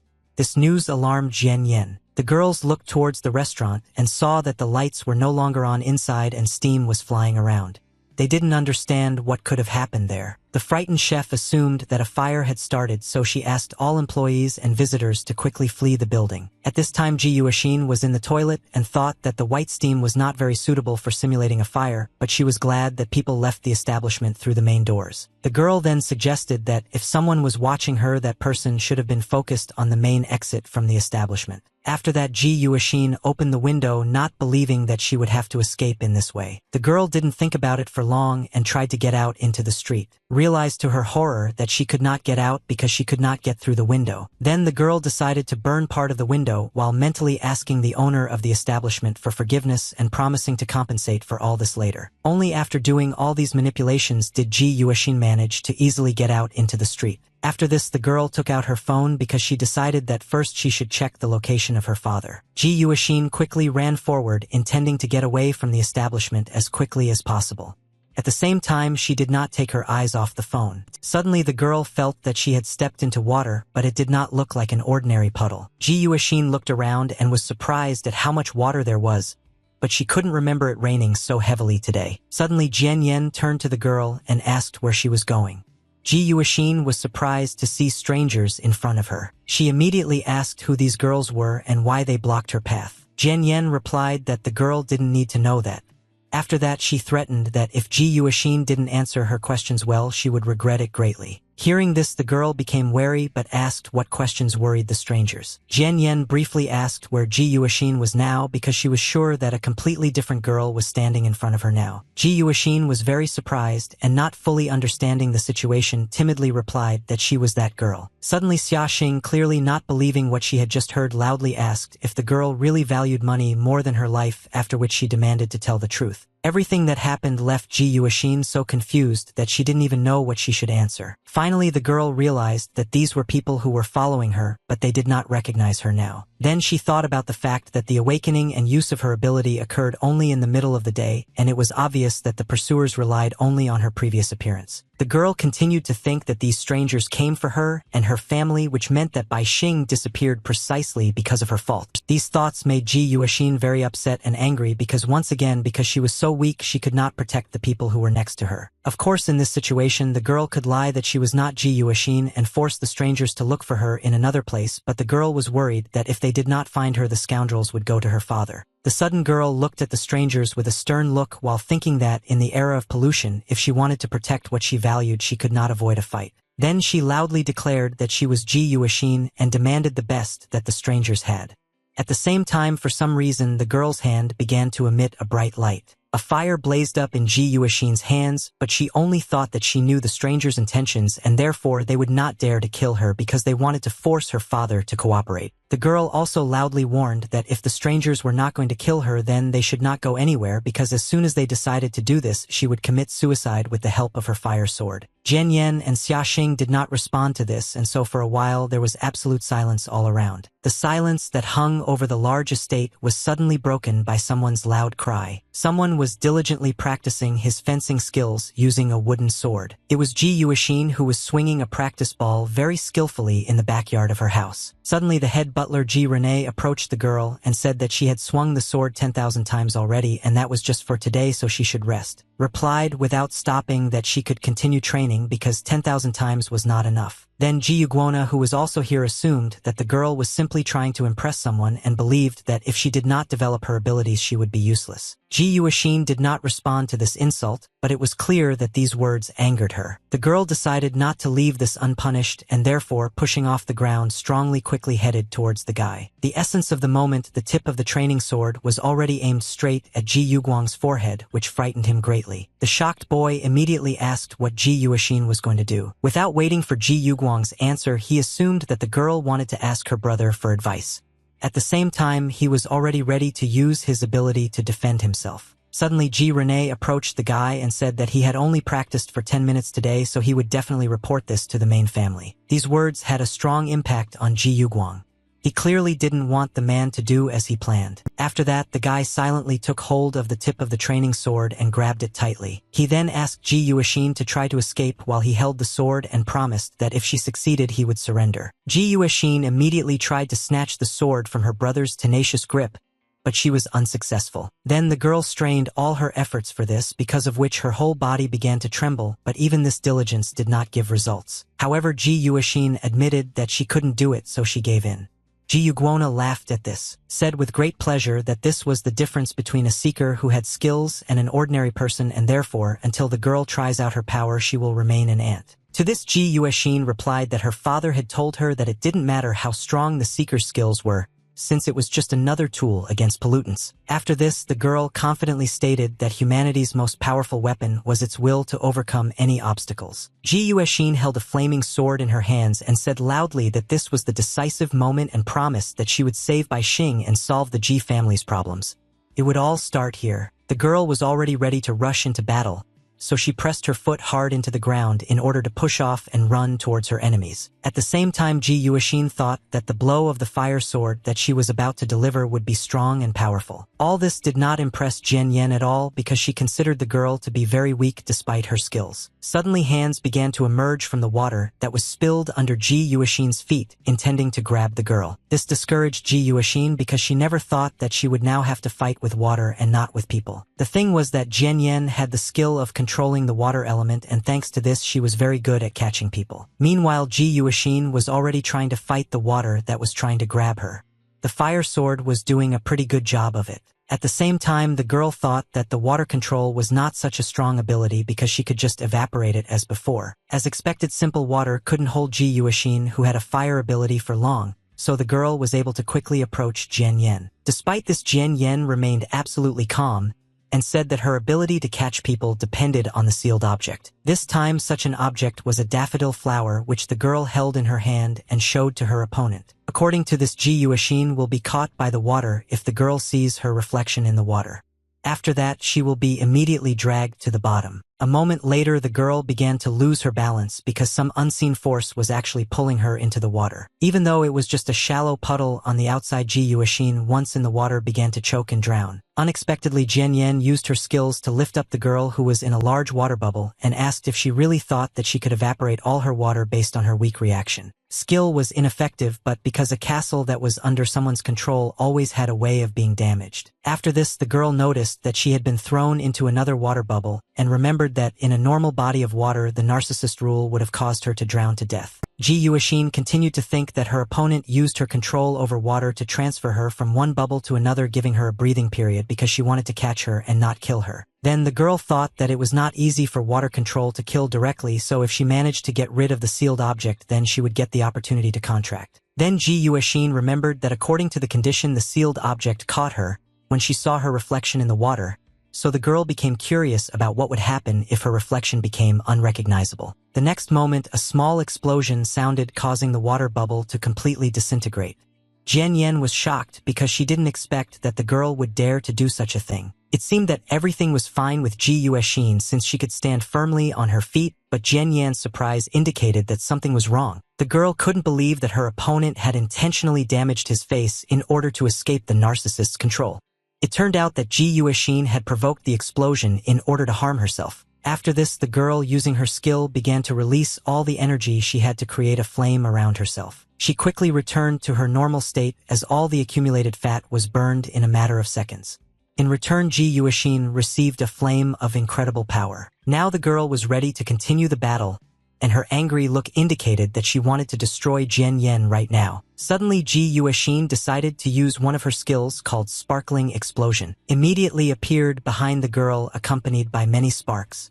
Thanks to this, the girl rushed at great speed straight towards her opponent. Jian Yan was very scared by this and tried to create a water shield, asking if Ji Yuexin really wanted them both to die. There was no way that water could withstand such a powerful fire, so Ji Yuexin overcame the water barriers without any difficulty. Seeing this, Jian Yan became even more frightened and therefore loudly asked her comrade for help because she no longer knew what she should do. Suddenly, Ji Yuexin stopped abruptly as Xia Xing was able to easily grab her aura with just one hand. A little more and Jian Yan would have definitely suffered, but thanks to her partner, everything worked out. Ji Yuexin was shocked by the strength of her second opponent, causing her to lose her concentration for a moment. Suddenly, the flames surrounding the girl went out and Ji Yuexin herself fell to the ground exhausted. She already wanted to get to her feet and continue the fight, but before that she had to go to a restaurant and eat to replenish the calories she had burned. However, this was not destined to happen because Xia Xing pinned her opponent to the ground with her foot and Ji Yuexin herself could not resist it in any way. Xia Xing began to say that she was sorry that her ability was the exact opposite of her opponent's skill,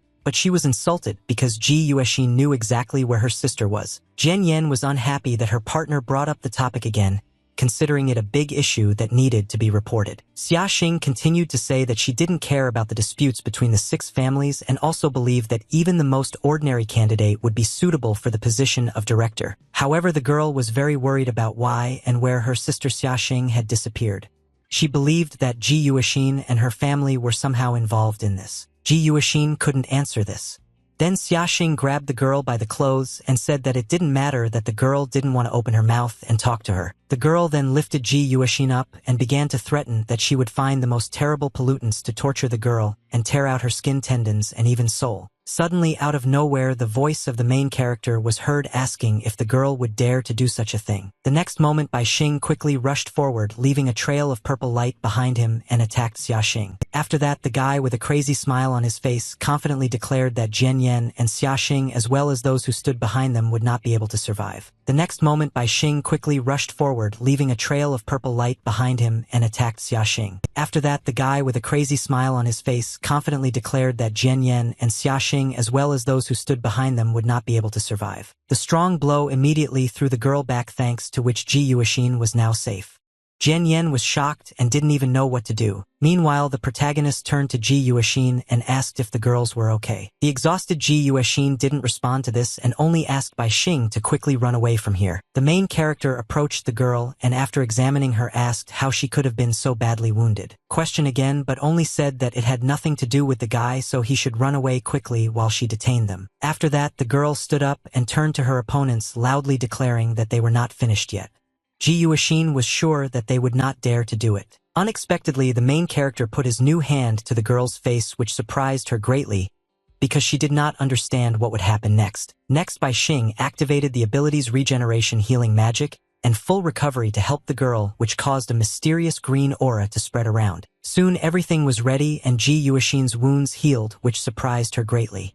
The main characters smiled slyly again and asked the girl not to worry because their opponents were already doomed. At this time, Jian Yen carefully looked at the guy who suddenly appeared in the video. His face seemed familiar to her. Suddenly, Xia Xing's surprised voice was heard. The girl suggested that the whale's ghost prison was not an absolutely invulnerable place since the main character managed to escape from it. Jian Yen couldn't believe it because it was a level A object, and no one had ever managed to escape. The girl assumed that it was just carelessness that allowed the guy to slip away. After that, the girl again held out the daffodil flower and said that her sealed object could send any person to a specific place if he saw his reflection in the water. Bai Xing didn't react to these words at all, only prepared his hand to do something. A moment later, the main character suddenly waved his hand, trying to bring his idea to life. Soon a bright and white light began to radiate from the guy, absorbing everything in its path. Jian Yen and Xia Xing were shocked because they didn't understand what kind of skill it was and how to stop it. Very soon a huge dome formed over the place where these events took place, inside which there was nothing but bright light. When everything was ready, the main character decided to gloat and asked where the water and his reflection were. Jian Yen was shocked because her narcissist rules had failed because she could no longer sense water. Xia Xing was angry at her partner and said that she was useless and dependent on the sealing objects, so she asked the girl to leave and not interfere with her. After that, the girl said that this space consisted of light, but it already had the foundation of dominion. The guy explained that he uses this ability to move here, after which he shifted all substances in space, especially water. Hearing this, Xia Xing guessed that the protagonist had indeed been able to break the seal of the whale's dreams. Jian Yen was again very scared when she assumed this and said that if her prisoners escaped from this prison, then she would be greatly conquered by her family, and those people who were in prison would take revenge on her. After that, the girl loudly addressed Xia Xing and said that they still had time to fix everything, so they had to catch the guy and find out how he managed to escape before the news about it spread. Xia Xing was once again angry at her partner for being so annoying and immediately taught her a lesson. After that, the girl said that it was good that the only 2 students who survived in the school were here.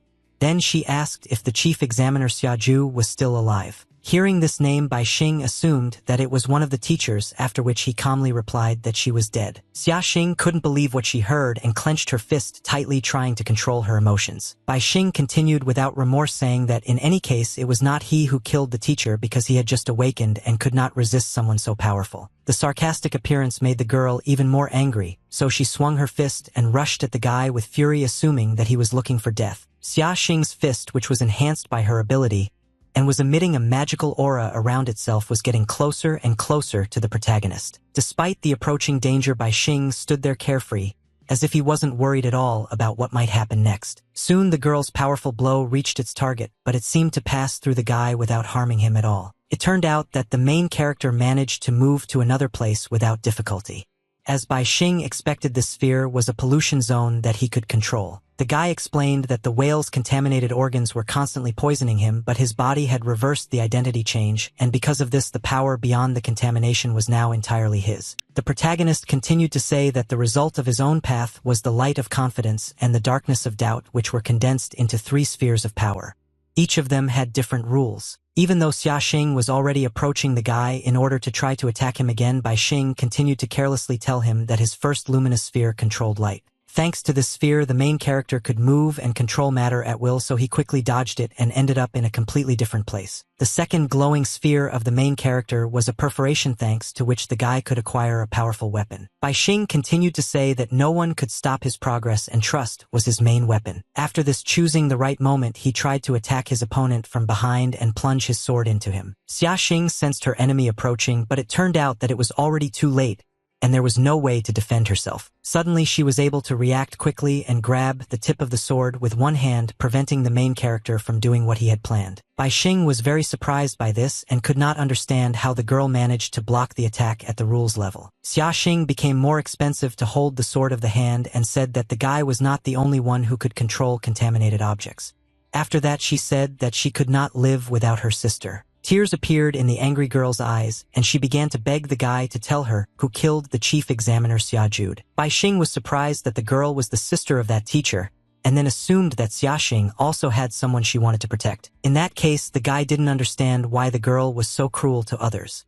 Still, the main character promised to tell about everything when Xiaxing had only one breath of life left. A bright flash of light that resulted from the collision of two opponents instantly illuminated the dark streets of the city. Bai Xing quickly stepped back to free his sword from Xiao's grip. Sin and think carefully before your next attack. Then the main character turned to Ji Yuexin, asked her to tell him all the information about their opponents that the girl had. The guy also reassured Xia Xin, asked her not to worry, and assured her that the enemies would not be able to harm them. Ji Yuexin stood silently for a while and looked at the guy, simultaneously surprised by how much he had changed since they met at school. Suddenly the girl had a thought that she had to share with Bai Xing. Ji Yuexin quietly turned to the protagonist and asked him to be careful because she assumed that Xia's hand Xin was somehow able to nullify the attack. Xia Xin seemed to hear this and loudly asked if the guy really wanted to destroy her ability and her sealed objects. At the same time, she concentrated energy in her hands. The girl was already ready to fight her opponent, so she menacingly asked him to come to her and try to put his plans into practice. The next moment, Xia's hands, the Sins, were covered with real armor made of energy, after which the girl took a fighting stance. Bai Xing accepted this challenge with a smile because he was very curious to know whether his sword was sharper or whether the girl's armor was stronger. Also, the main character, feeling the strength that was overwhelming him, thought that the head of the demonic bull could have been harder. Meanwhile, Xiaxing looked at his opponent and thought that his ability was in the 6 spheres of light. The abilities of the spheres were possession and penetration, and the third was still unknown to the girl. She knew that the rules of the contaminated zone depended on human sanity, so she assumed that the third ability might be power or attack. After that, Xia Xin rushed at her opponent while thinking that she just needed to force him to use the third ball to understand all 6 of his skills. Bai Xing didn't intend to just stand there and wait for someone to attack him, so he decided to strike first. To do this, the guy swung his sword sharply. The next moment, Xia Xin instantly grabbed the sword with her armored hand, thereby stopping the main character's attack and depriving him of his weapon. This did not harm the girl herself in any way. This was a great moment for a counterattack, which the girl immediately decided to take advantage of, so she quickly swung her free hand. Xia's strike Xing was quite strong and fast, but Bai Xing managed to use his ability in time, so he simply passed through him. A moment later, the main character found himself behind his opponent and was already swinging his sword to somehow take advantage of this opportunity. At the same time, the guy was thinking about whether Xia could sin using her ability to cancel even those attacks that she couldn't stop with her hand. The next moment, the protagonist decided to test this and so attacked the girl right in Xia's neck. Xin didn't have time to dodge this blow. However, the girl did not need to do this because she was able to use her ability to create protection for her neck, thanks to which the enemy's attack did not harm her at all. Bai Xing saw this and was very surprised that this ability was able to protect even the girl's neck. Xia Xin was very pleased with herself and, throwing the main character's sword away from herself with a grin, asked him to show what else he was capable of. The girl also didn't forget about Jian. Yen, she asked with displeasure if her partner was really going to just sit and watch what was happening instead of helping her. Jian Yen was afraid of the girl's anger, and so instantly remembered her task, which was to capture Ji. Bai Xing didn't intend to allow this to happen, so he silently pointed towards Jian Yen, one of his dark spheres. Xia Xin closely watched what was happening and was sure that now she would be able to understand what the ability of the third sphere was. The next moment, a dark ball flew straight into Jian's head. Yen, from which the girl began to lose her balance. Very soon, Jian, an ominous aura began to surround Yen, and the girl herself, as if addressing someone, loudly demanded not to approach her and asked for forgiveness. Bai Xing watched this with a smile while thinking that the third force of the dark world was the mental attack, because of which the girl was now facing terrible mental torment. The guy also thought that with the new acquired skill, it was important for him to maintain a balance between confidence and doubt. That is, there had to be an equal number of balls of light and darkness. The protagonist knew that using 2 light balls made him involuntarily arrogant, so he had to add 2 more spheres of darkness to restore his calm. The next moment, the guy used the second skill of the dark sphere, thanks to which he summoned a shadow sword directly into his hand. Xia Xin saw that the guy was using 2 black balls at the same time and was sure that in addition to the new sword, he also received the ability illusion or mental gift. Then the girl praised the main character and said that if her sister were here, she would give him a high mark for combining dominance, physical attack, and mental attack. However, Xia herself, Xin, was not impressed by this, and preparing for the next attack told her opponent that if this was all he had, then he should prepare for death. An unexpected girl turned her attention to Ji Yuexin, who for some reason was next to Jian Yen, asked in surprise what she was doing there. Ji Yuexin, she understood how it all looked from the outside, which made her feel awkward. She justified herself by saying that the girl felt bad and she just wanted to help her. Of course Xiaxing didn't believe it because she assumed that Ji Yuexin was going to steal her partner's sealed object. This made the girl very angry. The next moment, an enraged Xiaxing used his skill called Divine Statue, and a huge warrior in armor appeared ready to fight. Then the girl with tears in her eyes said that this skill was inherited through blood and took its full form when she and her sister held hands, but now it had disappeared. Xia Xin wanted the main character to experience the same pain. She threatened that when folding her palms filled with murderous intent, a storm of death would occur that would be impossible to stop. After that, the girl quickly folded her palms together because she had no intention of delaying this.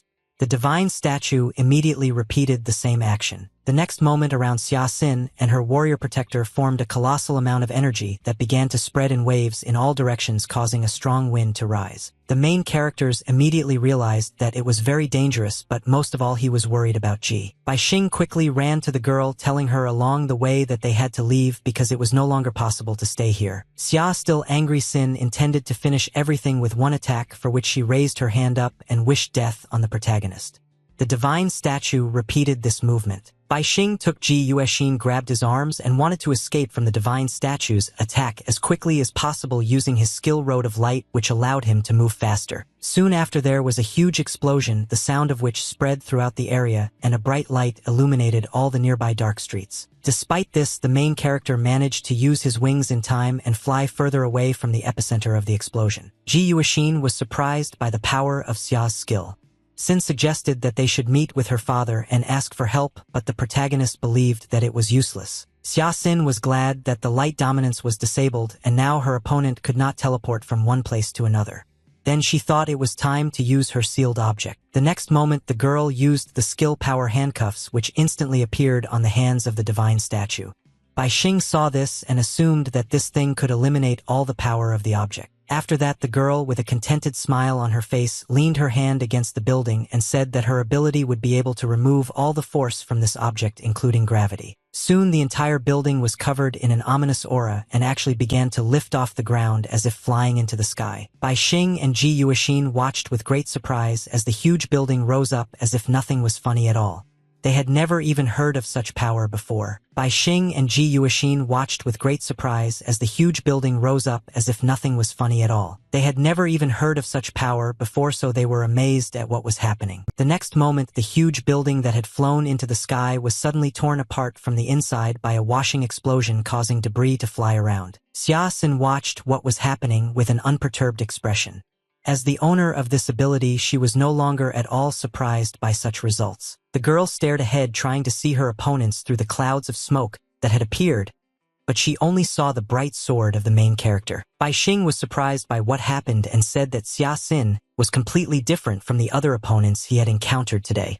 Blocking her attack with just a light sword was already his limit. Suddenly, alarmed Ji Yuexin asked the protagonist to leave her because she was sure that he would be able to dodge the enemy's attack alone. Hearing this, Xia Xing, with a satisfied grin on her face, asked the guy if he dared to do as Ji asked. The main character fearlessly looked into the eyes of his opponent and smiled and replied that of course he would not do this. Ji Yuexin was very upset by this answer because she felt that she had become a burden to the guy again. In response to this, Bai Xing, he said that it was not so because the girl was his secret weapon. Ji Yuexin was very surprised by this answer because she didn't understand what it meant. Meanwhile, Xia Xin, having accumulated enough energy, has already prepared her next attack while asking the protagonist to try to break her power. Immediately after this, the girl, using the skill force handcuffs, released a colossal amount of accumulated energy, which instantly spread in waves in all directions. An ominous dark aura swept through the nearby streets at great speed, raising a strong wind along the way. Of course, Bai Xing was unable to avoid this impulse, so he could only defend himself and endure. On this, Xia Xin had no intention of stopping, so she asked the guy if he was ready for the next round of her attacks. The wounded protagonist was unhappy with his situation, believing that he and Ji the Yuexins found themselves cornered. From the very beginning, the guy was watching Xia Xing use the mental detection skill and therefore knew that the girl was analyzing his spheres of light, but he didn't know what ability the third sphere had. Bai Xing also knew that based on human common sense and assuming that light and darkness were opposites of Xia Xing, believed that his dark sphere had the abilities of control and attack. At the same time, the guy managed to analyze the main ability of his opponent, which summoned the divine statue of a warrior defender. It was powerful both in close combat and at a distance. In addition, the main character did not forget that for some reason the girl needed to hold hands with her sister in order to awaken the full form of this ability. Bai Xing then began to think about the pollutant that was controlled by the object power handcuffs. That time the girl used the ability of the divine statue domain to force him to turn off his light dominance and take Ji away.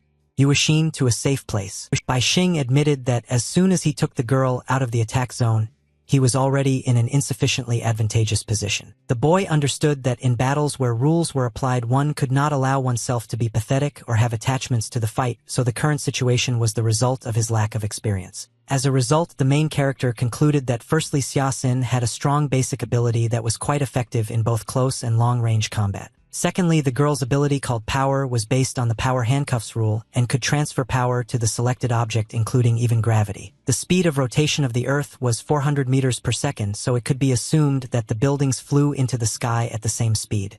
This was the speed of hypersonic. The protagonist then assumed that his opponent was waiting for him to use some of his light sources to attack. Suddenly Bai Xing turned to Xia Xin, asked with a satisfied smile if she really thought he was trapped here. To this, the girl, being completely confident in her dominant position, asked if the guy was not yet going to give up knowing about this. The main character smiled again and replied that it was impossible. At the same time, the sinister energy of a demonic bull began to emanate from him. Xia Xin didn't bother to figure out what was happening and therefore immediately used a skill called Earth Launch. Immediately after this, the divine article slightly raised its hands upwards, thereby influencing the objects surrounding it. The next moment, several huge buildings that were enveloped in the withering energy began to lift off the ground and fly into the sky. They all quickly headed towards Bai Xing and Ji. Yuexin simultaneously gained enormous speed to attack. At this time, in another part of the city, it was absolutely quiet and calm as expected at such a late time of day. However, the area around Huawen No. 2 Middle School was still unsettled.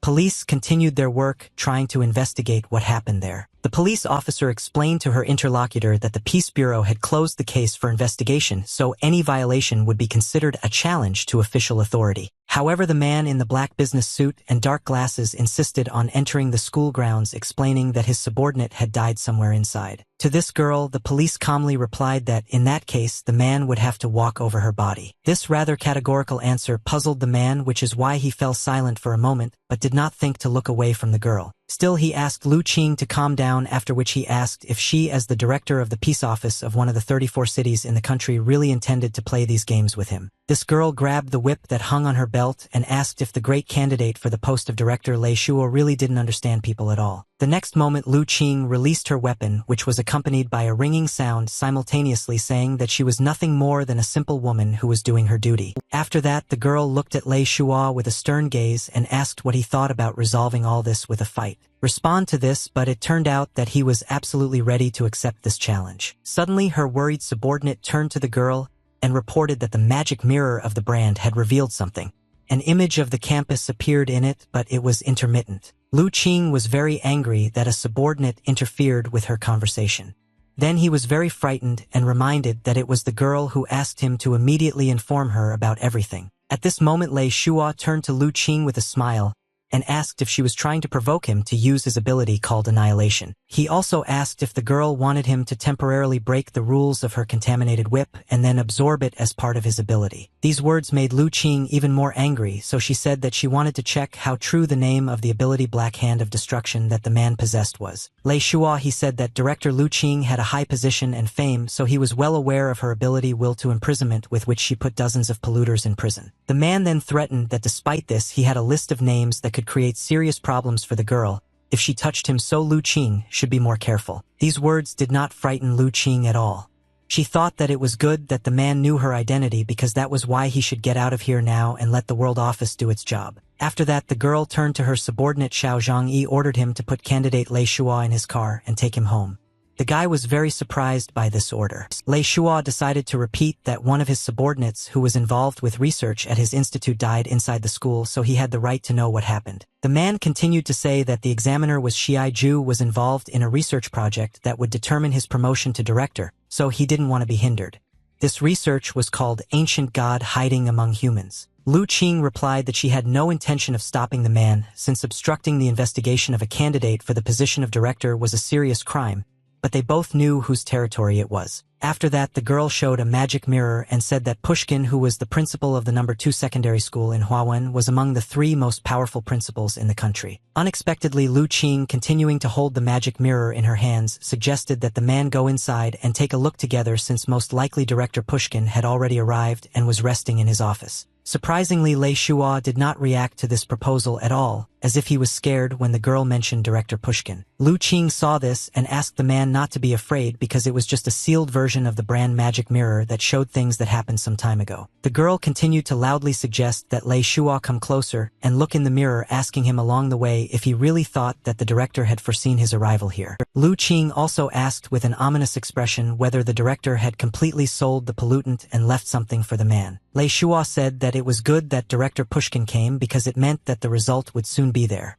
After that, he said that you will wait for the final report from the peace office. Suddenly, the man's expression changed dramatically because something really puzzled him. Lei Shua saw in the mirror what happened to the main character not long ago when he took the exam at secondary school number 2. The mirror showed how Bai Xing managed to free the demon bull and then subjugate it to his will. It was also seen as Ji Yuexin handed the boy her handkerchief after he got injured at the very beginning of the exam. Also visible here was the head butler of the Ji family, who, using his ability, took the form of a dinosaur and tried to save his mistress after she lost consciousness from overwork. Suddenly, all these visions stopped when Lu Qing struck the magic mirror with her whip. The girl was surprised by what happened because before that she thought that it was a broken mirror that had not been useful at all before. After that, Lei Shua began to say goodbye to Director Lu Qing and said that he would go talk to the guys and girls who had just appeared in the mirror because it should have been completely legal. Lu Qing was very unhappy with this and wanted to object to the man, but his intentions were indeed completely legitimate.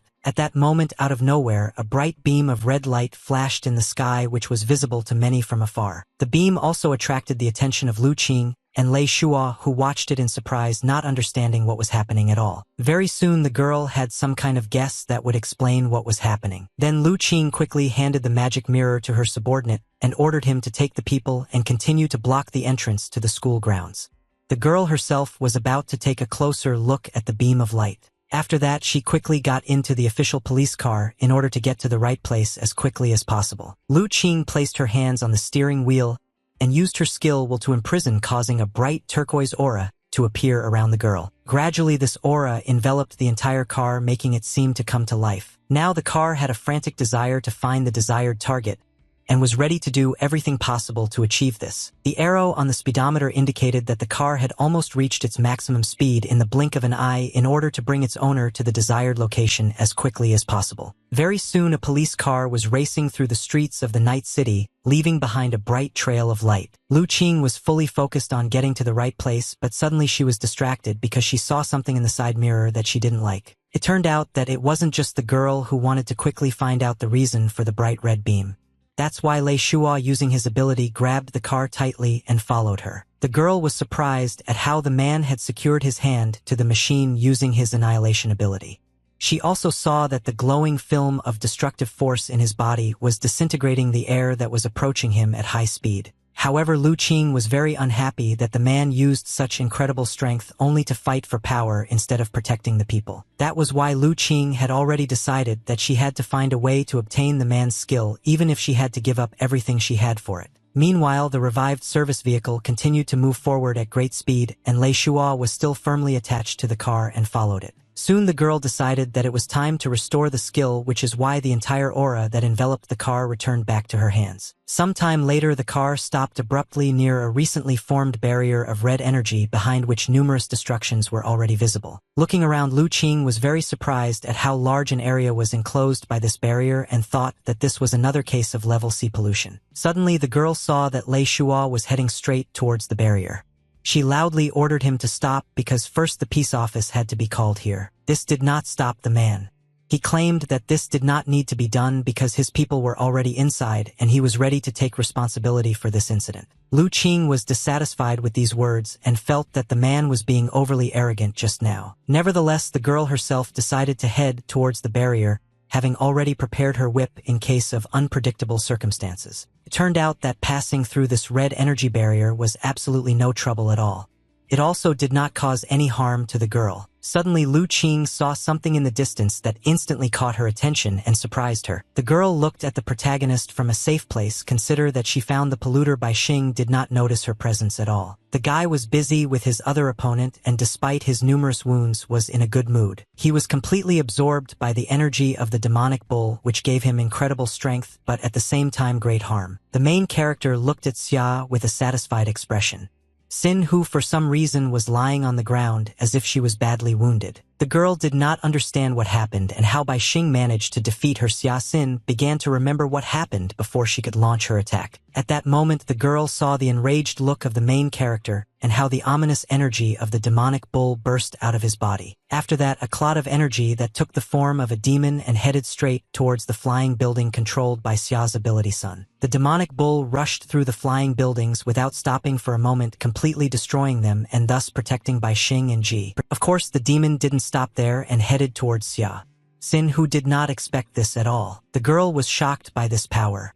She could only use her divine statue to defend against this attack. The next moment, there was a huge explosion and a huge flame that engulfed everything around. After some time, Xia Sin was already lying on the ground despite the protagonist wondering if he had been affected by the pollution. Suddenly, Bai Xing turned to the girl with a satisfied grin on his face and asked if she felt okay, saying that this fight was not over yet. Xia Sin, she realized that the main character was preparing for another attack, which made her tense, because now she didn't understand at all what to expect from him. A man in a black suit appeared in front of the girl, who was surprised by what was happening and said that he had never seen anything like it before. It was candidate Lei Shua, who looked at the main character with a smile on his face and said that it was all very interesting. Bai Xing was not at all happy to see new people here, causing the boy to flare up in anger again. The main character began to accumulate energy, which manifested itself in the fact that a huge amount of ominous aura was blazing around him. When everything was ready, the guy sent a demonic bull at the man he didn't know, intending to destroy his new opponent with one attack. Xia Xing couldn't allow this to happen since she apparently already knew Lei Shua and therefore used her divine statue to stop the attack. Surprisingly, it worked.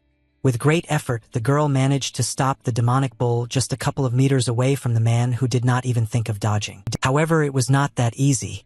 The strength of the demonic bull was far superior to the divine statue of Xia Sin, because of which it began to collapse. Soon the statue's hand was completely destroyed and the bull continued its onslaught, which made the girl very worried. That's why Xia Xing turned to Lei Shua and warned that this type of attack could not be used often, so he should quickly kill the protagonist. The girl also said that her sister's death was definitely connected to this guy. Lei Shua, with a smile on his face, calmly replied that he saw it perfectly well. After this, the man folded his arms in a strange way across his chest and used a skill called Fear of Destruction. Lei Shua, as always, protected his eyes with sunglasses, smiled, and thought that he was a hero, and there was no doubt about it. The boy looked at the school building and believed that it was a cage created to catch young people. He didn't like it at all, so he stood there and prepared to do something. Lei Shua used his ability, causing his hand to immediately begin to emit an ominous aura. At the same time, he thought that this school should disappear. The next moment, several mysterious spheres appeared over the school grounds at once. Their appearance did not bode well. This was the very same annihilation ability. Lei Shua watched with a rather smirk on his face as the spheres destroyed the school building, destroying it and absorbing it into themselves. The guy believed that, in this way, he saved the young people. Besides this, Lei Shua did not hide the fact that he thus saved his day off, which made him very happy. What happened could not help but cause indignation, so the menacing man slammed his hand hard on the table and asked if Lei Shua really did not understand what his fault was. The man was very unhappy with his son and said that because of him, he lost the school building today and found himself in a stupid situation. Despite this, Lei Shua continued to smile and ask if this really had any meaning, since in this world there was no good and evil, which were simply created by people standing above them. Suddenly, the boy looked menacingly at his father and said that if anyone dared to laugh at him, the man should simply tell him the name of that person. After that, Lei Shua said that now was the era of individual strength, but the old-fashioned old man did not understand this. The man was shocked but could not object to his son. The smug guy continued to say that he would take the pinnacle of power and would be the one who would decide what was good and what was bad. Along with this, Lei Shua used obscene language. The man turned to the main character and asked him not to be afraid because now he would show him his highest power, after which he would have only one option, namely to surrender. The next moment, a huge sphere appeared over the scene of events, which was a manifestation of that very ability, annihilation. The sphere immediately began to absorb everything around it, raising the air, even to huge stones. However, Bai Xing was not at all impressed by this and continued to look straight at his new opponent. Xia Xin was injured after the encounter with the demonic bull, so it seemed like she could no longer continue the fight. She could only watch what was happening. Lei Shua praised the protagonist and said that his ability had a significant reach, but he was interested in what the guy thought about what was happening above his head right now. The man also said that he had 10 dirty things, but he only used 3, but even despite this, Bai Xing did not have a single chance to defeat him. Immediately after that, a Blevel item called the Hateful Scissors and a Blevel item called the Reedied Plaster Cast began to appear from the sphere. The third contaminated item that Lei Shua used was called the Knife borrowed from the god, which was of rank A. Ji Yuexin was very surprised when she saw this because it was impossible for someone to manage so many contaminated items at the same time. Xia Xin was very amused by the fact that the girl did not know that the correct skills allowed her to use contaminated items while reducing their side effects. The girl continued to say that the ability annihilation that Lei Shua possessed could destroy the polluter and reset the conditions of the polluted area. It was a truly divine ability. After this, Lei Shua, being completely confident in his abilities, looked at the protagonist and asked with a smile if he was already ready to die. For some reason, this look made Bai Xing very uneasy, as if he had seen something very frightening. The next moment, it became clear that the main character was so shocked by the scissors that flew at him at great speed, almost killing him. Lei Shua asked the boy to be careful because these scissors that many wanted to get would activate a deadly rule if certain conditions were met. The main character turned around and saw that the scissors had turned around and were about to attack him again. The guy thought that all this was somehow abnormal. However, Bai Xing had to dodge for now so as not to become a victim of this contaminated item. Having gotten a little used to these attacks, the main character realized that he could dodge these scissors, but this did not guarantee his victory. The next moment, the guy saw that the scissors, considering that it was useless to attack him, chose Ji as their target. The girl was shocked when she saw scissors flying towards her that were intended to kill her. She was very scared because she didn't know what to do. Ji's fright Yuexin was so strong that she didn't even notice the huge open mouth approaching her. The next moment, Bai Xing used the stomach expansion skill to eat the girl in order to save her from Lei Shua's attack. At the same moment, a second infected object plaster with red eyes appeared behind the guy. It seemed that this plaster head of the statue was closely watching the main character, trying to see something in him. Bai Xing was shocked by the sudden appearance of this contaminated item and felt that he absolutely could not allow the enemy to reveal his rule. Lei Shua, who saw the protagonist eat Ji Yuexin, laughed at this and said that this guy's skill was really interesting, but he had already lost anyway. Suddenly, out of nowhere, a sound of air being cut was heard, after which a long whip appeared shrouded in a turquoise aura. Much to Bai Xing's surprise, this whip attacked the plaster head, thereby saving the boy. For this, one could thank Lu Qing, who then turned to Lei Shua and ordered him to stop immediately since she was taking control of this incident. Lei Shua, the weapon that suddenly began to emit lightning bolts in all directions, agreed with the girl and added that he would tell her colleagues that she had taken control of this incident. Of course, the man was going to do it tomorrow when the policewoman's colleagues received news of her death. These words angered Lu Qing. Now she realized that she couldn't achieve anything from a man with just words, which meant she had to prepare for a fight with him. The girl was distracted from her opponent because the main character suddenly put his hand on her shoulder as if trying to stop. Lu Qing tried to understand what was happening but did not have time. The next moment, Bai Xing once again used his boundless stomach skill and for some reason instantly swallowed Lu Qing. Lei Shua saw him and laughed loudly and said that the guy was really interesting, so he could consider letting Bai Xing submit to his authority. At this time, the main character thought that initially he only wanted to capture Ji Yuexin, but since Lu Qing helped him, he had to save her too, but only this time. After this, the guy told his opponent that now he was alone, which meant he no longer had any worries and he could act much more decisively. Lei Shua heard this and asked if being alone meant that Bai Xing would not show anyone how he would die. After this, the man was surprised at how much young people nowadays cared about their image. Suddenly, the protagonist looked at his opponent with the angry gaze of a demonic bull and said that he would die now, while calling Lei Shua old, vain, and pathetic. The next moment, the guy used the skill Dominant Aries in the rising at maximum power, causing his entire body to be enveloped in the ominous energy of a demonic bull. From the outside, it seemed as if red lightning was striking directly at the main character, simultaneously raising strong gusts of wind, and the loud sound from this process echoed throughout the entire area. Immediately after this, a huge clot of destructive energy began to fly to the ground, which took the form of a demonic bull. Shuo at a tremendous speed and smashed it to pieces, intending to attack the creator. The man was shocked when he saw this and did not understand how it was possible that someone could control such a high level of pollutant. Still, Lei Shuo tried to attack the demonic bull with his polluted item, while loudly shouting that he was not afraid of illusions. The next moment, a cloud of lightning and a demonic bull collided in the sky above the scene. It was clear that the latter was winning this clash. Now it became clear that Lei Shuo's weapon was useless here.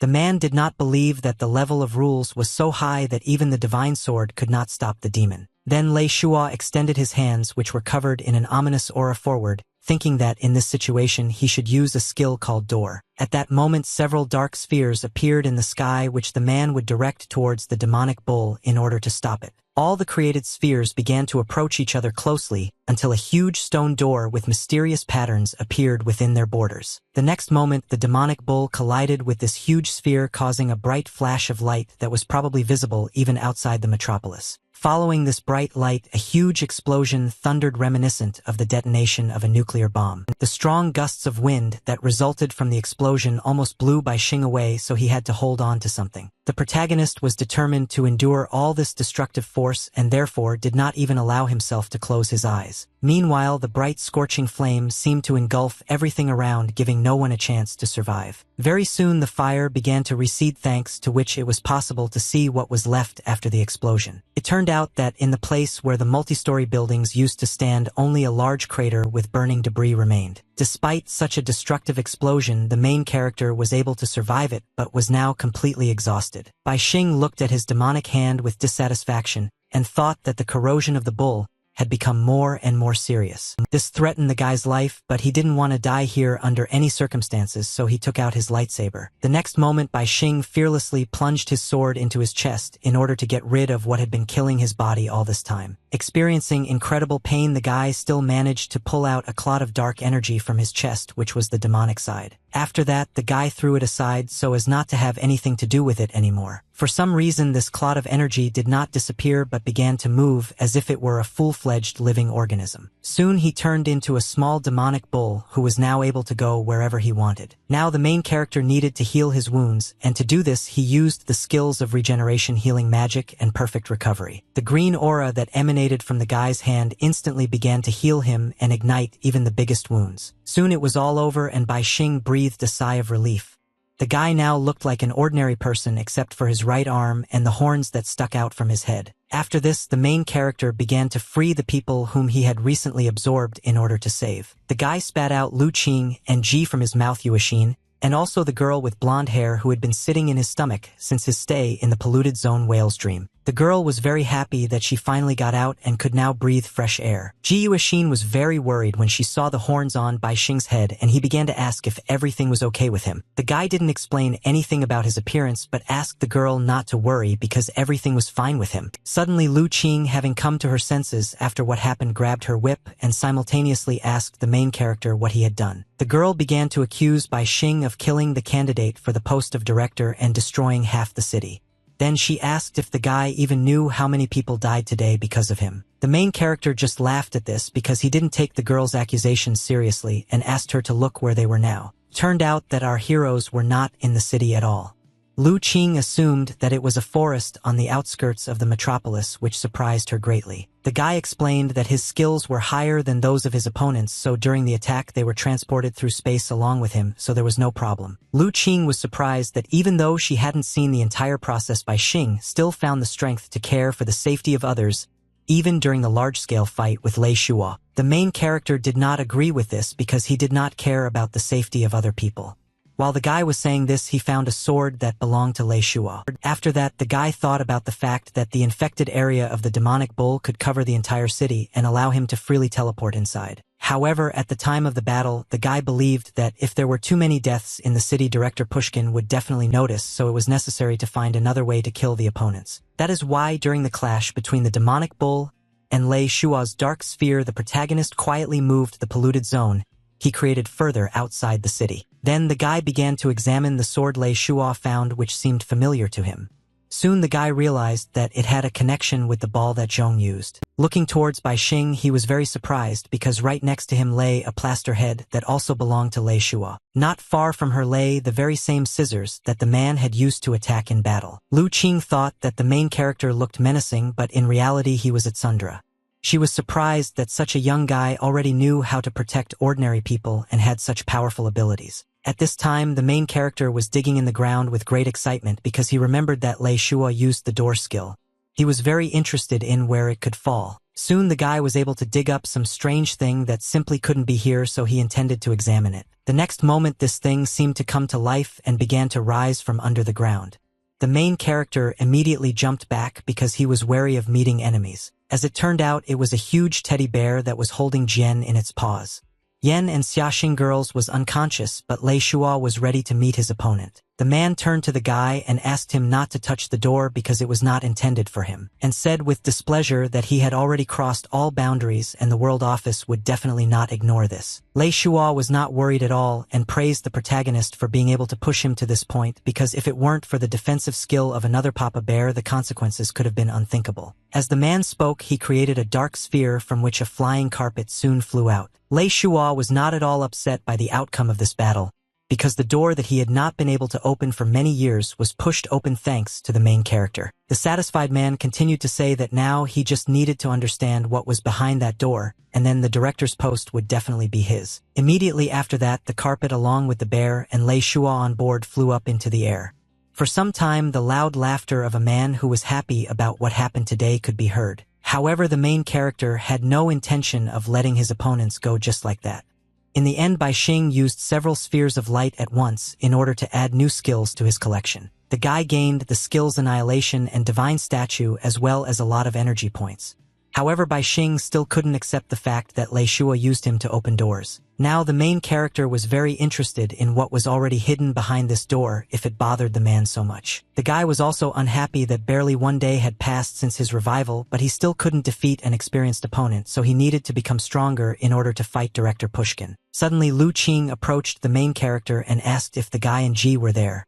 Yuashin's classmates. Without waiting for an answer, the girl suddenly asked if they would be interested in becoming candidates for the position of director. The protagonist was surprised to hear Lu Qing's offer to become a candidate for the post of director. The girl with blonde hair advised the guy to accept this offer quickly because it was a unique opportunity. Unexpectedly, Ji Yuashin turned to Bai Xing and asked who that girl was. The guy replied that he didn't know who she was. Jean.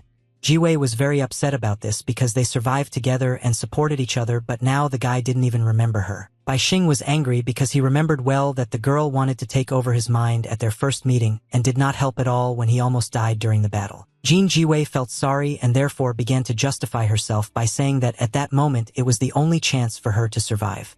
She promised that she would still thank the guy. Suddenly the girl realized something that surprised her greatly, and she thought that the guy should have known something. Jean Jiwei, she said that the girl whom the main character saved was called Lu Qing.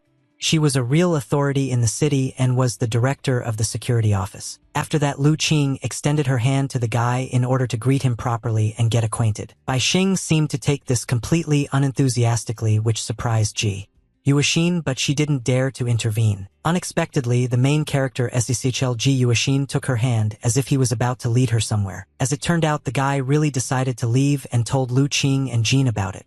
Jiwei did not explain anything to them. Then the main character used an ability that created a light under his feet, thanks to which he could move faster, not paying attention to obstacles. Yuashin wanted to make sure that she returned home safely. In a short period of time, they had already managed to go quite far, leaving behind the bewildered Lu Qing and Jean. Jiwei is behind, however the girls watched them for a while. Suddenly the protagonist contacted Jean. Jiwei used mental communication and asked her to talk to Lu Qing. He needed to know everything about what it meant to be a candidate. The girl did not want to fulfill this request, but she still apologized to Lu Qing for the guy's behavior, calling him her younger brother, and was ready to talk to her about everything. Meanwhile, the glowing path had already led our heroes into the city and continued to perform its function. Ji Yuashin was still worried about the protagonist and so suggested that he go to the hospital to get checked out. By Xing, I realized that the girl was bothered by his horns and therefore explained that it was corrosion that remained after using the Golden Bull rule. It was already irreversible. Ji Yuexin admitted that she was very worried about the main character because only one day had passed, but it seemed to her that the whole world had already changed. Then Bai Xing said that in this polluted world testing the sealants was their rite of passage into adulthood. Becoming an adult meant facing the whole truth. Ji Yuexin didn't want to grow up because her father, brother, and other family members had become strange. She then asked if it was true that people were also subject to pollution as her father had said. The protagonist replied that someone had to face difficulties sooner or later, and if the previous generation had not eliminated the pollution then they should have done it. The guy then believed that people were indeed polluted, so perhaps the final solution to the pollution problem was the disappearance of humanity. Ji Yuexin, hearing all this, had no intention of interfering with Bai Xing's decision, but she was interested in why he did not accept Director Lu Qing's offer. The protagonist explained that he did not accept it because he could not guarantee that by extending his hand he would not be trapped within an instant. The guy continued to say that the girl's hand, her look, clothes, weapon, and even her voice possibly contained rules that were ready to attack him at any moment. Ji Yuexin, it seemed that Bai Xing was exaggerating and he shouldn't have been so careful. In response to this, the protagonist only hoped that the girl would never have to worry about these things. Sometime later, the light road led our heroes to the research institute where Ji's father worked. Looking around, Bai Xing began to wonder why this building looked a little different now. Ji Yuexin, she said that according to her father, this was the final measure to protect the building, so it was definitely possible to say that something had happened. Suddenly, the main character pulled out his lightsaber, intending to use it right now. The guy explained that now he would break the wall and then they would be able to get inside Ji. Yuexin loudly asked not to do this. The girl said that pollution incidents had to be handled with caution, following the standard sealing process. Bai Xing thought that this would only waste their time. Then the girl started saying that the pollution rules were permanent, and if they were not activated then everything was safe, but otherwise it was instant death, so they should not rush. Ji Yuexin continued to say that she believed in her dad, because he was the person she respected the most. She was sure that he was okay and had the danger of pollution under control. Still, the main character agreed with the girl and, trusting her decision, hid his sword. Next, Ji Yuexin suggested looking at the dirty items they had because it was important to avoid conflicts of rules and mutual disorder. The girl had a daffodil that she took from Jian. The main character had a plaster head scissors and a long knife, the rules of which were unknown. Moreover, in his space backpack, there was also a very dangerous bull that almost killed him. Ji Yuexin thought that the guy's space backpack could isolate the space, so pollutants with unknown rules could be controlled while inside, but they should only be taken out as a last resort. After this, the girl suggested going around the entire building in order to collect evidence and find out what happened here. In the end, our heroes decided that they would split up. Ji Yuexin will check the ground and Bai Xing will fly up into the sky with his wings and check from above. The main character looked around the building and thought that it was all covered with iron plates, which did not bode well, and perhaps the girl's father was in danger. Suddenly, Bai Xing saw something strange that instantly caught his attention and left him very puzzled. Through the window, the guy saw glowing lights in one of the dark offices. Taking a closer look, the main character saw that it was a large wolf who was sitting quietly in place and lights were burning on his head. The surprises didn't end there.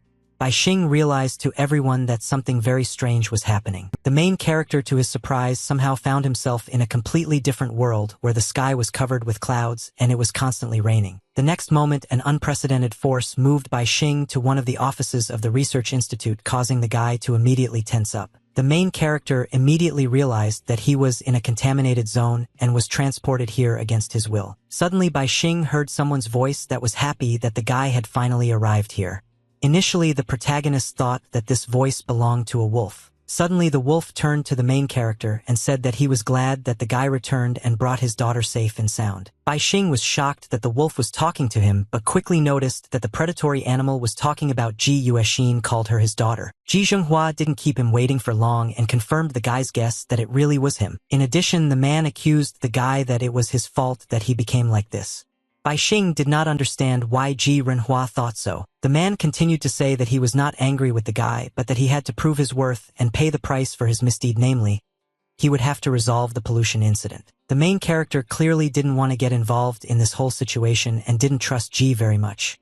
Zhenghua therefore already looked at the window to know where his exit was. The man noticed this and warned the Tapas guy did not even try to escape because one of his rules was omniscience, that is, he would find the main character wherever he went. Bai Xing was unhappy with this situation and thought about how Ji Renhua had actually turned into this wolf. Moreover, his 4 eyes looked very suspicious. Despite this, the guy admitted that from their appearance these eyes did not look like anything bad. After this, the protagonist saw the visualization that was created with the help of the bloody rain, and now realized that the man turned into a wolf because he secretly returned the contaminated item to him. Bai Xing was surprised by what he saw in front of him and assumed that it was a vision from the past that was giving him clues on how to solve the pollution incident. The vision showed how Ji Renhua lost his body and turned into a powerless flying eye that could only use contaminated items to survive. The main character also learned that the man was attacked by two sealants who intended to carry out an order to kill him. Next, Bai Xing saw the octopus that he was already familiar with, which had increased in size depending on the space it was in. After this, the guy understood what abilities the sealants had and where this huge wolf came from. Bai Xing continued to watch the vision carefully and was once again convinced that the battle between the sealants looked truly dangerous. Suddenly, the guy said that he was not to blame for the man becoming like this because it was Ji Renhua gave him a contaminated item the first time they met.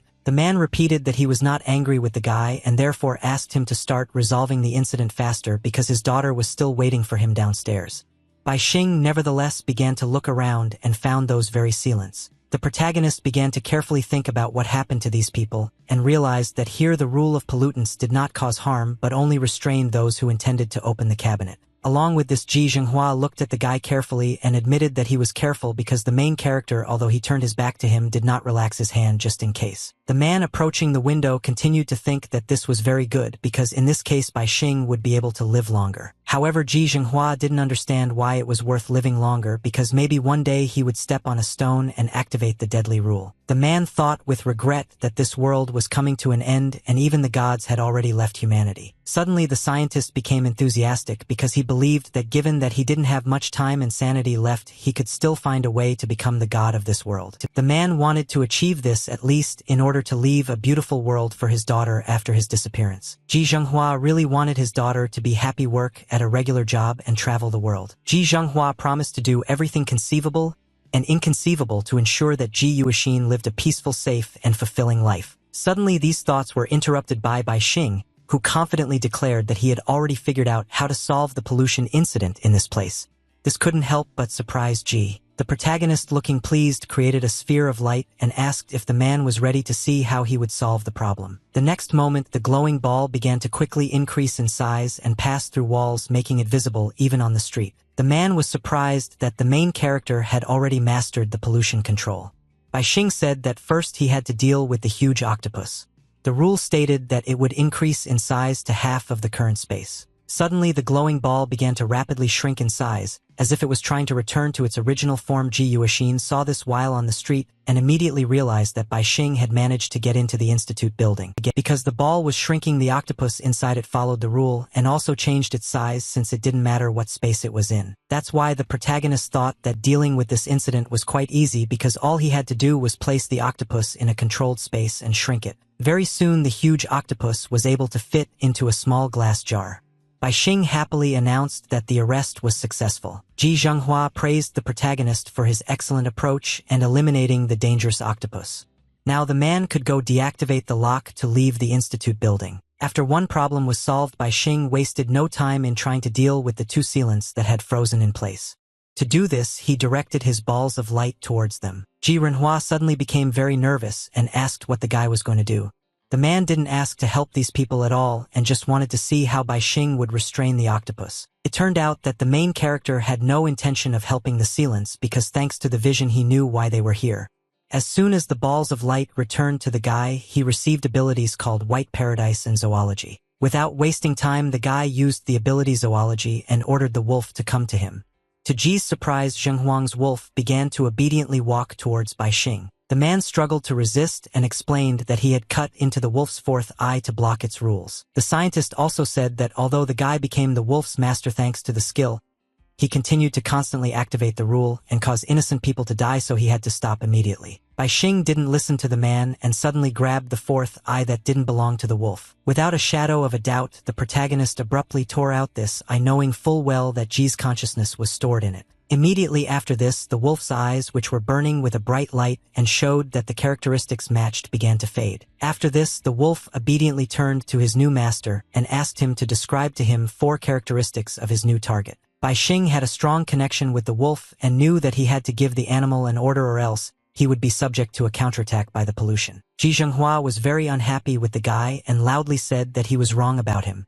The man believed that the disdainful attitude towards life that was inherent in the main character would one day destroy him. Bai Xing, despite the criticism, was confident in himself, so he turned to the wolf with 4 eyes in order to voice those very characteristics. The guy said that firstly the new goal was on the mountains, but the speed of ascent allowed her to reach the summit in only 1 full day. Secondly, it also took a whole day to get down from the mountain.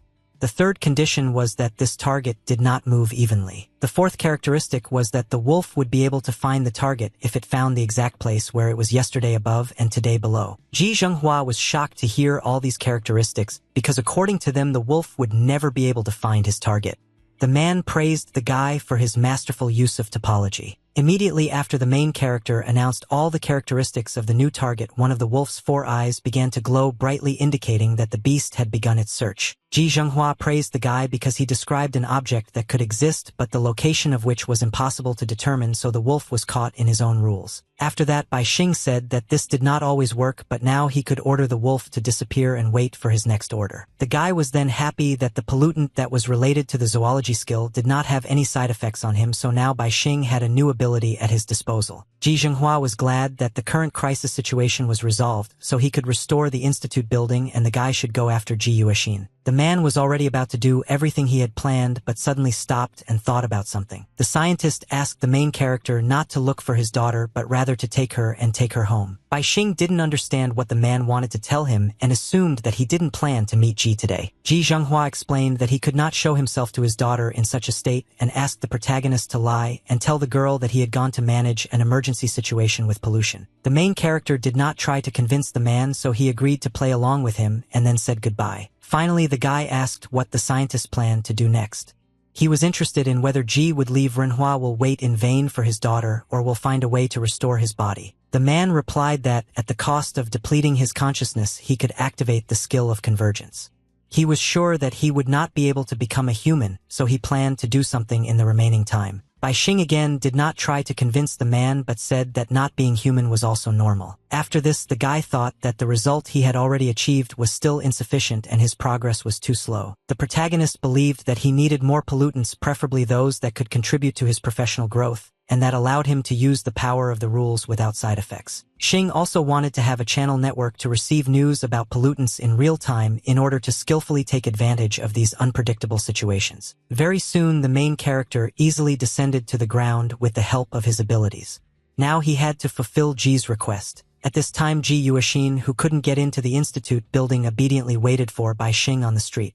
Suddenly, she saw a beam of bright light that was already familiar to her. The next moment, the main character quickly flew up to the girl and grabbed her in order to take her away from here. Ji Yuexin was very surprised by this and didn't even have time to realize anything. Without waiting for questions, the guy said that the girl's father was busy at the moment and therefore asked not to distract him and to take Ji away. From the surprised expression on the girl's face, it was clear that she didn't believe what she had just heard, but she didn't argue or try to return to the institute. Very soon, the main character brought Ji in his arms Yuexin home. It was already quite late, so there were no lights on in the windows of the mansion. Bai Xing assured that the girl was now safe. Ji Yuexin felt sorry for inviting a guy to dinner, but ended up hurting him a lot by doing so. Bai Xing asked his girlfriend not to worry about it because he had made quite a good profit from this whole situation. This calmed the girl down a little, so she asked what they should do next. Bai Xing created several balls of light with a satisfied expression while saying that from now on he and the girl had to depend only on themselves. After this, the main character handed over to Ji Yuexin had several dozen different skills and also increased her energy level. This surprised the girl very much. The guy then said that his girlfriend had great potential, so if she figured everything out well, she would certainly use these skills even better than he did. Finally, the main character said with a smile that they had experienced a lot today, so Ji Yuexin needed to get some good rest. Without waiting for any answer, Bai Xing quickly flew away because he also needed to have time to rest and prepare for tomorrow. Ji Yuexin watched the protagonist leave and thought that they really should have depended only on themselves. Suddenly, the girl began to cry. Her tears quickly rolled down her cheeks and fell onto her hand, breaking into many small drops. Ji Yuexin was very upset that in the end she would not be able to help the main character in any way, and she was not even allowed to see her father, who was probably hurt. The girl quickly pulled herself together and began to think hard only about the fact that she had to become stronger in order to prevent anyone else from suffering because of her. Soon after, the man in the black suit felt his phone vibrate in his pocket. Someone was trying to contact him despite the late hour. Ji-run was very surprised that he received a call from the recently missing Ji. Yuashin thought that it was worth it for him to organize a ceremonial announcement on this occasion. Unexpectedly for the man, the girl declared that from that moment on it would be she who would take control of the Ji family. Therefore, she confidently stated that tomorrow they had to accompany all enterprises and equipment for sealants for integration. She promised to personally execute all those who disagree with this. A new day had arrived. The metropolis was quiet and calm, and nothing reminded of what had happened that night. Jin Jiwei was already at her workplace and was analyzing documents. She was very interested in what had actually happened at school and how to announce it to society. The girl was in a hopeless situation, so looking at the mirror of ink, she thought about whether she should call Director Pushkin again. She remembered well how the old man told her that time did not exist. It was just a human illusion because it was not about time but about the people themselves. The old man also said that for this mirror everything was predetermined and happened spontaneously, so the order in which the fragments were shown was completely random. Director Pushkin advised Jin Jiwei try to enter the mirror and observe if she wants to know about all the events. However, the old man warned that if this mirror showed an image that was not related to the current event, then immediate measures had to be taken to close the mirror. The girl knew well that in such cases it was necessary to install another reflective surface in front of the mirror, but she did not know what to do after that. Director Pushkin also did not know this because in the end he was only a man and could not predict the behavior of a contaminated object. This was the question that was currently troubling Jin Jiwei. She was thinking about whether she should use the mirror to get more information for the investigation. Suddenly she heard someone's voice nearby asking if she needed Jin's help. Jiwei immediately rudely asked who was here. It turned out that it was the main character who silently entered the police chief's office thanks to a mysterious portal. As if nothing had happened, he greeted his friend. Jin Jiwei was glad to see the main character and said that he came at the most opportune moment. She was already worried that the guy could go to another area. Bai Xing replied that he was free now, so he wanted to take a few orders to earn some money, and going to the police chief for this was the easiest solution. Jin Jiwei was glad that the survivor at the school came to her himself and believed that he probably knew what exactly happened at the scene. Hearing this, Bai Xing began to get ready to leave as he supposedly remembered that someone wanted to become his trainer and was going to give him his first lesson today. Then Jin Jiwei said that the boy was very suspicious and had traces of pollution in his head, so she assumed that what happened at school was not a simple pollution surge. Still, the main character said that he really could tell the girl about what happened at school, but he was interested in whether she would dare to hear all of this. The guy believed that in the era of pollution, law and order no longer mattered and human society was barely preserved thanks to the inertia of a thousand-year-old civilization and did not collapse completely. Bai Xing claimed that he had prevented the pollution by risking his life and helped the girl explain the rules. He had no achievement but a high level of effort. The guy kept talking about what if Jin Jiwei will not continue to investigate the incident that happened at school, then he will be able to receive from him 4 gifts. The girl was interested in this proposal. She liked young men who swam against the current, and therefore she was interested in what kind of gifts these were. The guy promised that firstly he would help to compile a full report on what happened in order to close the case. Secondly, he would become the girl's bodyguard, and thirdly, he would be able to give her any skills she wanted. After this, the main character announced with a satisfied look that his 4th gift would be to introduce himself as a candidate for the post of director on behalf of Jin Jiwei, just as she wanted. Jin Jiwei, after listening to the main character's entire proposal, extended her hand to him and said that she was glad to work with him. Bai Xing was very surprised when he heard this.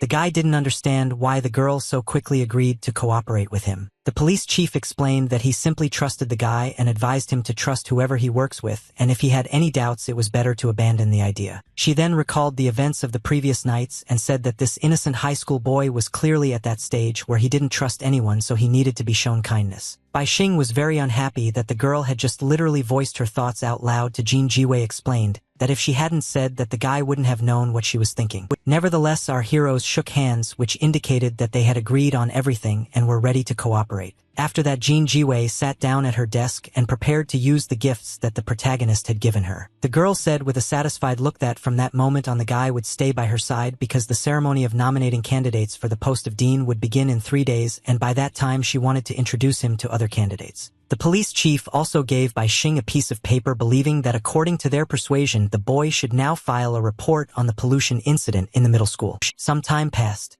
The protagonist diligently fulfilled his obligations and described in detail what in his opinion happened at school on that ill-fated day. Jean Jiwei, having read the whole story from beginning to end, believed that the main character's version of those events completely set him against Liu Shua.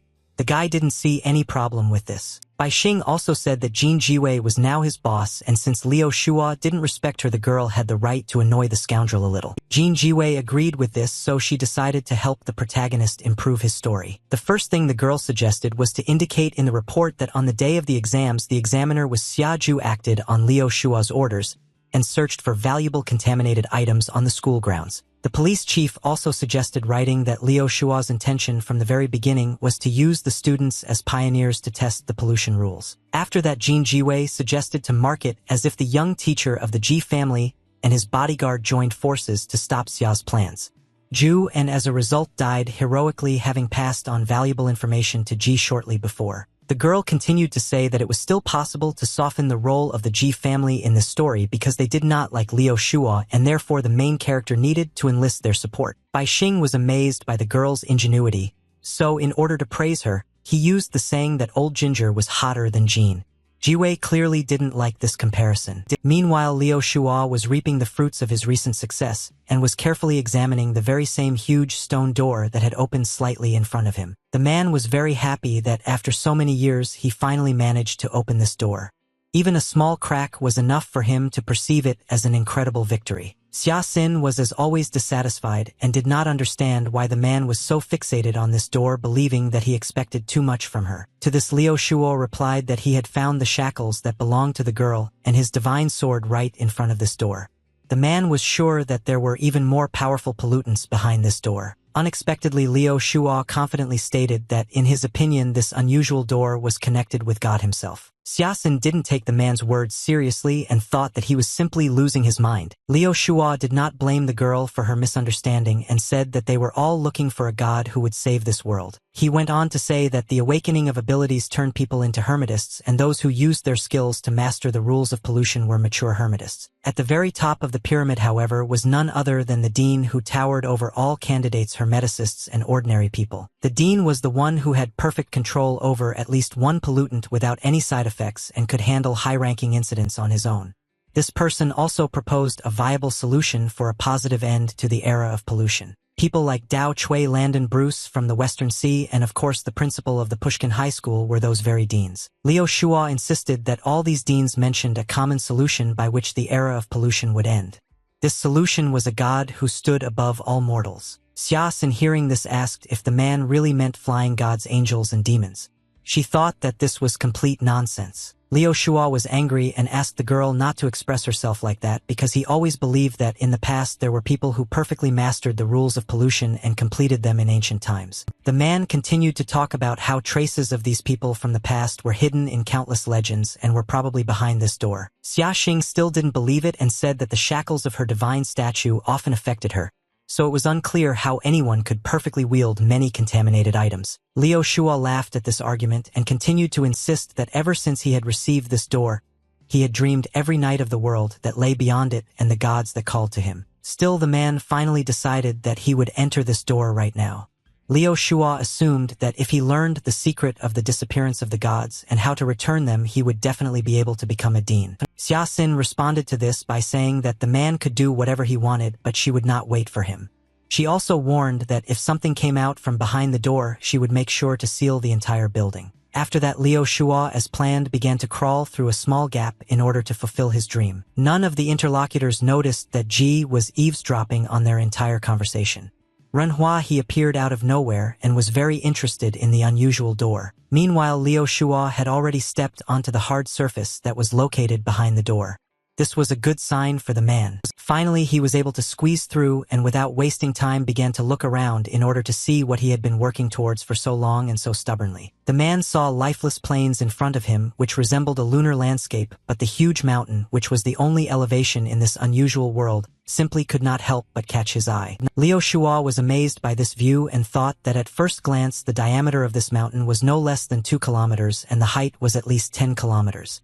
This impressed him greatly. The man walking forward and not taking his eyes off the huge mountain began to think about whether it was a staircase that connected humanity with the heavens. Liu Shua was so sad about his discovery that he didn't notice how Ji Renhua quickly slipped through the door and found himself in this unusual world with him. The scientist, having climbed high up, was amazed by the appearance of the huge mountain because it reminded him of some kind of monster. Ji Zhenghua clearly saw a huge finger that resembled a human's and did not understand how it could be so big. Continuing to fly forward, the man saw the hand of this creature, after which he realized that it was definitely not a monster. It turned out that it was a huge bearded man who seemed to be frozen in place or simply sleeping in a position that was comfortable for him. Meanwhile, a joyful Liu Shua had already approached what he thought was the foot of the mountain and suggested that he should go up. Ji Zhenghua did not interfere and while closely observing this mentally advised the man to change his decision. The scholar believed that if Liu Shua saw the truth, perhaps his mental power would completely shatter and his mind would immediately be overloaded. By Xing with Jean, the Ziweis were still at the police station and were working hard. Quite a lot of time had passed, so the girl did not hide the fact that she was very tired.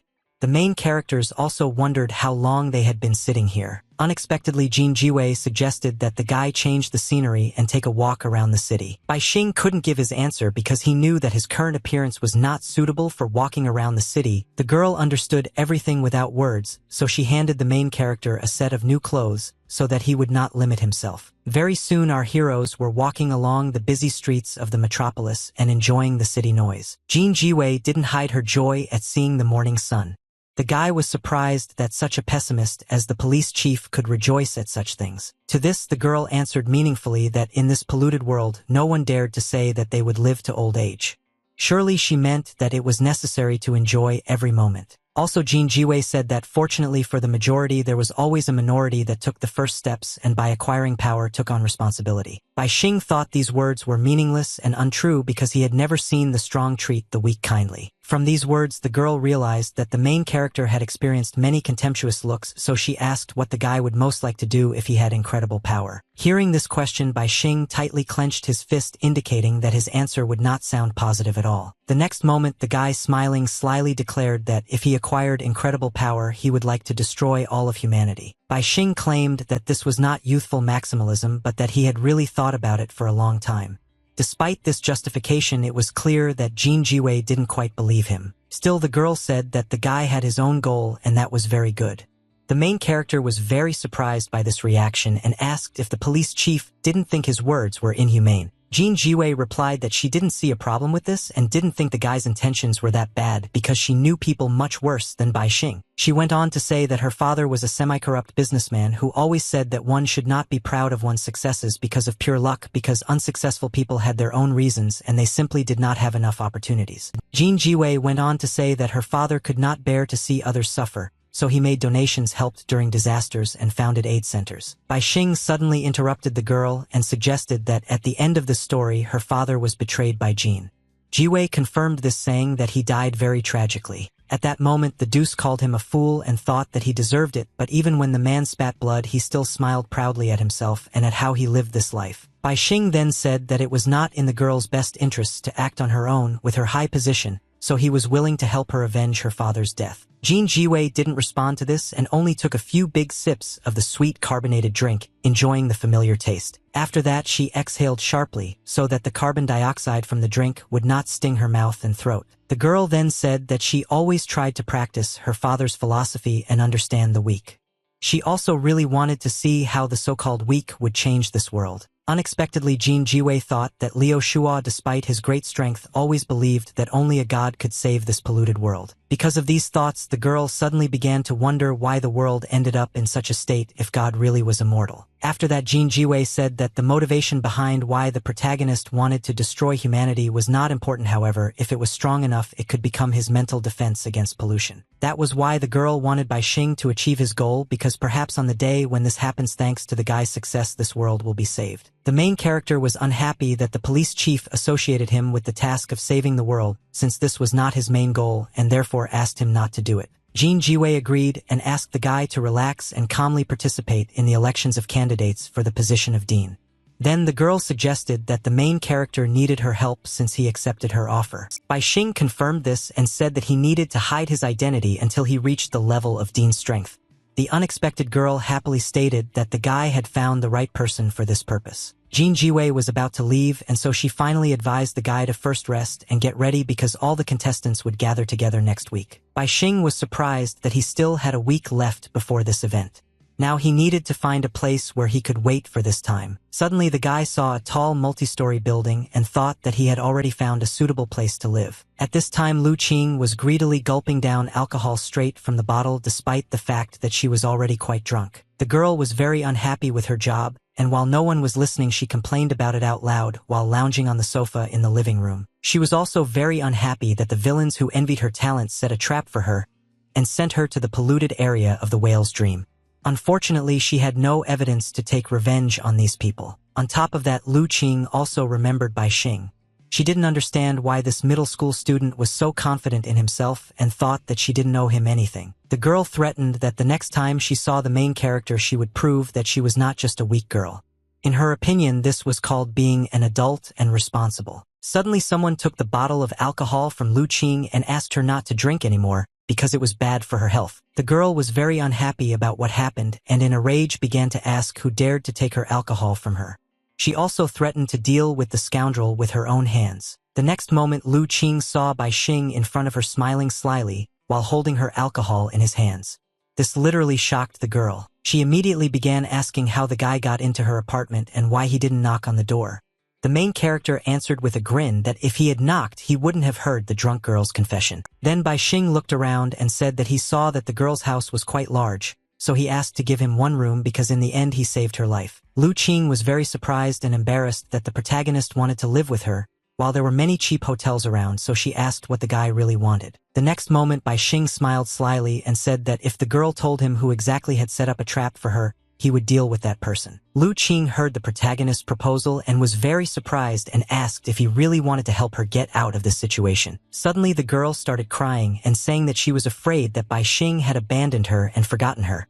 The main character asked the girl to stop pretending that she was crying and suggested having a serious talk. He promised to help the girl return to the family business and in return asked that she commit herself exclusively to collecting information about pollutants, and the more the better. Lu Qing suddenly asked if the guy was really going to participate as a candidate for the position of dean because if he passed the assessment he would receive the greatest power and even the security office would submit to his decisions. To this, Bai Xing asked if the contents of the dean's candidacy were related to polluting items. From this question alone, the girl realized that the guy had not prepared for the evaluation of candidates. The girl then explained that the assessment of candidates consisted of participants resolving pollution incidents within a set time frame and using these cases as assessment points. To this, Bai Xing replied that just a day ago he was still a simple student, so there was no way he could have known about these rules. Lu Qing advised the guy to be careful when searching for information about pollutants because each of them had its own price. Bai Xing replied that if the girl could not help him, he would look for someone else. Hearing this, Lu Qing immediately stopped the guy and agreed to cooperate. She admitted that no one else except the main character could help her. She then went on to say that she had been set up by her cousin Quan Jiaxin. He started from the foundations of the Chamber of Commerce and within half a year turned commercial sales into the clan's first successes. From then on, he aimed for Lu Qing's position. It was said that this guy had the ability to achieve absolute submission from people. Bai Xing immediately assumed that it was similar to the girl's ability to persuade. Lu Qing denied this and recalled that all the clients who did business with Quan Jiaxin said that they felt an indescribable happiness, so the guy's sales never stopped. Having heard everything he needed, the main character suggested going to Quan Jiaxinu right now in order to do everything quickly and return to rest. For Lu Qing, this was very unexpected. Then the guy asked the girl if she had told anyone that she had returned alive. The main character believed that if this was the case, then this was their advantage. Lu Qing replied that she returned home yesterday and was so sad that she started drinking non-stop, so she hadn't gotten involved with anyone yet. Bai Xing was surprised that the girl called herself the second character in the Chamber of Commerce because her phone was always on, and she did not receive a single message, which meant that no one was looking for her. Lu Qing was not at all happy that the guy doubted her and said that she was an insignificant person in the company. This made her angry, but she did not dare to express her dissatisfaction. Meanwhile, negotiations were underway in a large office building. Someone approached Vice President Quan.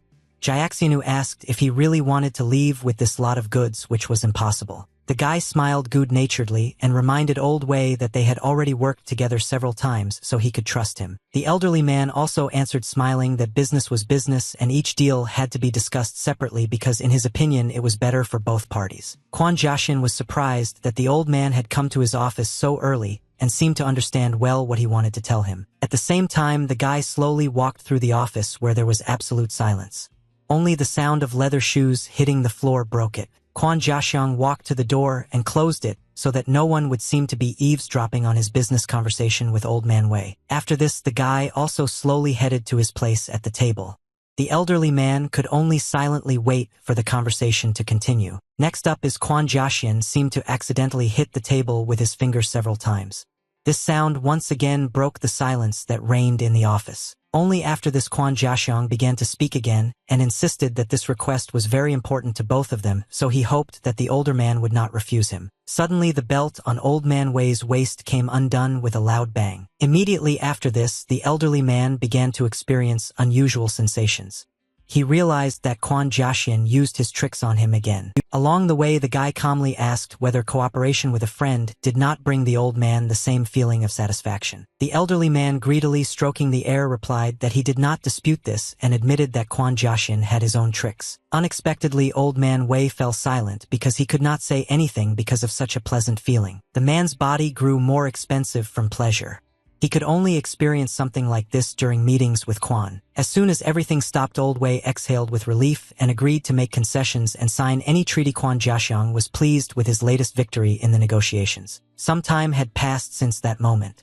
The sun was already high, which meant the working day was in full swing. To Vice President Quan Jiaxian was once again approached by his secretary and informed that he had brought all the students who needed his interview. The secretary assured that his boss could continue the interview process. Meanwhile, several girls were lined up in front of Quan Jiaxian in a row. For a while, the guy sat at his desk and stared at the girls who had come to interview him. All these few seconds, he humbly waited for his secretary to leave the office and leave him alone with his guests. As soon as the door closed, Quan Jiaxiang stood up from the table abruptly. He could finally get what he wanted. The guy slowly walked behind the girls and headed to the other end of the room, looking at them closely along the way. Because of this, the students felt very awkward. Quan Jiaxiang, without taking his eyes off the girls, checked that the doors were completely closed. He clearly did not want anyone to disturb him. After that, the guy tapped his finger on the wooden surface several times, as if it were some kind of ritual. At that very moment, one of the girls screamed in surprise because she began to experience unusual sensations. This confused her very much. At the same time, everyone else began to experience similar sensations. One of the students suddenly dropped a sheet of paper with prepared questions for the interview from her hands because she began to experience severe pain. Seeing this, Quan Jiaxian said that the girls who were standing in the middle could stay, but the rest should leave because they were not suitable. One of the girls didn't understand why she didn't come over and still wanted to interview the vice president. She didn't want her questions to go unanswered by the guy. This persistence made Quan very angry.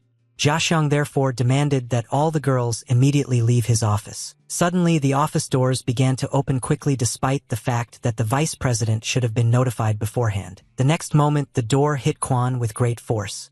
Jiaxian and instantly calmed his anger. Immediately after this, Bai Xing entered the office and loudly greeted the vice president and asked if it was true that all those interviewed had to immediately go to his office. Quan Jiaxian was very unhappy with Bai Xing's sudden appearance because he had suffered, so the scoundrel insisted that the guy should get out of here because the Chamber of Commerce did not need him. The main character, smiling, asked the man not to be so aggressive, after which, showing some documents, he said that it was his cousin who asked him to come here. Then the guy sat down in Quan's chair like he owned the place.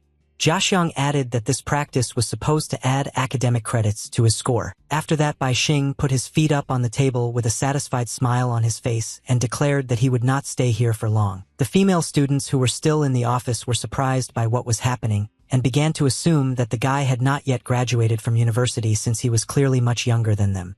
They were also afraid that a fight was about to start. Among all the girls, only one of them remained silent because she was still very upset about what happened before Bai Xian arrived.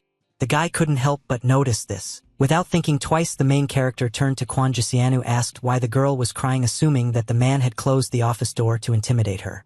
The scoundrel continued to demand that the guy leave here. To this, Bai Xing confidently stated that according to his cousin Quan Jiaxiang, had to accept him, so he wouldn't go anywhere. Hearing this, the angry man asked who the cousin of this uninvited guest was and threatened that as soon as he found out her name, she would no longer participate in the affairs of his Chamber of Commerce. Bai Xing replied with great pleasure that his cousin's name was Lu Qing and that they had recently met when they left the house together.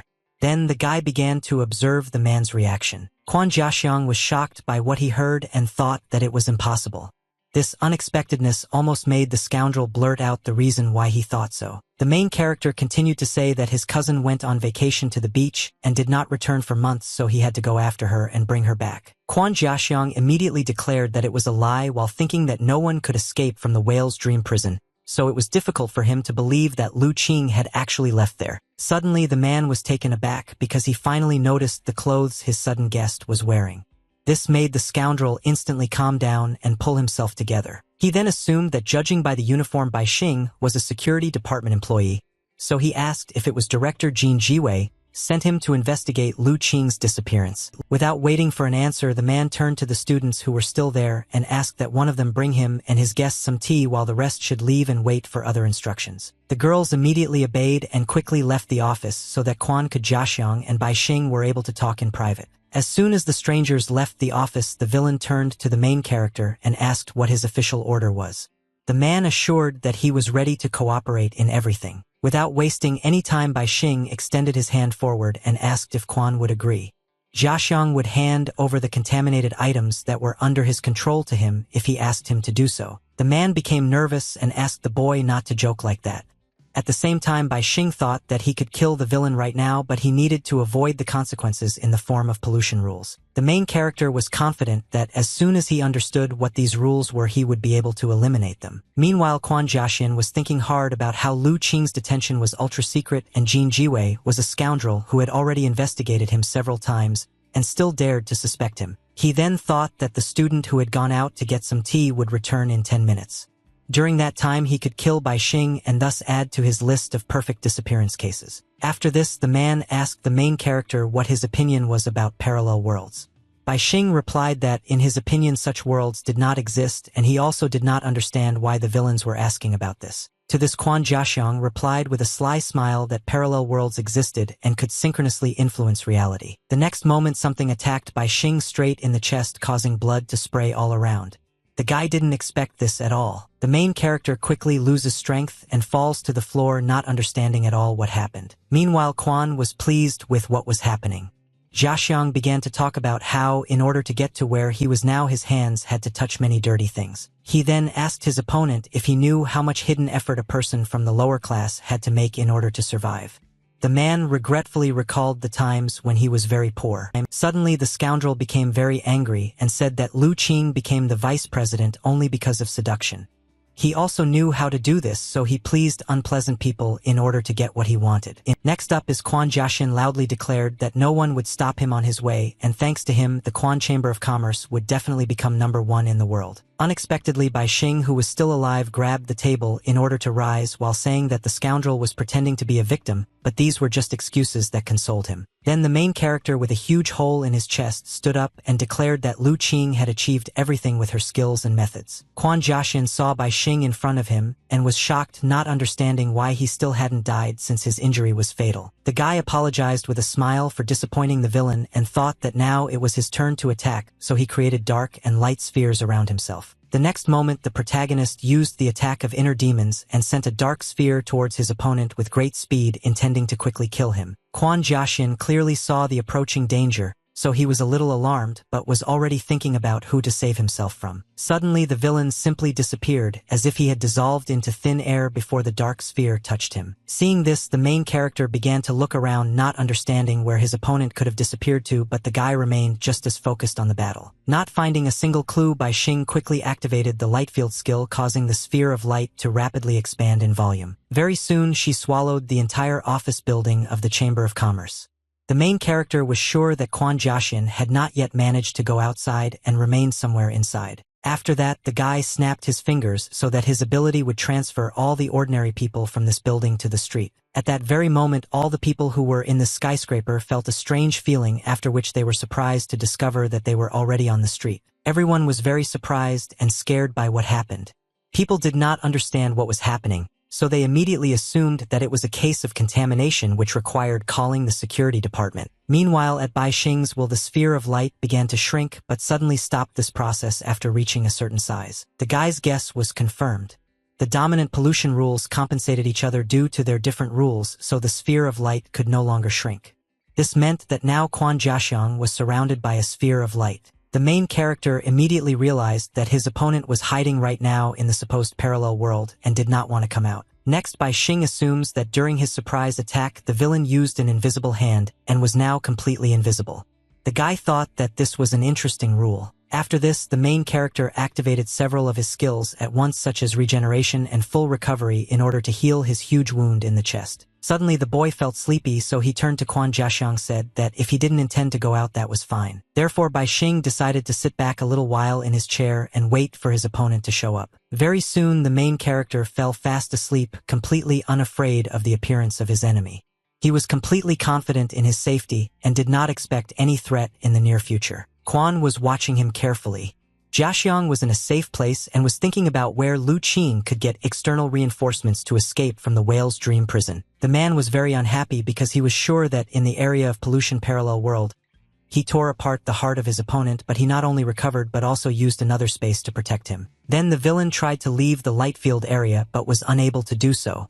This meant that he was trapped. Besides, Quan Jiaxian was very indignant that the protagonist was sleeping peacefully in his office after he had driven him into this trap. Coming closer to Bai Xing, the villain became even more angry because he saw that the through wound on his chest had simply healed.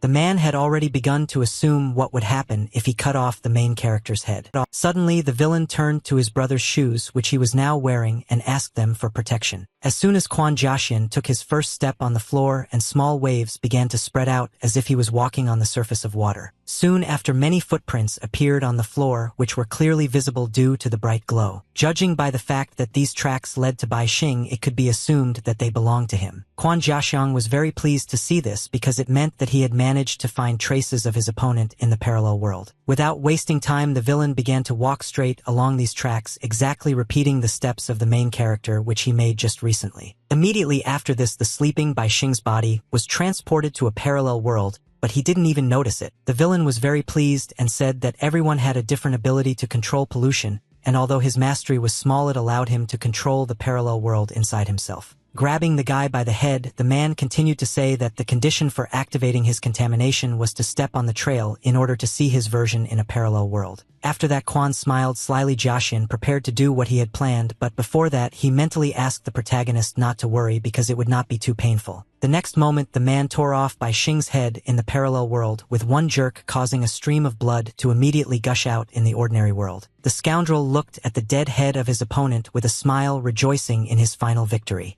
At that moment, he mentally turned to his brother and asked if he had seen his success. Once upon a time, a man was asked a similar question by someone close to him while he was straightening his tie. A young man dressed in a business suit told his brother that he would soon become a director in the independent business group. Quan Jiaxiang was in no hurry to rejoice for him. He asked if his brother was really able to find a job in one day and immediately become a manager, or if he was just deceiving his mom and dad. The young guy, looking at himself in the mirror and carefully preparing for the upcoming meeting, replied that he had not lied. Suddenly, he turned to his brother and asked if he believed in parallel worlds. Without thinking twice, Quan Jiaxian replied that if he was given money for it, he would believe in anything.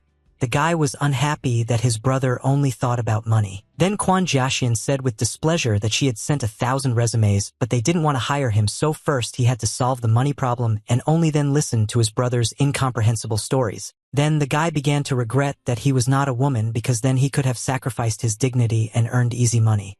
His brother thought that he was talking nonsense. Kwon Jiaxiang started to tell that there was a girl in his class who dated rich guys. The whole class knew that she went to hotels with them. The guy then went on to say that after graduation this girl did live broadcasts, put on shorts, and moved her body, earning tens of thousands a month. He really didn't like the fact that women could earn money effortlessly by exploiting their bodies and thought that it was very unfair. To this the boy's brother replied that in fact Kwon Jiaxiang wasn't looking for justice but was simply angry at his own incompetence despite the fact that the guy himself probably liked that girl. Kwon Jiaxian immediately began to very realistically deny this, but the guy did not listen to him.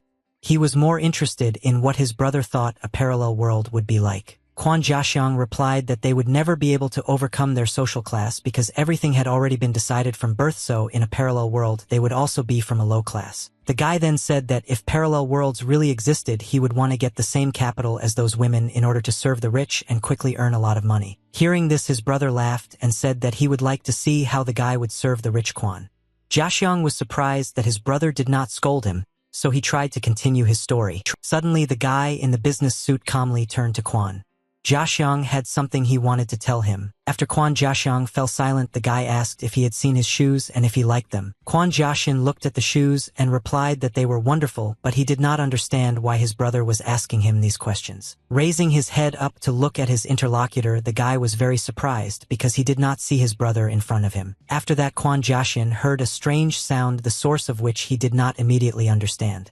It was dark around and only a small beam of blurred light was visible in the distance. Soon the guy realized that it was a phone call which had already become annoying to him, so he had to start opening his eyes, simultaneously getting used to the bright light. Kwon Jiaxiang opened his eyes abruptly and was shocked to realize that right now he was lying in bed, even though it seemed like just a moment ago he was sitting at his desk at home. The guy immediately stood up from his seat and seeing his mother, who was nearby, asked what had happened to him. Kwon Jiaxiang began to look around and soon realized that he was in a hospital room, but he did not understand how he got here because just recently he had talked with his brother. The woman said that the guy actually fainted in his apartment.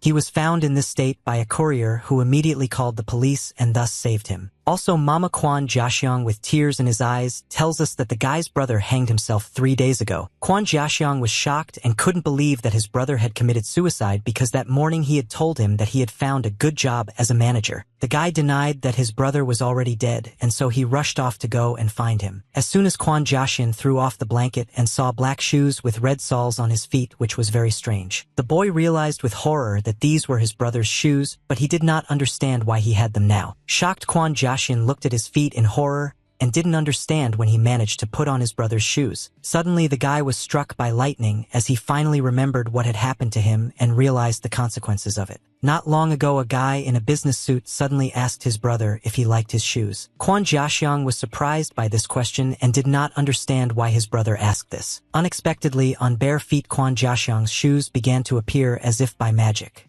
It all seemed like some kind of illusion. Meanwhile, the guy was telling that if his brother puts on these shoes, he will be able to enter a parallel world, and everything he gets there will be reflected in reality. After that, he extended his hand and offered it to Kwon Jiaxiang, went to the parallel world with him. Kwon Jiaxian was shocked by what was happening and immediately realized that it was not his brother standing in front of him. He then assumed that the guy was possessed by the polluter. Brother Kwon Jiaxiang assured him that he would not harm him and said that in a parallel world, he got a job, after which reality immediately synchronized. Scared, Kwon Jiaxian pushed his brother away and assumed that he was connected to the polluter and had come to lure him into the real hell that was this parallel world. Then the guy demanded that his brother leave him alone while throwing off those very ominous shoes from his feet. After that, Kwon Jiaxian tried to run out of the apartment as quickly as possible so as not to be alone with his brother, who scared him a lot. Having run out of the apartment, the guy only wanted to get as far away as possible so that the pollution would not affect him in any way, but his brother was not going to let him go so easily. Going outside through a mysterious portal consisting of sinister energy, the guy calmly told his brother that in a parallel world, he would be able to penetrate through walls. Despite this, Kwon Jiaxiang continued to run away as fast as he could, not giving in to the imposter stories. A close relative followed the guy around asking him to listen to what he was saying so that they could earn a lot of money together and fulfill the dream of justice. Kwon Jiaxian was incredibly afraid of what was happening and didn't even know what he should do. In the end, the guy couldn't think of anything better to do than try to hide from his pursuer. Soon Kwon Jiaxian saw that his brother had passed by, and so he had hope of being saved. The guy was glad that he was finally safe, but he still couldn't go home, so he decided to report the incident to a security agency that specialized in this. The next moment, the guy turned his attention to his feet and discovered with horror that they were wearing those same shoes again. This scared Kwon very much. Jiaxiang, who did not understand at all when they managed to appear on his feet. At that very moment, his brother suddenly appeared behind the guy who was about to continue his story. Coming closer, he claimed that using these shoes his eyes could see a parallel world in which he could do whatever he wanted. He then said that Kwon Jiaxian was his beloved brother, so he wanted to share this power with him, but the frightened boy did not want anything like that at all and thought that it was dangerous. Kwon Jiaxiang confidently stated that playing with pollutants only led to death. He also threatened that sealants from the security agency would soon arrive. Hearing this, the guy calmly asked his brother what the difference was between the power of the sealants and his abilities. Kwon Jiaxiang tried to answer that the sealant protected people from pollutants, but his interlocutor interrupted him. The guy began to argue that mastering the rules of pollutants was the only way to overcome class inequality. He believed that sealants were ordinary people who simply used the rules of pollutants. He then asked if Kwon Jiaxiang was planning to stay just at the moment when wealth, status, and power were within his reach. These words had an impact on the boy. He immediately began to think that using the pollutant was the very opportunity that could radically change and improve his life. Now Kwon Jiaxiang had two choices: either use the shoes he would probably never be able to take off again, or continue living his boring and predictable life. Finally, the guy confidently rose to his feet, simultaneously agreeing with his brother's words. Extending his hand to Kwon Jiaxiang, asked his brother to give him these shoes because he was already ready to accept this power. His brother was very happy to hear this, and taking the boy by the hand promised that right now, he would take him to a parallel world. Kwon Jiaxiang asked not to rush because he still had questions. Then he clarified whether these shoes really gave the power to own a parallel world where one could do anything and reflect it in reality. After that, he asked why his brother in that case did not give up boring reality and stay in a parallel world.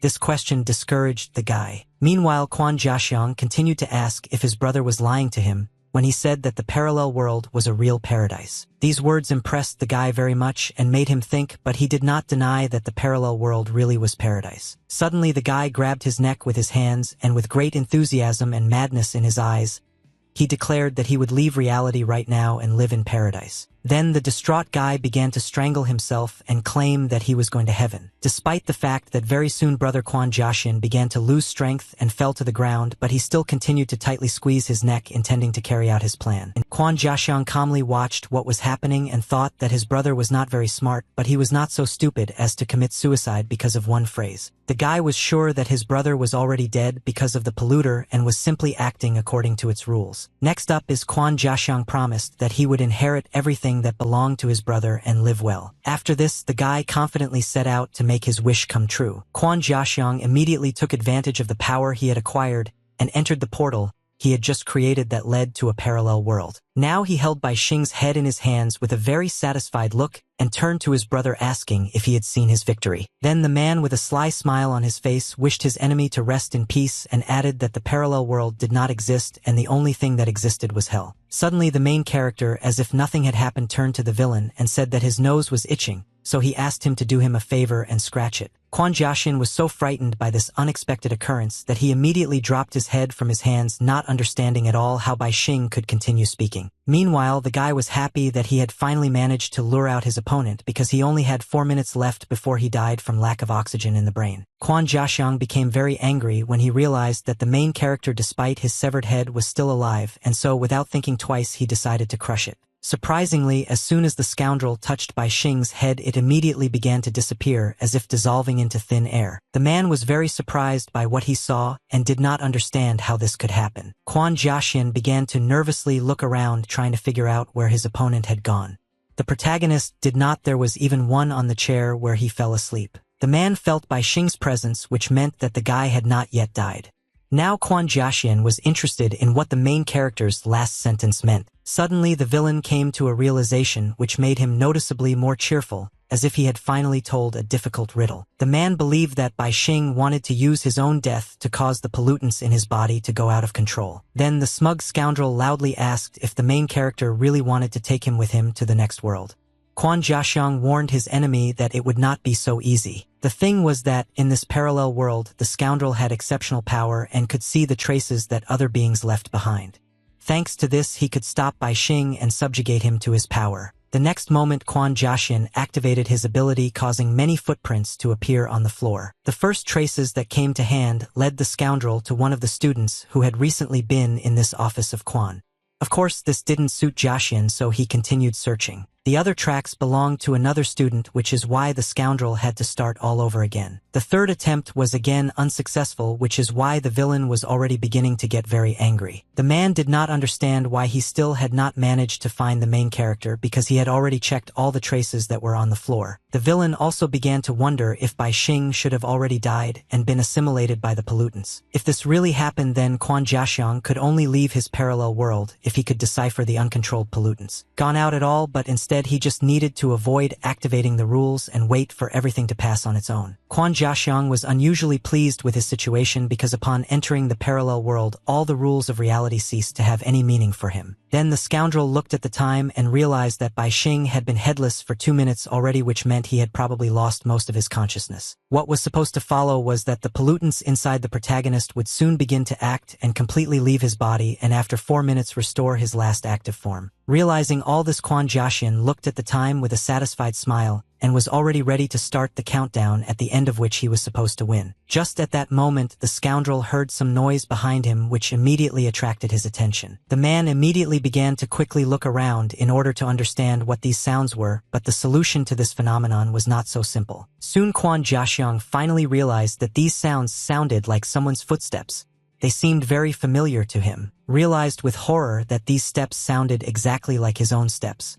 This made the man seriously scared. After this, the villain realized that it was not just a similar sound. These were literally his steps. Meanwhile, the clock was already 943. This was the time when, according to the villain's assumptions, the pollutants should have already left the main character's body. Just at that moment, someone's footprints began to appear on the floor, which were clearly visible in this parallel world. Slowly, these tracks were getting closer and closer to Quan Jiaxianu, which made him very nervous. The man in horror began to loudly demand that Bai Xing not come near him. Of course, this did not in any way affect the fact that the tracks continued to lead towards the villain. Then Quan Jiaxian jumped up and began to quickly run to another part of the office, continuing to demand that the main character get out of here. Then the villain began to loudly knock on the door and ask for at least someone to come to his aid. Of course, in the real world, no one could hear him. Soon the tracks finally came close to Quan Jiaxianu, then stopped. The man immediately felt Bai Xing's presence behind him, causing him to suddenly freeze in fear. The clock already showed 944. This meant that it was time for the main character to appear. Trembling with fear, Quan Jiaxian slowly turned his head back, already realizing that he was in a dangerous situation. The man standing behind the man had a large wound on his neck, but that didn't stop him from laughing. Exact replica of Quan Jiaxiang, with a smile on his face, asked the scoundrel if he liked his shoes and if they looked good. Quan Jiaxiang didn't understand what was happening and why he suddenly appeared in front of himself. In addition, the villain of course noticed a large wound on the neck of his clone, the reason for which he did not see. The man then noticed that this copy was wearing the same leather shoes, and so he assumed that a parallel version of himself was standing in front of him. Meanwhile, the clock already showed 945. According to the villain's rough calculations, the main character should definitely already be dead, since 5 minutes had already passed since the beheading. However, Quan Jiaxian was now most concerned about why another he had appeared. At the same time, the copy continued to smile slyly and stretch out its hands towards the man. The villain was very scared and felt threatened because he did not have answers to all the questions. In the end, Quan Jiaxian suddenly pushed his copy away from himself so that it would not harm him. After that, the man started running, not paying attention to the fact that his clone lost his balance and began to fall to the floor. As soon as the body of the second villain touched the floor, his head suddenly came off his neck and flew to the side. Quan Jiaxian saw this and immediately stopped because he was shocked by what was happening and did not understand why this happened. Surprisingly, the severed head quickly went straight into the hands of the decapitated body. Then the man's body, with his head in his hands, began to calmly rise to his feet, as if there was nothing unusual about all this. Quan Jiaxian watched in horror as his copy put its own head back in place. It all looked very scary. Finally, the scoundrel suggested that Bai Xing had somehow exchanged his fingerprints for his own. If we follow this theory, it turns out that the villain, having ended up in a parallel world, did not tear off the head of the main character at all. It turned out that Quan Jiaxiang tore off his own head and didn't even notice it. Now the man could only watch as his copy slowly approached him with its arms outstretched. The villain recalled that before disappearing, the main character said that he had 4 minutes left. Quan Jiaxiang only now realized that these were actually 4 minutes of his own life. Already in the second minute, the scoundrel lost consciousness, but for him it was like a flashback, so he remembered the moment when today he met with the students who came for an internship. After 3 minutes, the pollutants left the man's body, and so he began to hear the steps of his shoes. After 4 minutes had passed, he was completely dead. The pollutants had left his body completely, so he was able to see himself. Quan Jiaxiang realized that after he hid in a parallel world, he killed his own body, which remained in reality, which is why leather shoes began to haunt him. The man also understood that now he had no future because he would no longer be able to avoid the worst. The next moment, the villain's clone tore Quan off with one sharp jerk. Jiaxian's head. After this, the copy, with a satisfied smile on his face, declared that he had finished his work and therefore it was time for him to leave. Bai Xing placed his opponent's head on the table and stopped the action of the body transformation skill, saying that people were often afraid of scaring themselves. According to the main character, sometimes thinking too much could lead to death. This is exactly what happened to Quan. The guy's internal organs had already been replaced with those of a whale, so his vitality was on a completely different level than that of a human. He quickly recovered even in the case of beheading. Bai Xing admitted that the villain had indeed managed to cut off his head, but everything went exactly according to his plan as soon as he announced 4 minutes. At the very beginning of, Quan Jiaxiang hid in his parallel world, which is why the protagonist could not reach him. The villain seemed to be in darkness. The guy then used his transparency skill to pretend that he had disappeared. This way, the opponents found themselves in darkness and did not see each other. Xing then used his sound control ability to imitate the sound of a man's footsteps. He also used a little bit of light and darkness control to create footprints on the floor. After this, the main character, using his skills, turned into Quan himself, Jiaxian, and began to pursue him, which of course really scared the man. By Xing, I thought that anyone else in his place would have definitely fallen into a trap without racing, but not him. In the end, Quan Jiaxiang had gotten himself into a difficult situation out of fear. According to Bai Xing, a compactor with special mental protection could not survive for long. The main character also stated with a rather smile on his face that the villain had no chance at all against his telepathy. Then the guy thought about the fact that without taking into account parallel measures, there should have been separate rules for these leather shoes. Initially, the body of the owner of these shoes passed into the world of astral projection using the power of the soul to influence other beings. Of course, these shoes had their price. Their owner literally became paranoid and could no longer get rid of them. He also always risked getting lost in a parallel world and never returning to reality. In order to finish the job and finally get rid of this pollutant, the main character decided to use his swords of light and darkness. Without a moment's hesitation, Bai Xing thrust his two weapons into the leather shoes and pierced them without any difficulty. At this point, the containment of the pollution was complete, and so the main characters could go about their business. At this time, the weather outside was calm and windless. White clouds did not at all prevent the sun's rays from illuminating the streets of the big city. It was a perfect day for the directors of the Quan Corporation to hold meetings at their headquarters. Suddenly, Lu Qing began to say that if there were no problems, then Quan Jiaxiang had already been arrested, so the internal conflicts within the corporation should have come to an end. One of the directors replied that the girl's return was of course a happy event, but she still had no right to gather them all together in order to accuse them of anything. Another director calmly assured that if the girl had any evidence, she could provide it to them, and then they would do their job. The third director considered that any methods of work of Quan Jiaxiang was justified because they all started from the bottom to take their positions. Then Lu Qing suddenly declared that she had not returned to take revenge or restore her honor, but to take control of the Quan Corporation. These words outraged everyone present. The directors believed that Lu Qing would not be able to manage the corporation because she was too young. They also claimed that there was now no place for the girl in their corporation and therefore she should leave immediately. In response to this, the girl suddenly stood up from the table and began to say that she once wanted this corporation to become the largest in the country, but as soon as Liu Shuo came, the corporation changed. Lu Qing claimed that the Quan Corporation should have obeyed a strong man. In the girl's opinion, the leader she was already following had a better chance of becoming a director than Liu Shuo. The girl, while pouring water from the cooler, continued to say that the man had saved her from a desperate situation by literally performing a miracle, so she was ready to trust him with her future. Unexpectedly, Lu Qing took out the very same lotus flower that had previously belonged to Jian Yen. Girl knew that the people who had conspired against her were now in this room. The next moment, Lu Qing announced that those who betrayed her would now go to prison from which they would never be able to return. One of the directors, hearing Lu Qing's threats, calmly said that young people with great potential should act with caution. The second director angrily stated that the person who dared to bring a sealed object to a board meeting regardless of the reason should be expelled from the corporation as punishment. Lu Qing heard this and didn't respond, but she had already activated the lotus flower. At the same time, the water from the cooler spread across the floor and reached the feet of that very director. The man was very scared when he felt the bomb under his feet because he already understood what it meant for him. The next moment, the director began to rapidly dive under the water and thereby be transported to a prison from which there was no way to return. The man desperately tried to resist this and loudly called his colleagues for help, but it was all useless. While Lu Qing calmly watched what was happening, the frightened man asked if the girl really dared to attack him. Suddenly, one of the directors loudly slammed his hand on the table and ordered Lu Qing to stop all this. The menacing-looking man agreed to let the girl take back her position as vice president of the union, but in exchange she had to let their colleague go. Despite this, the girl was not going to stop because, according to her, once trust was destroyed, its restoration required much more than just words. After that, she clarified whether the decision to remove her from the path had really been agreed upon by the entire board in this same office. Hearing this question, everyone present visibly tensed up because they understood that it was useless to lie and that punishment could soon overtake them. Moreover, the directors completely forgot about their colleague, who was holding on with all his might and calling for help. Eventually, the man's weakened hand slipped, leaving him no longer with a chance of salvation. In front of everyone present, the director quickly went underwater and then disappeared without a trace.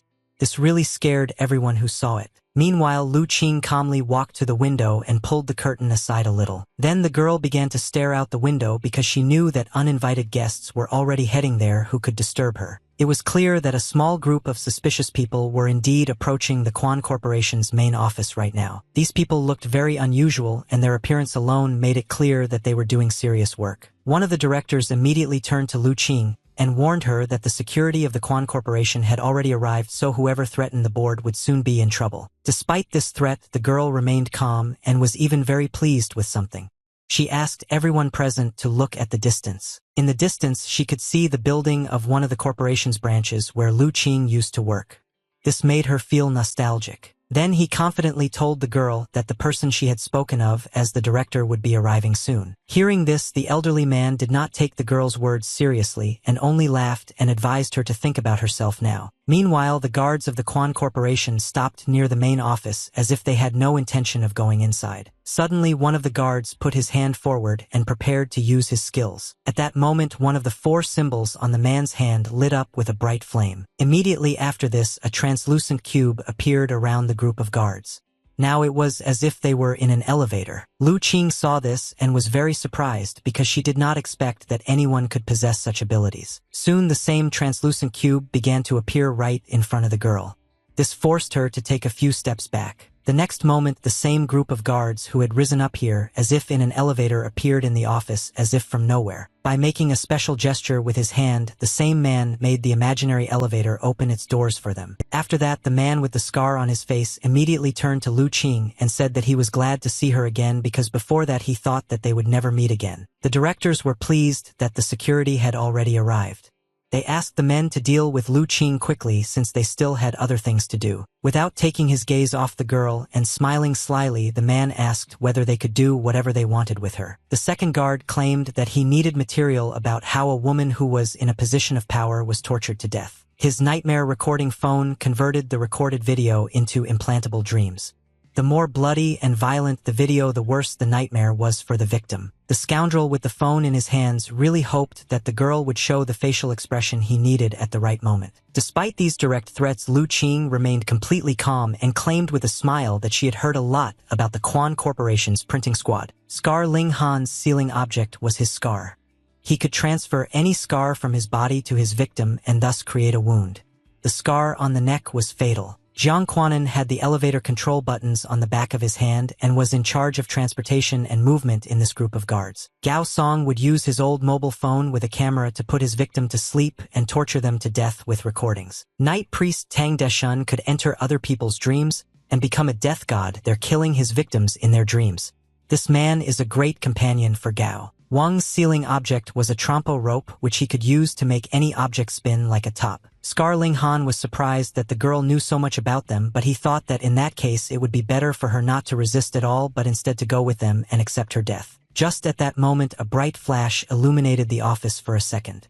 No one present even had time to realize what had happened. Xing appeared out of nowhere next to the guards and fearlessly placed his hands on the shoulders of two of them. Immediately after this, the protagonist confidently declared that Lu Qing would not go anywhere with these scoundrels. Scar Ling Han didn't seem surprised at all by the sudden appearance, and so he quickly ordered his comrades to get down to business. At that moment, Jiang Quanan touched the protagonist's back with his hand. Because of this, symbols appeared on the guy's back that were responsible for controlling the elevator. Jiang Quanan had complete confidence in his abilities and therefore bid farewell to Bai Xing, believing that after what he does he will never see him again. After that, the villain activated his ability.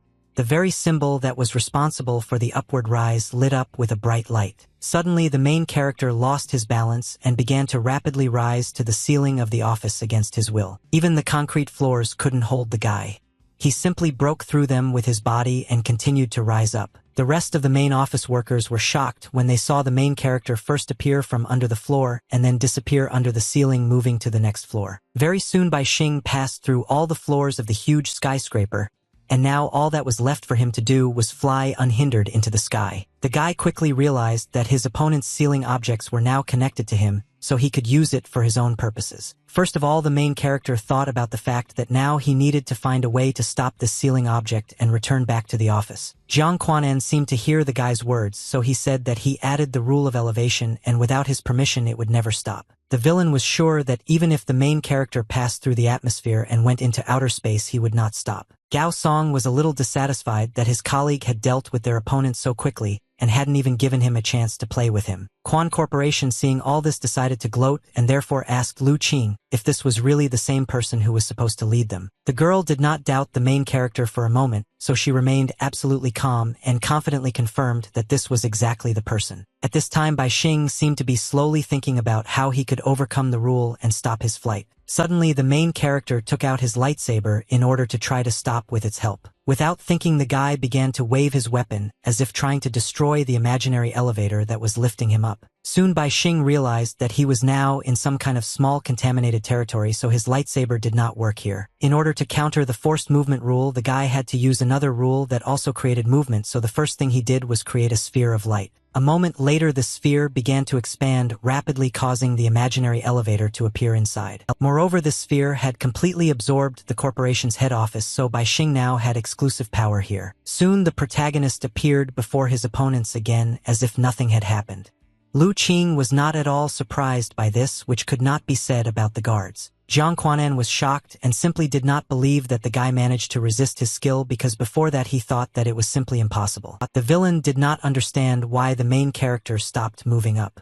He frantically pressed the button on his hand, but nothing happened. Meanwhile, Bai Xing was thinking that right now one rule was contradicting another and therefore he couldn't use the light teleportation skill. Accordingly, he needed to be especially careful now. The angry Jiang Quanan continued to press the button, but no matter how hard he tried, nothing happened. This was the first time the scoundrel had encountered something like this. Scar Ling Han, seeing this, began to ask his comrade to stop using the rule because he might be absorbed in his own skills. Tan Deshun felt that his comrade had already reached his limit, but he did not expect that just one unsuccessful encounter with the rule would destroy his mental stability. Lu Qing noticed that the corporation's guards were now showing unity, as they were sincerely worried about their comrade. The girl, of course, did not see a problem in the fact that one of her enemies lost control of himself, so she could allow herself to laugh at this. Suddenly, Jiang Quanan fell to his knees with a crash and began to be covered in an ominous aura that clearly did not bode well. Shepherd Wang, seeing this, decided to immediately intervene and stop the absorption of the man's mind with the help of his whip. Suddenly, Scar Ling Han stopped his comrade and asked him not to do anything because Jiang Quanan was already dead and his body was controlled by the polluter. According to the man, if Shepherd Wang accidentally hits the sealed object, the intensity of the collision will cause him to lose control of himself. Besides, Scar Ling Han insisted that they had a completely different goal now. At some point, Jiang Quanan became completely quiet. It seemed that everything was about to end and the man would fall to the floor dead. Suddenly, the villain began to smile broadly, trying to attract the attention of the main character. The next moment, the man pressed the button on his hand that was responsible for opening the elevator doors. Gao Song, I was very scared when I saw this because I remembered that according to Jiang Quanong himself, it was impossible to press the opening button while driving, otherwise something terrible would happen. At that very moment, the imaginary elevator appeared again around the main character, but now he no longer tried to move it anywhere. Immediately after this, the elevator doors began to open in front of Bai Xing because the corresponding button had already been pressed. The main character was very surprised when he saw what exactly was behind the elevator doors. For some reason, these doors led to an abandoned hospital. This fact only raised more questions in the guy's mind. Suddenly, in the semi-dark corridor, the ominous figure of a nurse appeared and immediately began to slowly approach Bai Xing. The protagonist was very surprised by this and immediately assumed that it was a corpse that was not controlled by the sealant or the rule. A moment later, for some reason, two corpses began to approach the guy, which were like two peas in a pod. Bai Xing didn't understand anything because he didn't even see when the second corpse had appeared. Soon after, another nurse's corpse appeared. Now the three of them were heading towards the main character. Seeing this, the guy began to doubt himself and think that he just imagined it all. He even rubbed his eyes to make sure of it. Just at this moment, another silent corpse appeared in front of Bai Xing. They were getting closer and closer to the guy. The main character finally realized that every time he blinked, the number of corpses doubled, so now he needed to somehow close the elevator doors. Gao Song did not see what was happening inside the elevator and therefore did not understand what the main character Scar Lin Han was afraid of.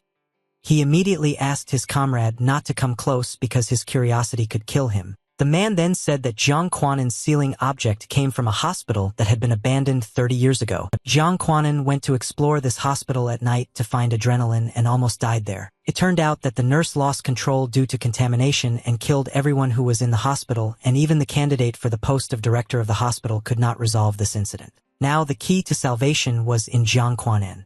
Only the one who killed him could use his corpse to prevent whatever was inside the hospital from escaping. Very soon, the number of corpses increased so much that they formed a large group that was now moving towards the main character. Scar Ling Han spoke loudly to the boy and advised him not to blink, otherwise the number of corpses would only increase. Bai Xing had to hold his eyelids in order to follow the advice. Of course, the main character couldn't keep his eyes wide open for too long, so he decided to check what would happen if he just looked away. As expected, this method did not help improve the current situation at all. There were even more corpses and they continued to approach. By Xing, he realized that it was no longer possible to continue like this, so he quickly came up with a plan for which he needed the help of one of the detectors of the Quan Corporation. The elderly man immediately felt the attention of the protagonist's abilities, but could not resist them. A moment later, the old man was literally in Bai Xing's arms, who was holding him tightly by the neck. The elderly man was very unhappy with his current situation, so he demanded that the guy let him go and not contact him at all. To this, Bai Xing calmly asked the old man if he had any last words before he carried out his plan. The guy knew for sure that it was this director who slandered Lu Qing and sent her into confinement. Hearing this, the elderly man decided to threaten with his connections and believed that the guy was not familiar with Liu Shuo and did not know about his colossal strength. In response, Bai Xing showed off the very same scissors that had previously belonged to Liu Shuo and said that he knew very well about his strength. The director, seeing this instrument, thought that the main character was just bluffing and therefore did not dare to harm him. At the same time, he loudly called the guards for help and demanded that they kill the guy. In response to this, Bai Xing began to assure that, of course, he would dare to carry out his plan, but the guards would not even dare to come closer to help the old man. Scar Ling Han listened to all of this silently and thought hard about what to do while his comrades looked at him with confusion, waiting for an order. The man knew that this elevator was connected to a level S incident, and even the director couldn't figure out the rules of this pollutant. He also believed that Jiang Quanan had once worked as an elevator operator, and when the contamination incident occurred, he merged with the contaminated elevator and was able to escape. Along with this, Bai Xing, he claimed that the bad news for him was, of course, that this polluted creature was set against him. However, the good news was that it was currently only paying attention to Bai Xini, which meant that if he died or escaped, the guards would have no way to control all of these nurses. Suddenly, the guy Red Tan's thoughts Deshun, who thought that all these girls should be given to the government so that it could distribute them among all the bachelors in the country. The main character thought that it was a good idea, but first of all, one of the corporation's directors had to experience it for himself. Without a moment's hesitation, Bai Xing threw the old man into the abandoned hospital right under the feet of the sinister nurses. This immediately attracted their attention. The nurses began to approach the elderly man, which frightened him greatly. The old man loudly asked for help and tried to get to his feet in order to hold on, but because of fear his body did not obey him at all. Bai Xing watched this with a satisfied grin on his face and wanted to see which of the guards would dare to come to the aid of the corporation director. The guy also insisted that this old man was a scoundrel who now did not even try to use his skills to save himself, but instead wanted his subordinates to solve all the problems for him. Of course, the main character was now talking about those very lifeguards who were not important at all for the elderly man. It seemed that these words had an impact on Scar Linghan and his comrades. At the same time, Lu Qing did not understand what was happening to the main character because he was now behaving strangely. The girl assumed that the guy was so focused on solving the rule that he could not simply deal with the guards. She finally approached Bai Xing and offered to help her solve the rule. The girl was willing to follow any instructions to find the key to the solution. To this, the main character calmly replied that this was not necessary, so now it was better for the girls to just stay safe. Meanwhile, the silent nurses had already surrounded the corporation's director from all sides.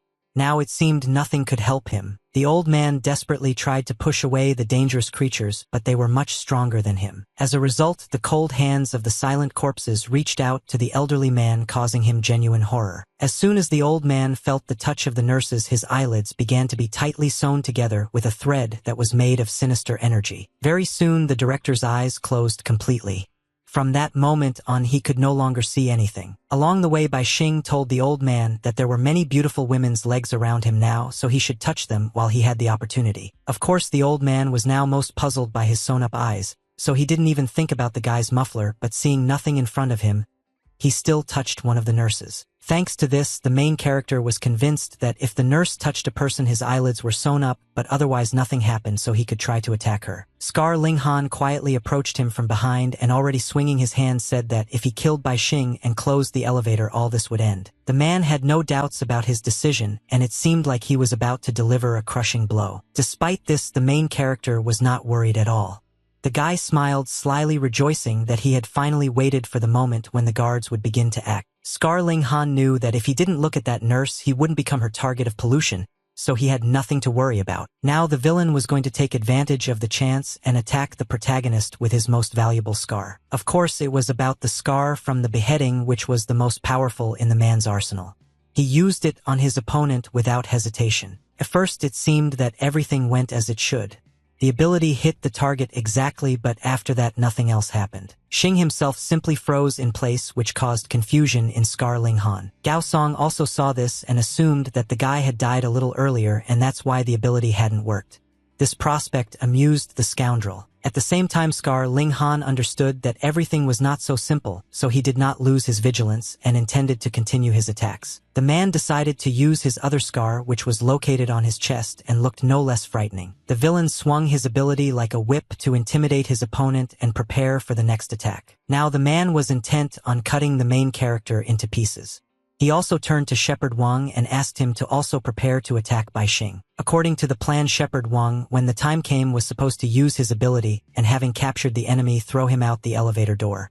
The man assured that he understood everything and would not let his comrade down. After that, Scar Linghan wasted no time in attacking the protagonist again, who was still standing motionless with his back to him. The villain's scar instantly wrapped around the boy's body, who didn't resist it at all. At this moment, Scar Linghan loudly warned his comrade to prepare to use his ability. The next moment, the scar tightened tightly like a rope and dug into Bai Xing's body, causing blood to spray all around. However, the guy was not torn to pieces as expected, so Shepherd Wang did not understand whether he should attack the enemy. Scar Linghan immediately ordered the man to strike. Hearing this, Shepherd Wang obeyed without hesitation and swung his whip. This daredevil, like the previous ones, hit the target exactly, but after that nothing happened again. Shepherd Wang was very surprised when he did not see the usual result after his attack. The man's ability could make the pollutants spin like a top and suspend their rules, so now it was unclear why Bai Xing was not moving at all. Unexpectedly, Shepherd Wang, with horror for himself, assumed that the pollutant that was now in the body of the main character was so terrible that it suppressed all other rules. Just at that moment, Bai Xing's eyes suddenly opened, which immediately made it clear that something was wrong along with the guy. A moment later, a huge amount of sinister energy began to be released from the protagonist's body, foreshadowing the appearance of this terrifying pollutant. Everyone present was shocked by what was happening, and the director of the Quan Corporation, who had never seen anything like this before, was especially frightened. The guards did not understand what was happening and therefore only humbly watched, humbly waiting for at least some answers to appear.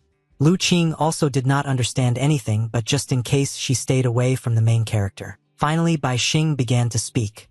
The first thing he said was that there was nothing that could be done. According to the protagonist, the rule of the polluter of this nurse was unbreakable, which is why he even had to release his demonic bull. The guy already knew that if he blinked or looked away, the number of nurses increased, and if he continued to stare at her, she would step by step approach her victim. In addition, if a nurse touches a person, the assimilation rule is activated, after which the victim will begin to turn into another nurse. This is exactly what was happening now to the director, who was unlucky enough to feel the influence of this silent girl's touch. Bai Xing, preparing for the attack, thought about how that same director was able to defeat that polluter the first time and still survive. The main character was also afraid that he would not be able to contain this polluter, because then it would mean that he did not yet have enough strength to achieve his main goal. Along the way, the guards finally realized that all this time the guy was using them for his experiment, and in case of failure they would all die here. Meanwhile, the corporation's director had already completed his transformation into another silent nurse, which meant that the polluter could now move on to his next target. Despite the fact that all these girls had their eyes closed, they knew exactly where their victim was, and so they slowly walked towards her. Of course, they all went to Bai Xing, who was already humbly waiting for them in order to try to resist them. Soon, one of the nurses, with the protagonist's permission, came close enough and therefore began to pull her hand towards him to touch him. Suddenly, the guy grabbed the girl tightly by the neck, not allowing her to do what she had planned. Immediately after that, he used his ability called Shadow, which caused an ominous aura to appear out of nowhere. This aura quickly began to envelop the girls, thereby forcing them to stop. When all the preparations were completed, the demonic energy, in the form of a bull, quickly rushed forward, literally tearing apart everyone who stood in its path. A moment later, blood splashes painted the walls and floor of the corridor, and only small pieces of rafts remained of the nurses. It seemed that Bai Xing had managed to defeat this polluter. Unfortunately, this was not the case, because the evil energy that belonged to the polluter was still in the air. Soon this energy began to be absorbed into the remaining parts of the nurse, thereby gradually restoring her body. Bai Xing calmly watched as his opponent, whom he had just literally torn to pieces, completely recovered in a matter of seconds. It seemed that this did not surprise the guy at all. At the same time, what he saw made Scar Linghan extremely afraid. He believed that there was no way they could defeat this pollutant, and so now they only had to think about how to escape from here. Despite the fact that the main character continued to hold the nurse tightly by the throat, she still touched his hand and started the execution of the rule. At that very moment, a thread made of sinister energy began to emerge from her sewn-up eyes. This thread quickly headed towards Bai Xing in order to assimilate him. The guy did not expect such an outcome at all, but he was in no hurry to take any action. First, he needed to thoroughly understand everything. The threads were getting closer and closer to the eyes of the main character, who wanted to see what would happen. As soon as they approached the eye of the demonic bull, the clash of the rules of the two pollutants began. Lu Qing humbly watched all this from the side, not understanding why the guy was taking such a risk. The girl believed that Bai Xing had enough strength to simply close the elevator doors and leave all of this behind. However, the main character had his own opinion about this. His guess was confirmed, so he intended to continue. The guy was not mistaken in his reasoning, and the thread that sewed the victim's eyes was a pollutant of at least the same level as his demonic bull. Now the thread was holding back the corrosion of the demonic bull, but at the same time the bull was destroying the nurse's body. However, despite this, Bai Xing still had one serious problem, which was his own human eye. Of course, he couldn't resist the rule. In order to prevent the eyelids from being stitched together, the protagonist used the cutting rule, which caused a bright beam of light to shoot out of his eye, instantly cutting the threads. The guy was very happy that it worked.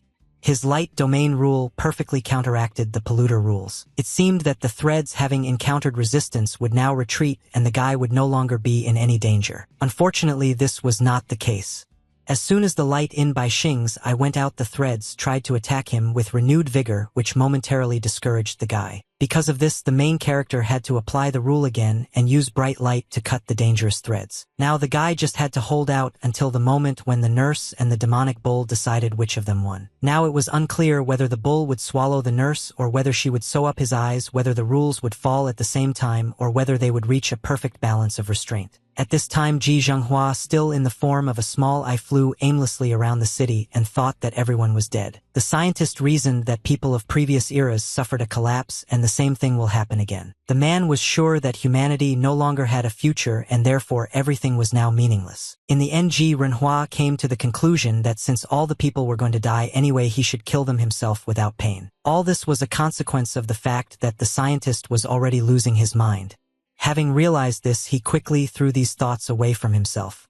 The man remembered his daughter, whom he should not have harmed under any circumstances. Ji Renhua continued his thoughts and realized that humanity still had hope for salvation, which lay in one single person. Of course, we were talking about Bai Xing, who thanks to his hand had phenomenal abilities, but for now Ji Renhua couldn't tell the guy everything. However, the scientists decided to find the main character and therefore went to the world of Rain in order to speed up this process. After some time, the man found himself in the main office of the Quan Corporation, where the main events were now taking place. He immediately found Bai Xing, who was currently fighting with the polluter Ji. Renhua decided to immediately observe what was happening first. The man quickly realized that the protagonist was deliberately provoking a conflict of rules in order to restrain his opponent.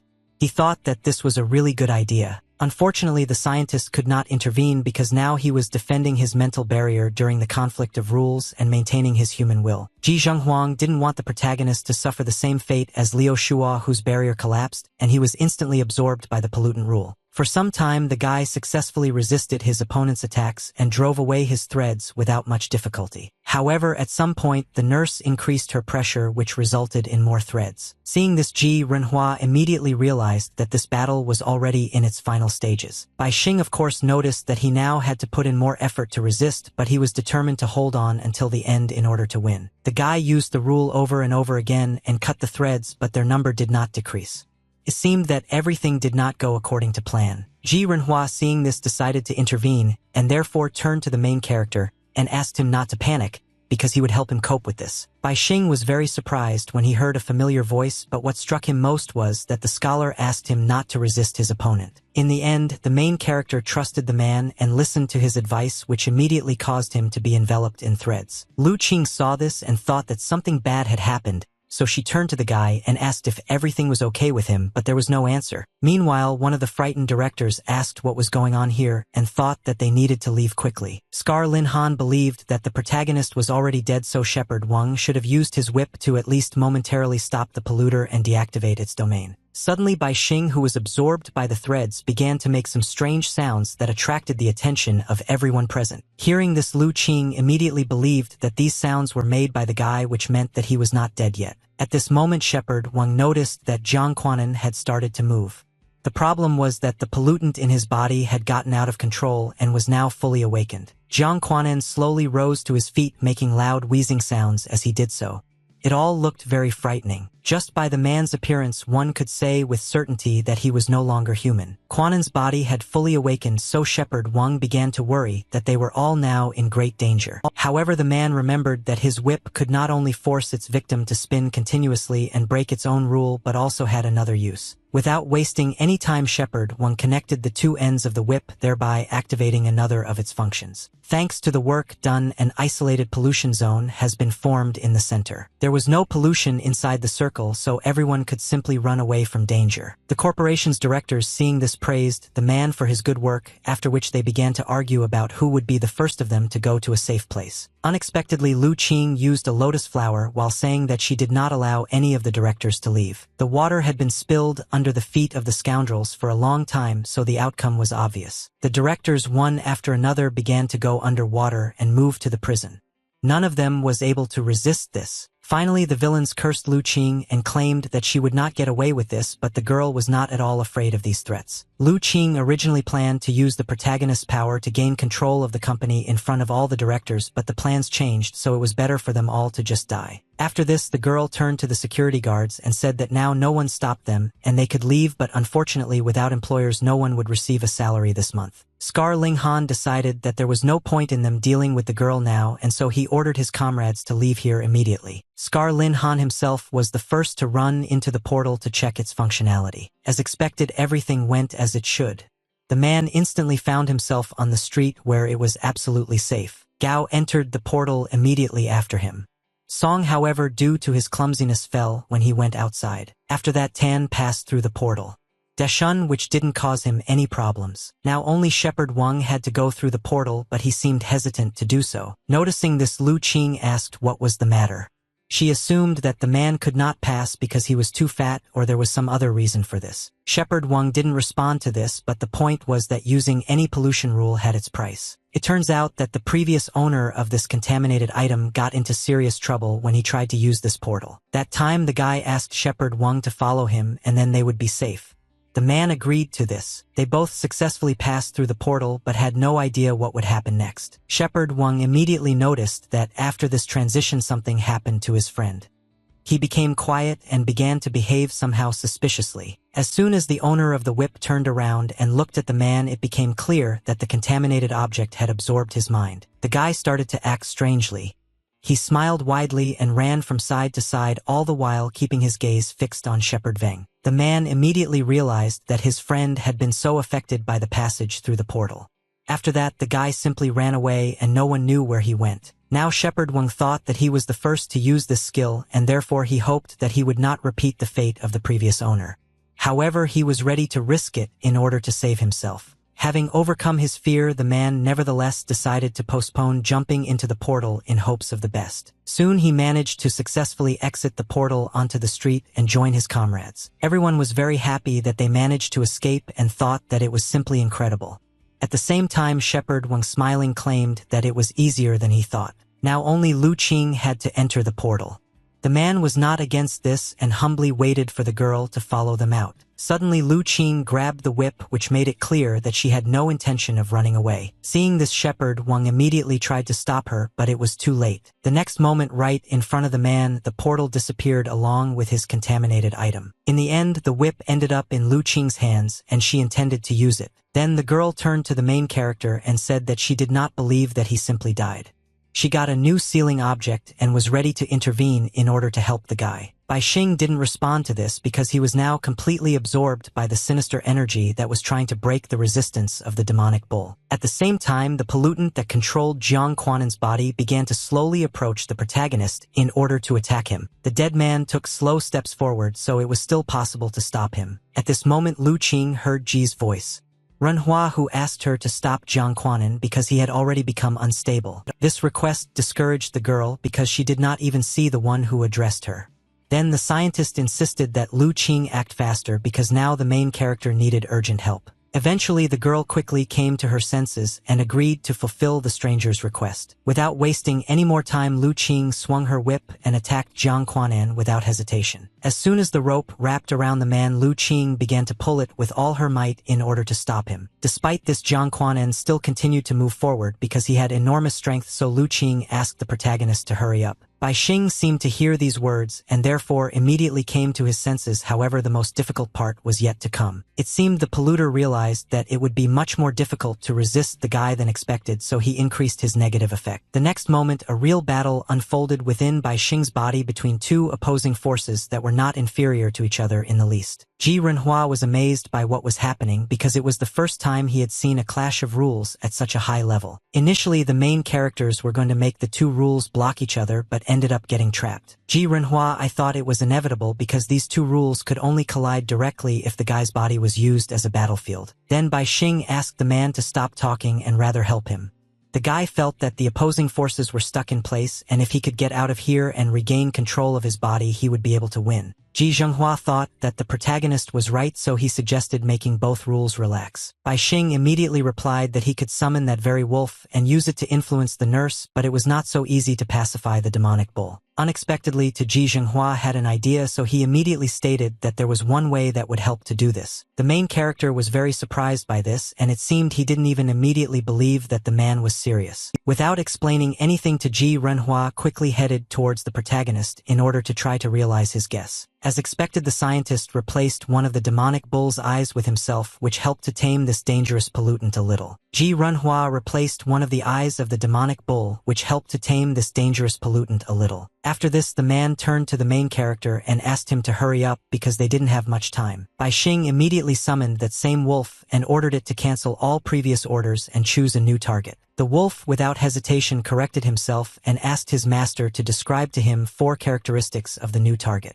Bai Xing, without thinking twice, replied that the first characteristic was that the new target was now right in front of the wolf. This characteristic was accepted, so one of the 4 lights immediately flashed on the wolf's head. In addition, a light flared up on the forehead of the demonic bull and the nurse because they were right in front of the wolf and fit the description. Of course, the main character also fit this description, so a light lit up on his forehead. Then the guy named the second characteristic, according to which the rules of the new targets were in effect right now, which allowed her to attack other polluters. As soon as the main character said these words, a second light lit up on the nurse's forehead because this description only suited her. It seemed that the girl sensed the danger that emanated from the wolf and therefore instantly switched her attention to him. Bai Xing was glad that that method worked, so without wasting time he named the third characteristic, according to which the new target was approaching the wolf right now. This characteristic was accepted, so a third light lit up on the nurse's forehead. Only one characteristic separated the guy from the final victory. Bai Xing believed that since the nurse's goal had changed, none of the 4 characteristics were needed anymore, since the wolf only needed to feel that he was being watched to activate the rule. However, the nurse was determined to continue the fight, and so she directed her threads at the wolf before the third light in his eyes warmed up. Then the polluter began to sew up the wolf's fourth eye, thereby preventing it from being able to name the 4th characteristic and activate the rule. Despite this, the nurse's head suddenly exploded.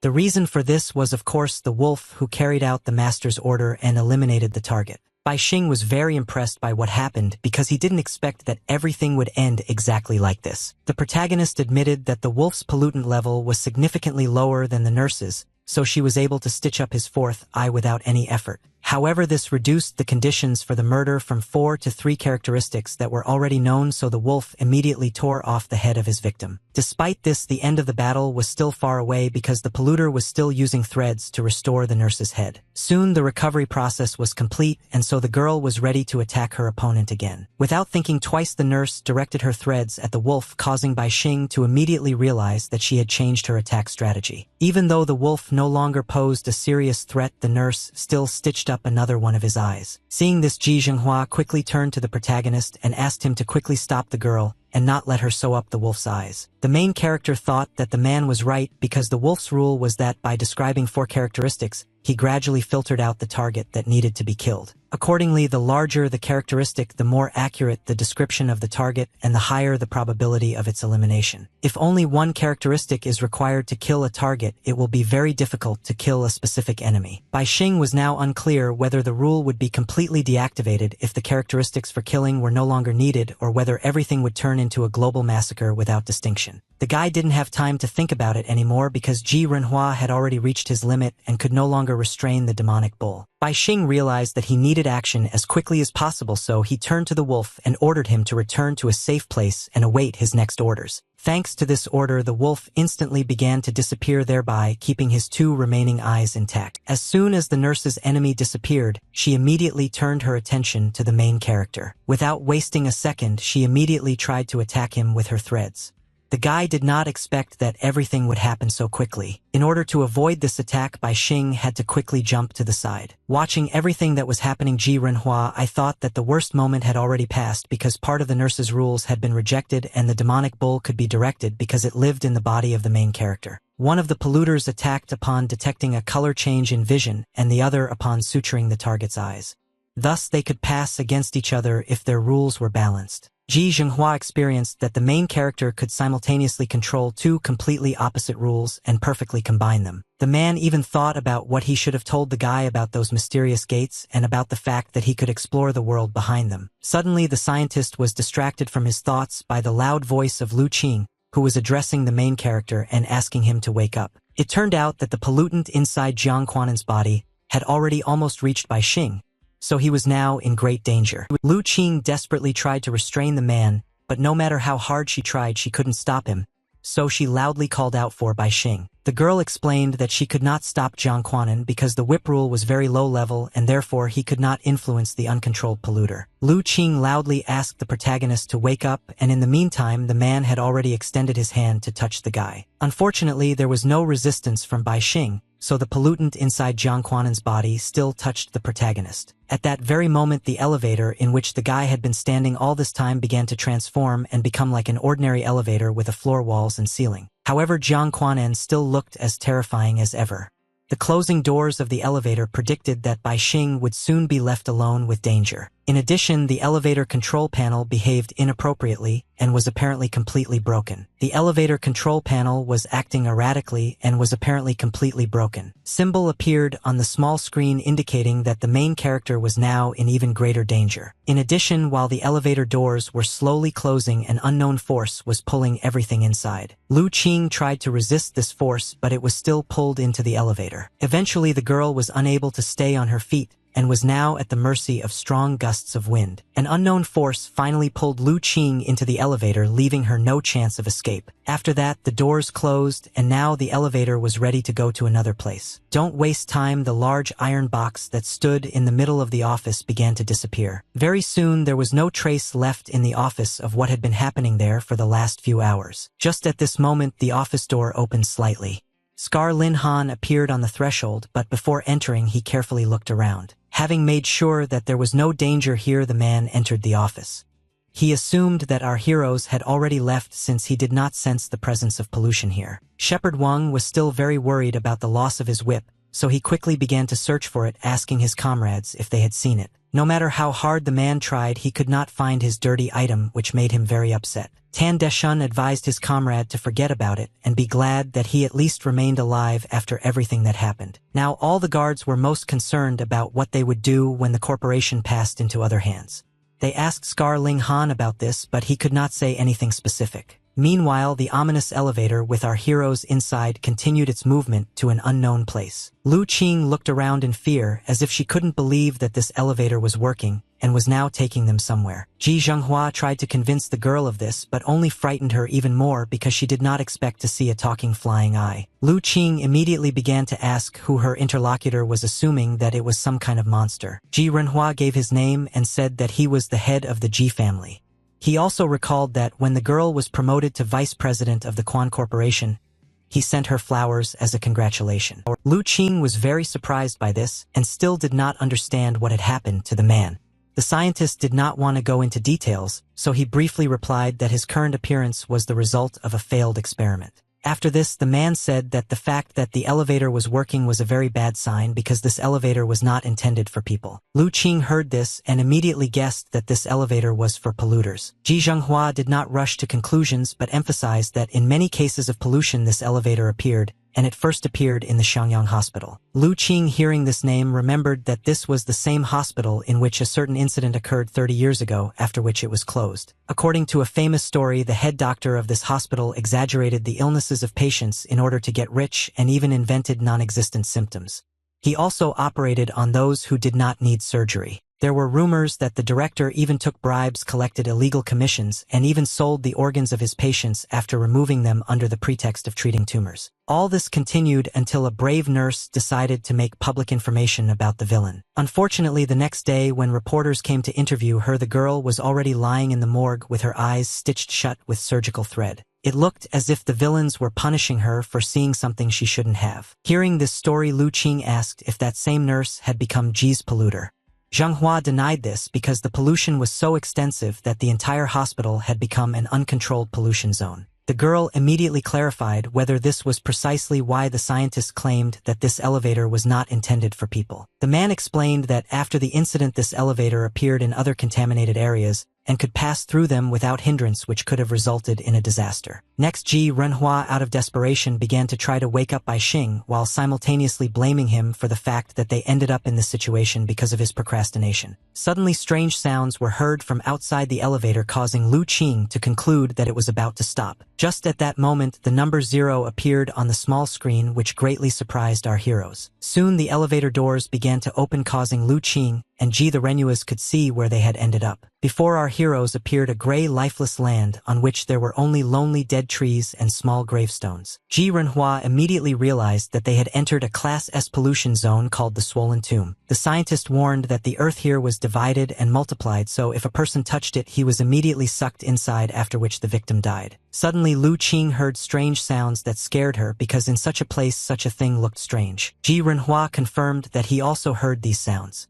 In addition, the man noticed that a large hole appeared out of nowhere not far from them. The man clearly remembered that when the elevator door opened there was no hole there, but it appeared as soon as he turned away for a moment. In the end, Ji Zhenghua decided to take a look at what was in that hole, since he didn't often get the chance to explore a Class S contamination zone. As soon as the scientist flew closer and looked inside, he was horrified by what he saw. After that, the man immediately returned to the elevator, and without explaining anything asked Lu Qing to quickly press some button to leave here. The girl fulfilled the request, but she was very interested in what Ji was doing. Zhenghua saw there no matter how she tried to question him, the man only continued to ask her to close the doors. He also asked Lu Qing not to ask him anything else. For some reason, Ji Renhua didn't want to tell anyone about the mysterious man who was digging that hole right now.